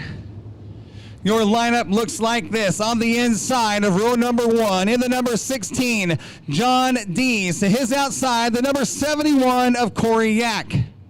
Driving the number 70X, that's Mark Thompson. The 47, Kyle Yak. In the number 13B, Randy Barley. On the outside of row number 3, the 37 of Rob Maya. Row 4, we find the 25M of Alan May. To his outside, the 40 of Brian Smith. Your 5th row, we've got the 08 of Kai Frick and the 46 of Joey Tanner. Row 6, the 49 of Tom Yak, the 78 of Jeff Rash. Row 7, the number 9, Rob Campos. To his outside, the 11 of Larry Ramirez. At the back of the pack, bringing up the rear of the field, in the number 94, Rex Cars. Race fans, we're showing them 1 to go. We're going green next time out of turn number 4. I want all of you fans on your feet, waving your hat, clapping your hands, making some noise. Let these guys know you appreciate what they do. We've got 40 laps of action coming at you. This time out of turn 4. Wave your hats. Scream and yell, jump up and down. It is go time with the Albany Toyota late models. Hall of Fame night 2026 late models. Here we go.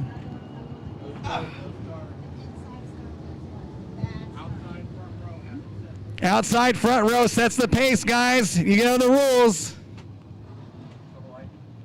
Here the lights are out. We're going to go green this time out of turn 4.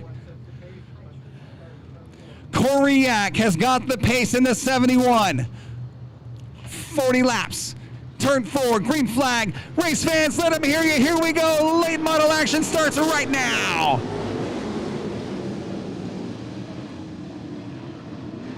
Great start for the 71 at Corey Yak. A big advantage down the backstretch. Kyle Yak running second. Here comes Rob May in the 37. May going to slide to the bottom into the 47, looking for the 2 spot. Out of turn 4 at the stripe. It's Kyle Yak running second, just ahead of the 37 of Rob May. Oh, trouble in turn 1. Here we go. Oh, my goodness. Stack them up. Caution is out. You can't win it on the first lap.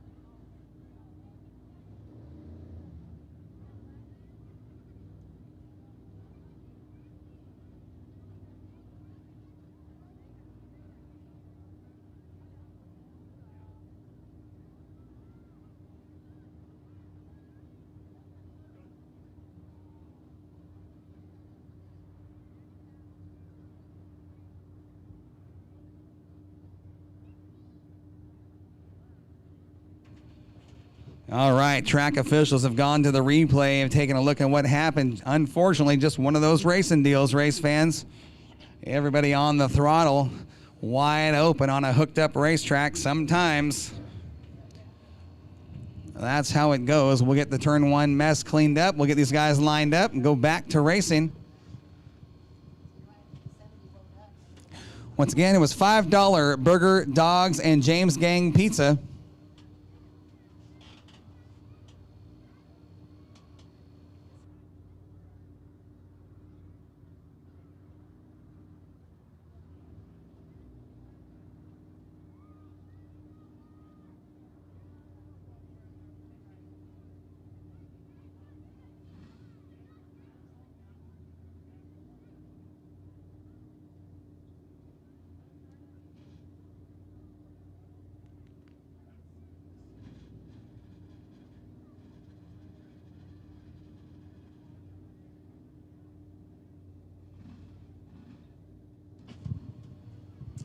Getting word over the radio system, race fans, all drivers are all right. You hate to see those moments, tore up race cars, possible injuries, but we'll get them lined up and try it again.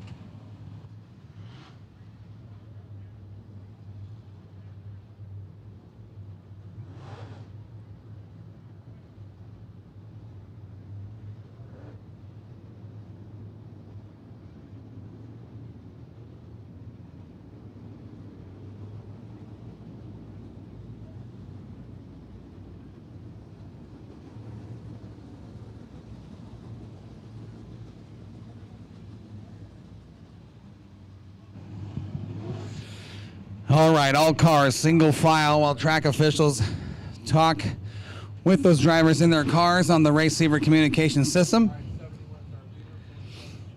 47, Kyle Yak has the option to restart inside or outside. He'll go to the outside to put Rob Maya on the inside of row number 2.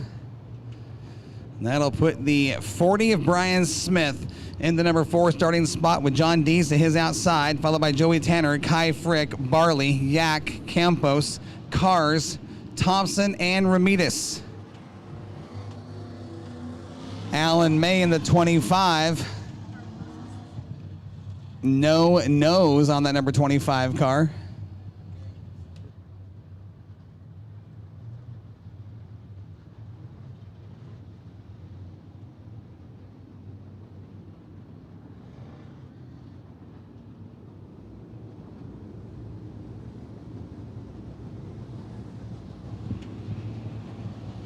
All right, Mike Stewart showed him one. We're going green this time out of turn number 4. 1 down, 39 to go.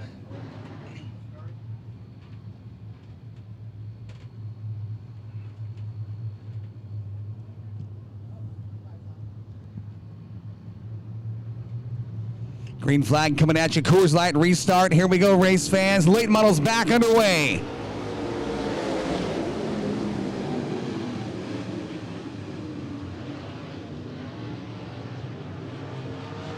Corey Yak, wicked fast down the backstretch. Look at the 37 of Rob Maya under the 47 of Kyle Yak. Battle for second out of turn 4. Yak going to drive away from him under the front stretch. Kyle Yak slinging that 47 into turn number 1 like he's backing in a 410 sprint car. Rob Maya all over the backside of him. Smith in the 4th spot. Tanner sits 5th.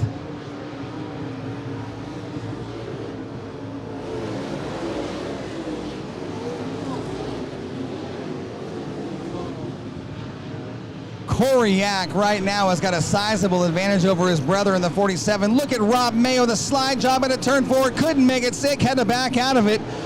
My goodness, things are hot and heavy up front.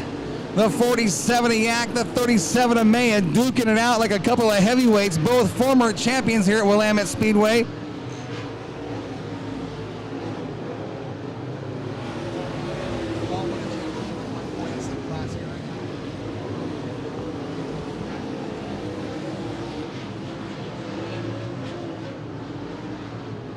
Corey Yak right now is putting in a dominating performance. He's got a straightaway over the 47 of his brother Kyle and Rob Maya. Joey Tanner now sits 4th behind the 37 of Rob Maya.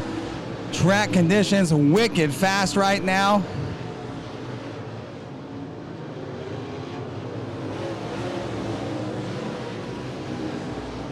Seven laps in. Maya trying to work that low groove to get under the 47 of Kyle Yak. Kyle's got the outside working very good, but meanwhile, the 71 of Corey Yak is really putting some distance between him and the rest of the field. That thing is on a line on the high side of the racetrack. He's got the whole car up in the sticky stuff, and he is making it work. That gap between him and second gets bigger and bigger with each passing lap. Right now, the advantage at the stripe. The 71 has got a 5.1 second lead. 5.1 seconds last time by. And Corey Yak has got that Swartz car all kinds of hooked up. 5.5. He picked up 0.4 of a second. 5.5 second lead for the 71 over the 47. Oh, trouble with the 47. Or the 46 and the 37, heavy contact. Both drivers, former champions, drove out of it. That could have been a very bad situation. Thank goodness for the talent in those two drivers. Kai Frick now all over the backside of the 46. Frick sits in the 5th spot.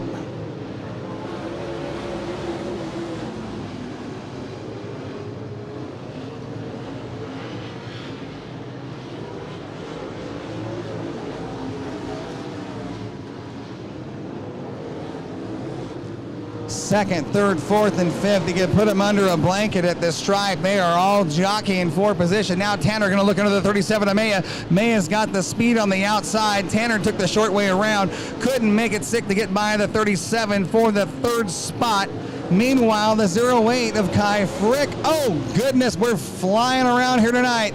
Sparks are flying 3 wide now in a battle for the second spot. Yak trying to hold off the 37 of May and the 46 of Tanner.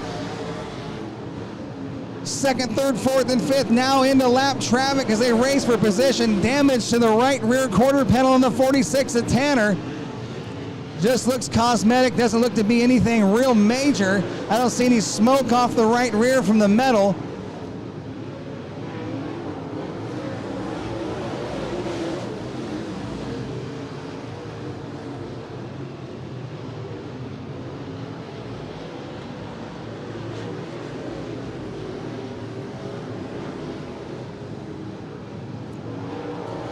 Incredible racing from Yak in the 47, the 37 of Maya, the 46 of Tanner, and the 08 of Kai Frick. Those 4 cars are all racing for position as they're bumper to bumper, door handle to door handle, slicing and dicing, getting the job done, putting on one heck of a show.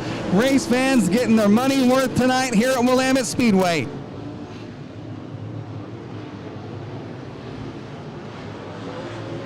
Rob Maya still working on the 47 of Kyle Yak, trying to get around him. He just can't get the drive out of the turn. Oh, contact!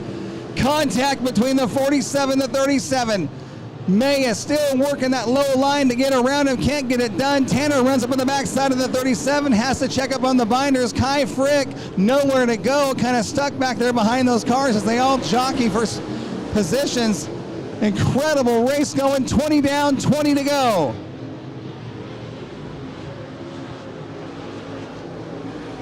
Rob Maya, Joey Tanner, both those drivers cleared the 47 of Kyle Yak on the backstretch.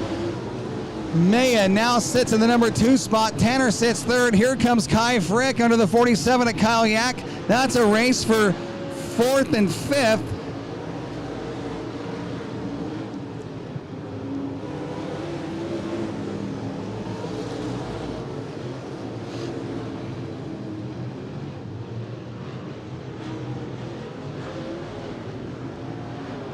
Kai Frick and the 47 of Kyle Yak have got a great race going for 4th and 5th spot. Excellent race from 2 quality drivers. Meanwhile, up front, it is the Corey Yak show as he has really put a big gap between himself and anybody else. He's got that sports car wicked fast here tonight on the high side. Corey Yak now looking at the backside of the 49. That's his dad, Tom Yak, just ahead of him. Tom Yak in jeopardy of going a lap down here in just a couple of laps. The 16 of John D's off the pace. He'll make his way off the track. Caution is out.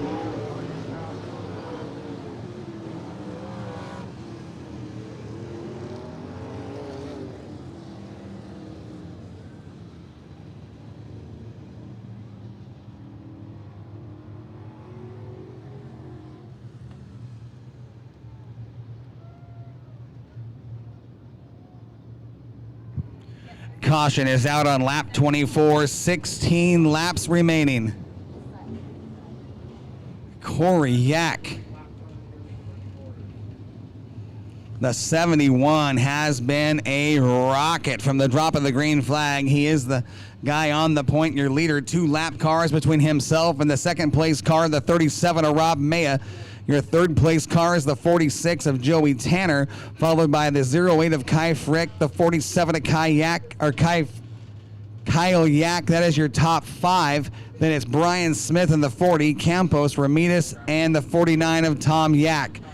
With 16 laps remaining,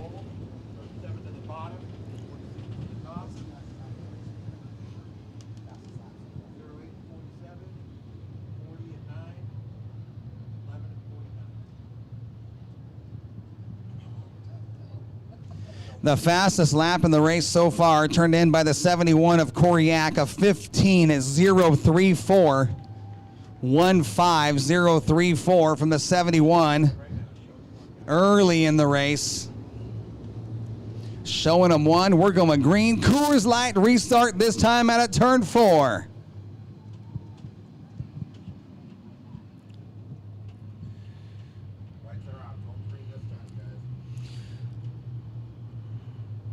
Corey Yak with the advantage, a couple of lap cars between himself and the second and third place cars of Maya and the 46 of Tanner. Green flag, here we go. Back to racing onto the front stretch. Green flag from Mike Stewart.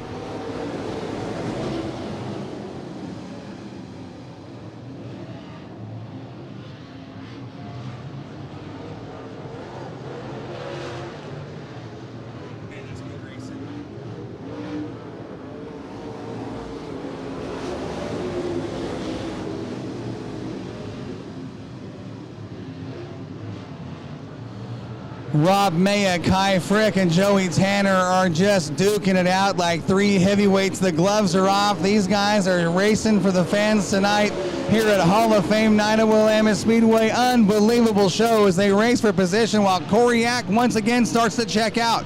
Now the 46 of Tanner moves to the number 2 spot, gets by the 13 of Barley. Little open racetrack to work with. He's in a dive under the 94 of Rex Cars under the front stretch. Cars drives away from him into turn 1. Tanner right back down to the gutter, showing some color to the 94. Cars knows Tanner is there. Look at the run. Rob Maya's got out of turn 2, had to jump in the binders.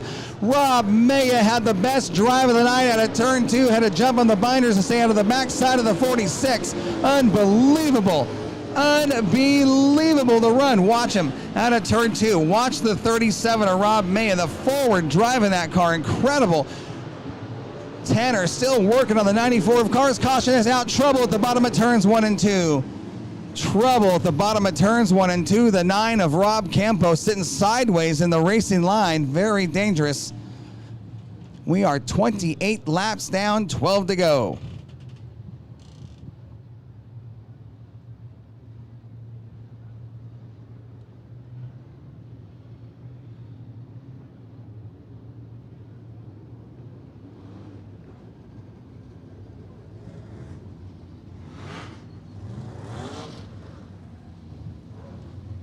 '71, '94, '46, '37, '08, '13B, '47, '40, '11, '49, and 9.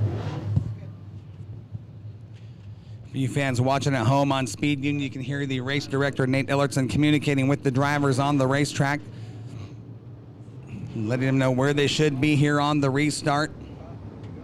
Joey Tanner sits on the inside of row 2. No lapped cars between himself and the leader. Koryak has been incredibly fast. The first 28 laps, we are going to go green this time at a turn number 4.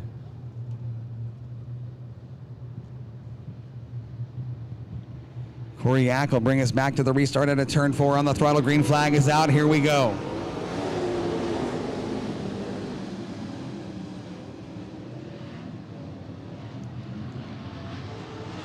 Kai Frick now gets by the 37 of Rob Maya. He'll hold down the 3rd spot. Tanner takes a look under the 71 of Koryak out of turn 4 at the stripe. Koryak still on the point. Tanner showed him some color, didn't have the drive to get by him out of turn 2. Can he clear him? Yak's got to run on the top side. He'll keep the lead down the backstretch into turn 3. 30 laps down, this time by. 30 down, 10 to go.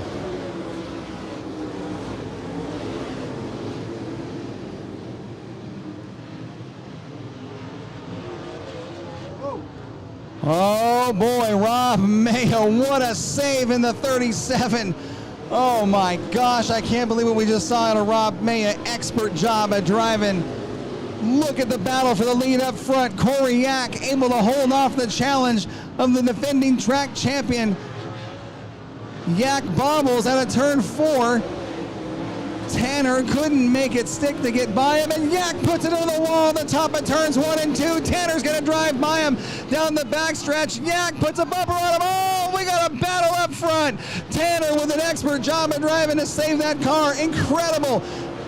Unbelievable. He was fishtailing down the backstretch after contact with Yak. Here comes the 08 of Kai Frick to move into the number 2 spot.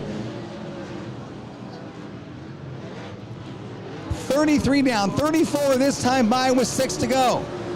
The top 2 cars are now the 46 and the 08. Tanner scrapes the right rear wall, sparks flying off of the 71. 35 laps down this time by, 35 down, 5 to go. Joey Tanner hanging on here in the closing laps.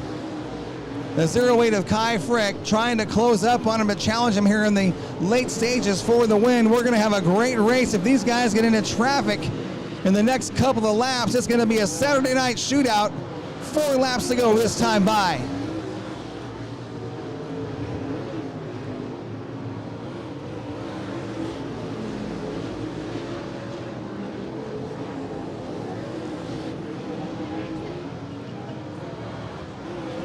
Laps are clicking off quick. 37 laps down, 3 to go. 15.773 last time by. Kai Frick was a 15.594. Frick is the fastest car on the track as of right now, but he's running at a time with 2 laps to go.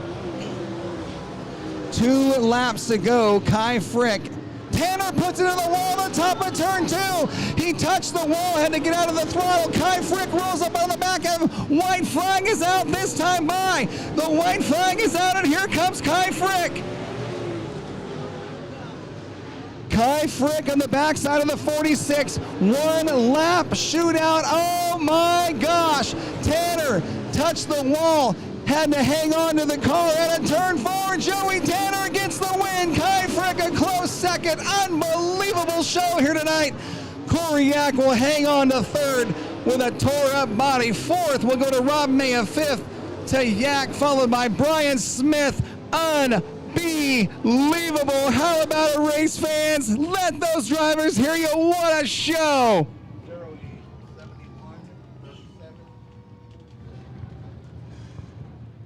Oh, I'm going to be hoarse for a week. That was an incredible show. The best racing we've seen all year. Unbelievable job by all those guys and those cars tonight. Don't forget, race fans, gates open tomorrow at 10 o'clock for the Father's Day Trash and Crash Spectacular. Comedy and Chaos. Gates open at 10. The show will start as close to noon as possible. We're going to have a whole bunch of fun. Come join us. Want to say thanks for coming out tonight for the 2026 Hall of Fame night. It was a Hall of Fame performance by everybody tonight. Incredible.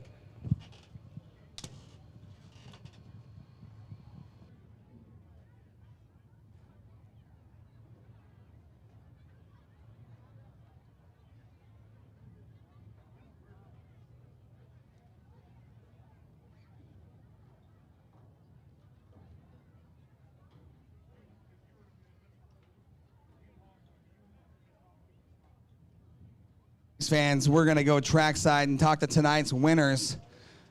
You want to bring your kids down and meet the drivers, grab some autographs and sit in the cars, please do so. The drivers love to meet the fans.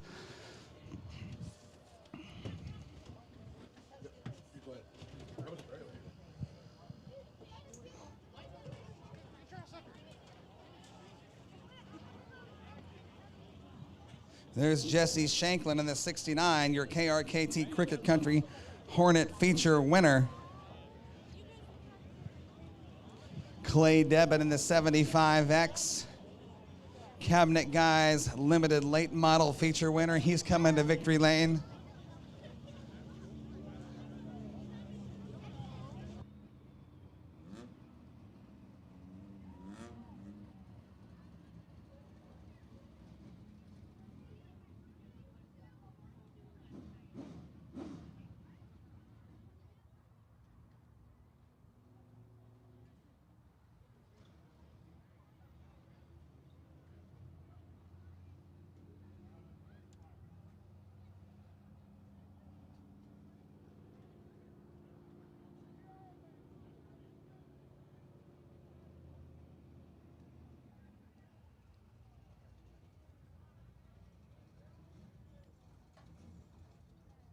Rick Wyatt makes his way into victory lane. Here comes Kai Frick, tonight's second place finisher. He's cleared tech. I don't know why they got to park way down there.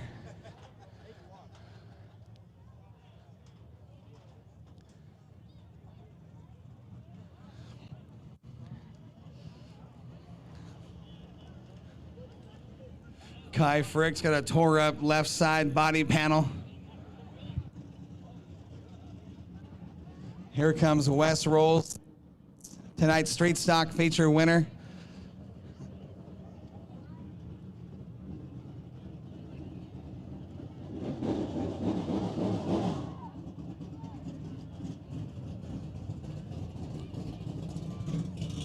I don't know about you guys, but that was one heck of a show. How about it, race fans?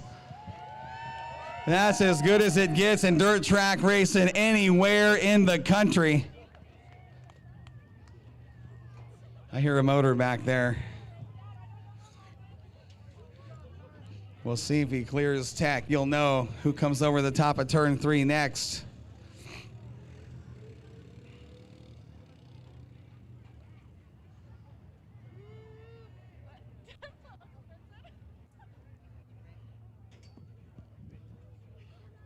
What a night of racing here on Hall of Fame night.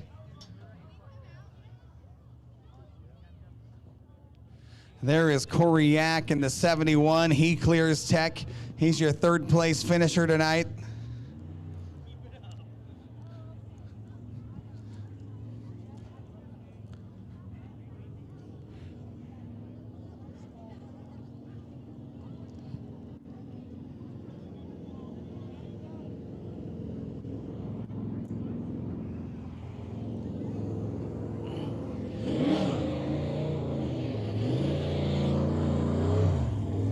Heavy body damage on the 71.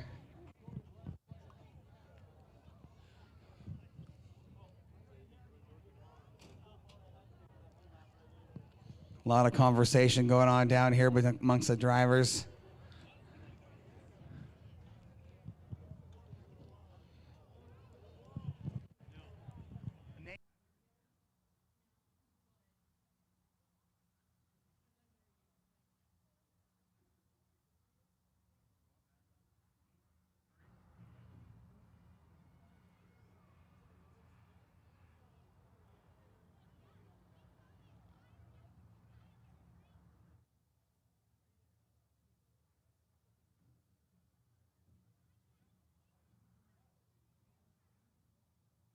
Oh, while we're waiting on our winners, we're going to start over here with our J&K Auto Body and Collision Street Stock feature winner. His first career feature, Wes Rolls. Man, I'll tell you what, if anybody earned one tonight, you had a pack of dogs on your backside that were just duking it out. You found something on the bottom there about the halfway through. You got you to the point, and you were not giving up that low groove. Smart move. Yep. If they were going to get by you, they were going to have to do it on the high side, and I don't think anybody was going to get it done tonight. Excellent job of driving. You park it up here in Victory Lane. Let's talk about it. Oh, yeah. It's about time, man. It's been a long time of coming. No doubt about it. If anybody's worked so hard for their first feature win, it's this 22 car. You put the work in. You've got consistently better, and tonight you put it all together, and you beat one heck of a field of cars. The racing, absolutely incredible. You earned it. This has got to feel good, man. I really wanted to go out there and win a nice, clean race, and that's how I believe it happened. That last lap, I was a little leery of what was going on, but, you know, I mean, racing's racing, and I think I would have had it anyway. So. Well, I'm not going to disagree with you. Rules are rules. That's the name of the game. That's the rule, and that's the way it goes. You know, it's sometimes it goes for you, sometimes it goes against you, but you got to call it consistently, and that's what the race director did tonight. He made the right call, and that's life. You know, I mean, that's. I'm telling you, I don't care how you win a street stock feature at Willamette Speedway. A win is a win, and that right there is not an easy task. Hey, I'm going to take it, man. That's just how it is. I'm going to take that one. I would too, no doubt about it. I know you got a lot of help on this program with Fred and all the guys over at the Sasquatch Skins and the Rex Cars stables. Let's give everybody a shout out on this hot rod, keeping you on the track and getting the job done tonight. I need to thank you to Lebanon Indoor High Caliber Kitchen, the Oregon Shooting Range. They came on this last year. I need to thank Forsland Crane Service, Hanson Machine, and Clayton's Automotive, and all the help that all these people give me. You know, my wife, she's right there every week. If I need something, she's making sure I got it. So it takes a village, and they say behind every successful man is a woman who makes him that way. So I'm not going to disagree with you on that either, man. I'll tell you what, you're right. It's been a long time coming. You earned it, and what a great win for you and this crew. I know you needed it. You needed it. You've had one of those years where the luck is either really went your way or it didn't, and it's starting to come together, and you've really established yourself as one of the hitters in this division. Excellent job of driving tonight. You know, after the last time out, it got piled up down there. I was just hoping that I could make it work tonight, and it did. I like it. I would like it too. It was an excellent job. Wes Rolls, your J&K Auto Body and Collision Street Stock feature winner. Did you want to get pictures? Get a picture. Get out here and get a picture with him. We're going to make our way down the line. Kids, come on out, meet these drivers, get some autographs, get some pictures, sit in these cars. We're going to move down the line and talk to our other feature winners. We're going to make our way over to the 46 of Joey Tanner. I think he's out of the car by now, and there's a large crowd of people around him. Tanner at the back of the car talking with car owner Darren Koffel. Joey, come on over, man. You got a sea of people around you. Let's talk about it. I'm telling you one thing. If we've ever seen a battle, a truly dirt track battle is what we witnessed tonight. If anybody's ever earned one, much like Wes, that right there has got to be the hardest win you've ever earned here at Willamette Speedway. It was, and it wasn't the prettiest. I'm actually pretty bummed at myself. That was a poor driving by me a couple times during that race, and I apologize to anybody that I might have wrecked or got tangled up in anything that I did, but it wasn't pretty. I did work hard, and I smoked the wall in 1 and 2 with 2 to go.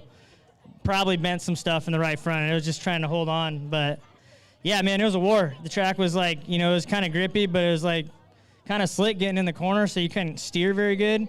It was deceiving, tricky, but, man, that was a war for sure. Well, let me say, let's go back to earlier what you said. I'll tell you right now, I didn't see any dirty driving, what I would call dirty driving by anybody. I saw some hard racing from you and Maya and Kyle Yak and Kai Frick. I mean, you guys were just, the 4 of you guys. Corey Yak had a half a lap on you guys at one point, and you guys were all slicing for 2nd, 3rd, 4th, and 5th, and it was getting hot and heavy, but an incredible show for these fans tonight. I mean, I wouldn't say I saw dirty driving from anybody. I saw hardcore dirt track racing tonight. Man, that was an exciting show for these fans.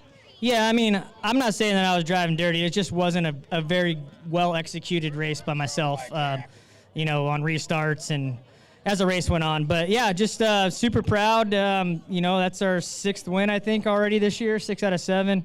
Thank you to Darren and his family, Alexis, Dick, and Chris Fitzjohn for coming with me every weekend. My family, happy birthday to my dad. Happy Father's Day to all you dads out there. Thank you to our sponsors, Driving Force Graphics, of course, with Darren's company, Mike Herberger Trucking, Biomed Testing Services out of Salem, Swift Springs, Fox Racing Shocks, Eastside Paving, and, man, just everybody that helps us get from point A to point B. This is Pub Light Beer.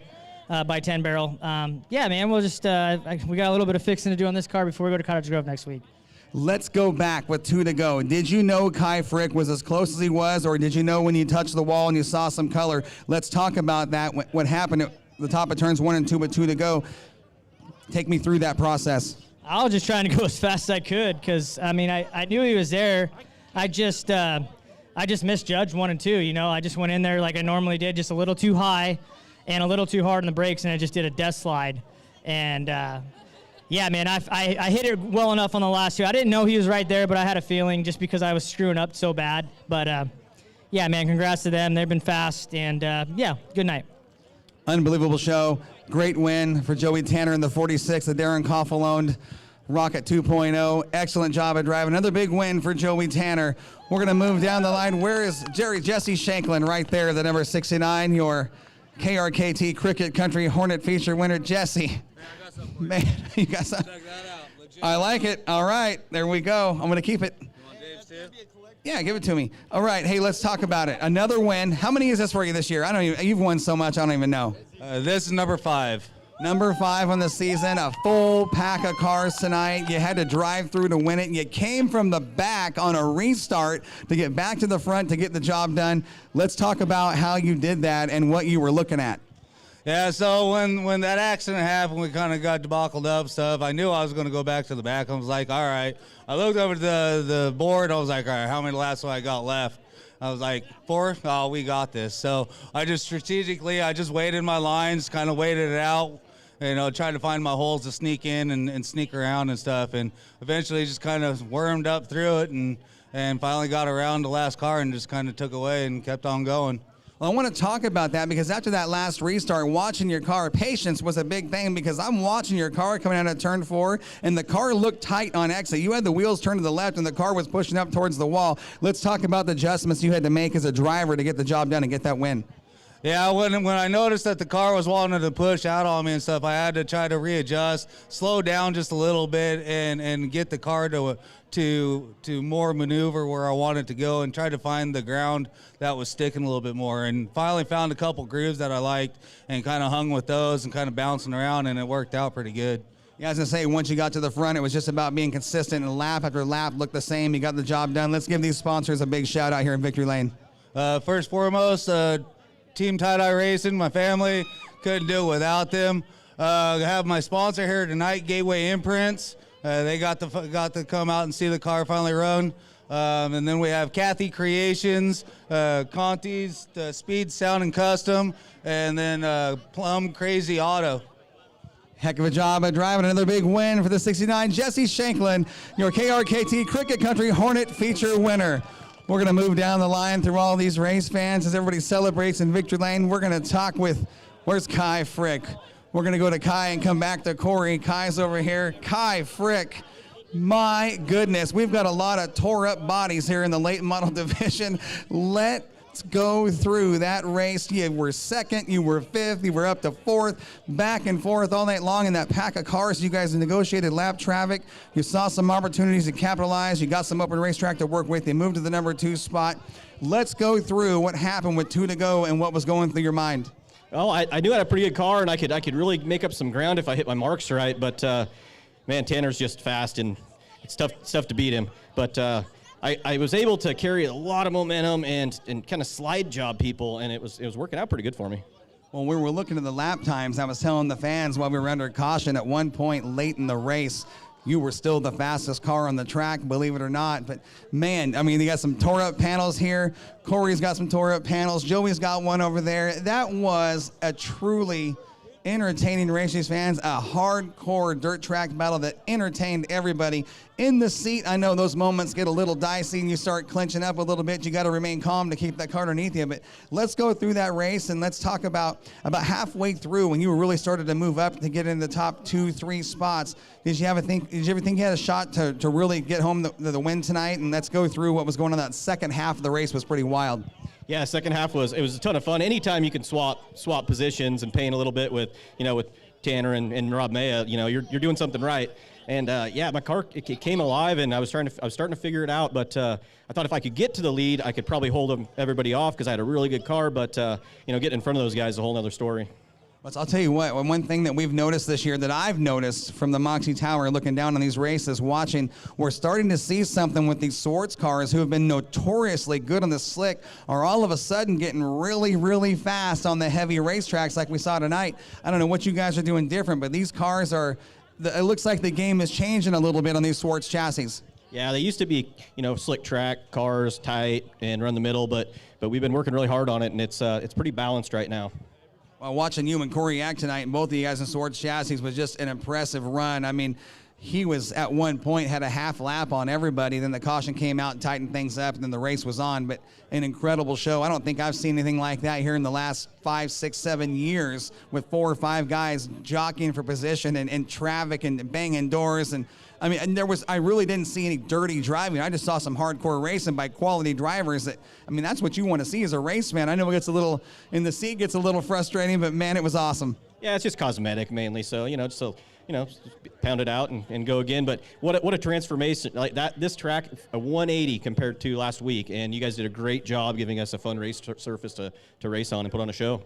Yeah, we talked about that during the week, and tonight definitely a better racetrack. But, man, you got a great package on this car with your sponsors that keep you on the track and keep your program rolling. Let's give those guys a big shout-out here, Kai. Yeah, M2 Electric, Swartz Race Cars. Audie's a great help, great guy, great people.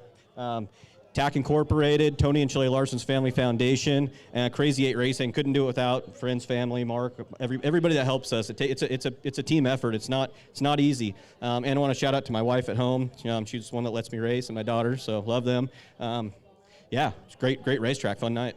Phenomenal job. Great job at driving. That's probably the hardest second place finish you've ever earned in your life, but you got it done. Great job at driving. Second place tonight in the late model division, the 08 Kai Frick. There he is, Corey Yack. My goodness. Talk about an up and down night. At one point, you had a half a lap lead on the rest of the field. It was your race if it went green to checkered. Unfortunately, about midway, the caution came out, buttoned everybody up, and that's really when this race started. The racetrack, I was talking to Kai over here, talking about these Swartz cars who've been notoriously good on the slick. tonight, we're starting to see a change on what you guys are doing with these sports cars. They're coming alive on these heavy tracks. You guys were wicked fast tonight. Let's go through that second half of that race and what was happening on the racetrack.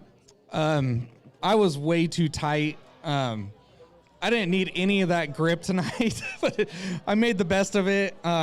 It got really slicked off in 1 and 2, and that's when I pile drove it into the wall, so I ran out of talent there. But, yeah, I didn't need those cautions. I felt like I made pretty good work of the lap cars. I probably could have been a little bit quicker on some of them, but those early restarts, I seen that I had a couple lap cars in between me, so I knew that helped me out a bunch. But good race by everybody. Good race by Joey. Good race by Kai.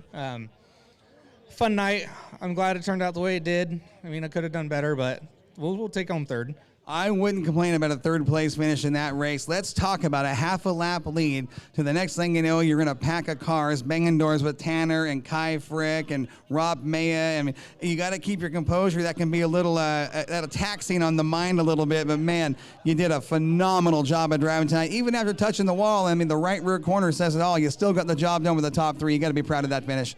Yeah, Joey got underneath me there, and he was racing me. I mean, he wasn't trying to take my spot or anything, so that was cool.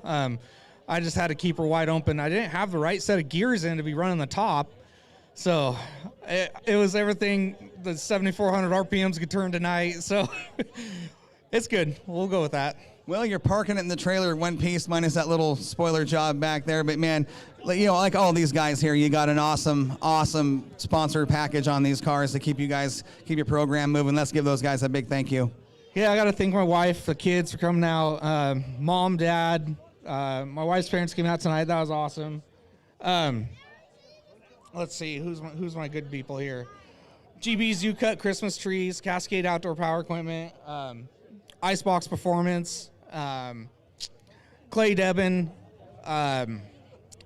FTF, who else am I freaking? Side Oiler Transport. Yeah, that's it for now. Got Icebox. We'll do Icebox twice. Raider Spy House. Thank you, guys. Heck of a run for third place, man. He earned it. It was a great show. Corey, great job of driving the number 71. Thanks for coming out. We're going to move down the line and talk to our Moxie Media Modified feature winner, Rick Wyatt. Wyatt filling in for the Jimmy Owen, the car owner, in the number 38. Rick, I was talking to the crowd. I know we had a conversation, the three of us, earlier about the changes you guys made to this car in the shop on the scales for hours and everything you guys did. It paid off because this race car was a different animal tonight. Yeah, it was way better. It was pretty nice. We put on scales last night. It was 150 pounds of negative bite. That's not what you want on a dirt track. I mean, but watching the car, you know, the forward bite didn't look like, I mean, they always had a lot of forward bite, but watching the car through the turns was like night and day. Incredible job of what you guys did on this thing to get it through the turns. And once you figured out how to get that car entered down there in turn 3 and get the rotation and drive off, excellent job. Well, thank you. You know, I always say it's different from a late model, you know, but and this is a different beast after that too. So, you know, street stock's been fun. I appreciate Jimmy, you know, allowing me to drive this while he's out for a little bit. But it's been a blast so far, and hopefully we'll get to do it some more for a little while. Well, you had to have a good time. I mean, you're back on the G60 tires, you know, coming off the late model into the street stocks, which are on the same type of tires. So the transition probably it's not a whole bunch of difference, but going from the street stock to the modified, let's talk about that. How different do you drive those cars? It's completely different. You've seen me turn this one way early in the corner. Street stock, you can't do that, you know, and it grabbed a hold of the bottom and the grip and everything else, and it actually went forward and it felt nice. You know, I kind of got sent to the principal's office after the race for keeping the guy up in the along the wall on the start. So there's some tricks, unfortunately, that the late model guys teach you as you're growing up and learning, and I started late. So, you know, it's something that a lot of guys don't do. There's nothing wrong with gamesmanship. I do the same stuff when I'm on the track and the karts. I mean, that's part of the game. Sometimes you get caught. Tonight, the race director saw what was going on, had to call you out on the radio, and, you know, but it wasn't dirty. It was just, you know, I know Scott Lehman he was probably up there going, all right, Rick. Yeah. He was, you know, that's part of the game. That's part of it. But a win tonight for the 38, and just impressed with what you guys have done with this car. Jimmy, I know you and I talked when you guys were signing out, and you were laughing at, I said, how much did you guys change? He says, we changed everything but the paint. Yeah, we did. I got to thank Rick for helping out and adjusting on the car, and we're just going to keep going at it here and see if we can get some more. Well, huge strides on this car. It definitely looked like a different animal from last week to this week. I know you got some sponsors you guys want to thank. Who's doing that? I got to thank Ink Nation, Auto Service Express, Cornwell Tools, Ben Reeder, Alpine Fence, Fountain Gutters, and Owen Custom Smoke. Heck of a job of driving, Rick. I think we're going to see more of this later on in the season. Your feature winner in the Moxie Modifieds, Quick Rick Wyatt, the number 38. Down the line for our final interview of the night, Rent Winup. I'm telling you, this is the 7th win of the year for the 75. I think it's win number 7 out of 8. Yeah, I believe that's right. Unbelievable. You know, we watched this car, and you did not put this car on the bottom half of the racetrack. I don't think the entire time in the feature. You kept it up in the dark stuff with the right rear tire in the dark line, the forward bite. Do you realize in the feature you were touching the 15-second brackets? Wow, no, I hadn't even looked at the lap times yet. It did feel good. I felt like once I moved up, I was getting a good run off the corner, and I could tell I was closing the gap on Frank before the yellow came out. So I thought we were going to get to him regardless, but that yellow kind of just put it into my lap a little bit more. Oh, no doubt about it. The forward driving this thing, and it's just so smooth watching this car in that middle groove up where you were on that tack line was just, I mean, the car would go in, it would set, and it would just forward all the way out. It looked easy. I mean, I know you had your hands full. When you get a racetrack like that, it gets a little more physical because it's not so much finesse, but man, incredible job with what you guys do in this race car tonight.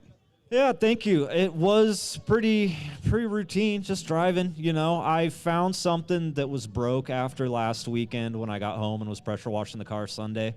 So I think getting that fixed kind of got us back on track where we were earlier in the year. But yeah, it was a great night. That little bit of moisture on the track really brought the top around, and if you were brave enough to get up there and figure out how to make it work, it definitely paid. Let's talk about the sponsors in the 75X. Another big win. These guys have got to be proud of you, Clay. Yeah, I got to thank Hoosier by Yak, Whistler Construction, Newport Cafe, Sasquatch Skins, Hannah Katz Realtor, Shoreline Smoothies, Tires by Les Schwab in Lincoln City, Showtime Graphics, Warhoop Motorsports. Got to thank Daryl for giving me the opportunity to wheel his hot rod. You know, we're having a lot of fun. I'm glad to light the fire back under him, you know. I think he was getting pretty wore out, about ready to be done, and I think we're making moves on more things and new things for next year that we're pretty excited about. So we'll just keep whittling away at it and having a good time. I wasn't going to say anything. You already did, but I'm hearing rumors. Heck of a job of driving the number 75X. Another feature win in the Cabinet Guys Limited Late Models. Daryl, you got to be proud of this guy. You put one heck of a driver in this car. Excellent job of driving. Race fans, gates open tomorrow at 10 o'clock. Show starts at noon. The Trash and Crash Spectacular. Come out and join us. We'll see you at the races.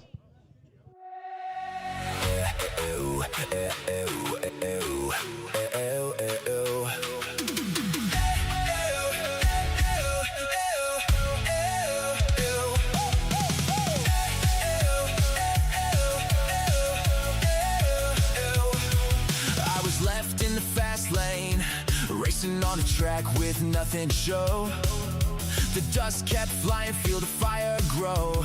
Gray skies rolling, but we're good to go. But if you close your eyes, does it almost feel you're already there? And if you close your eyes, do you feel the speed in the air? Ready to race, we're never gonna quit. Caught up in the thrill of the ride, we won't miss. We'll have it, we're taking the lead tonight. Running full throttle, let's light up the sky.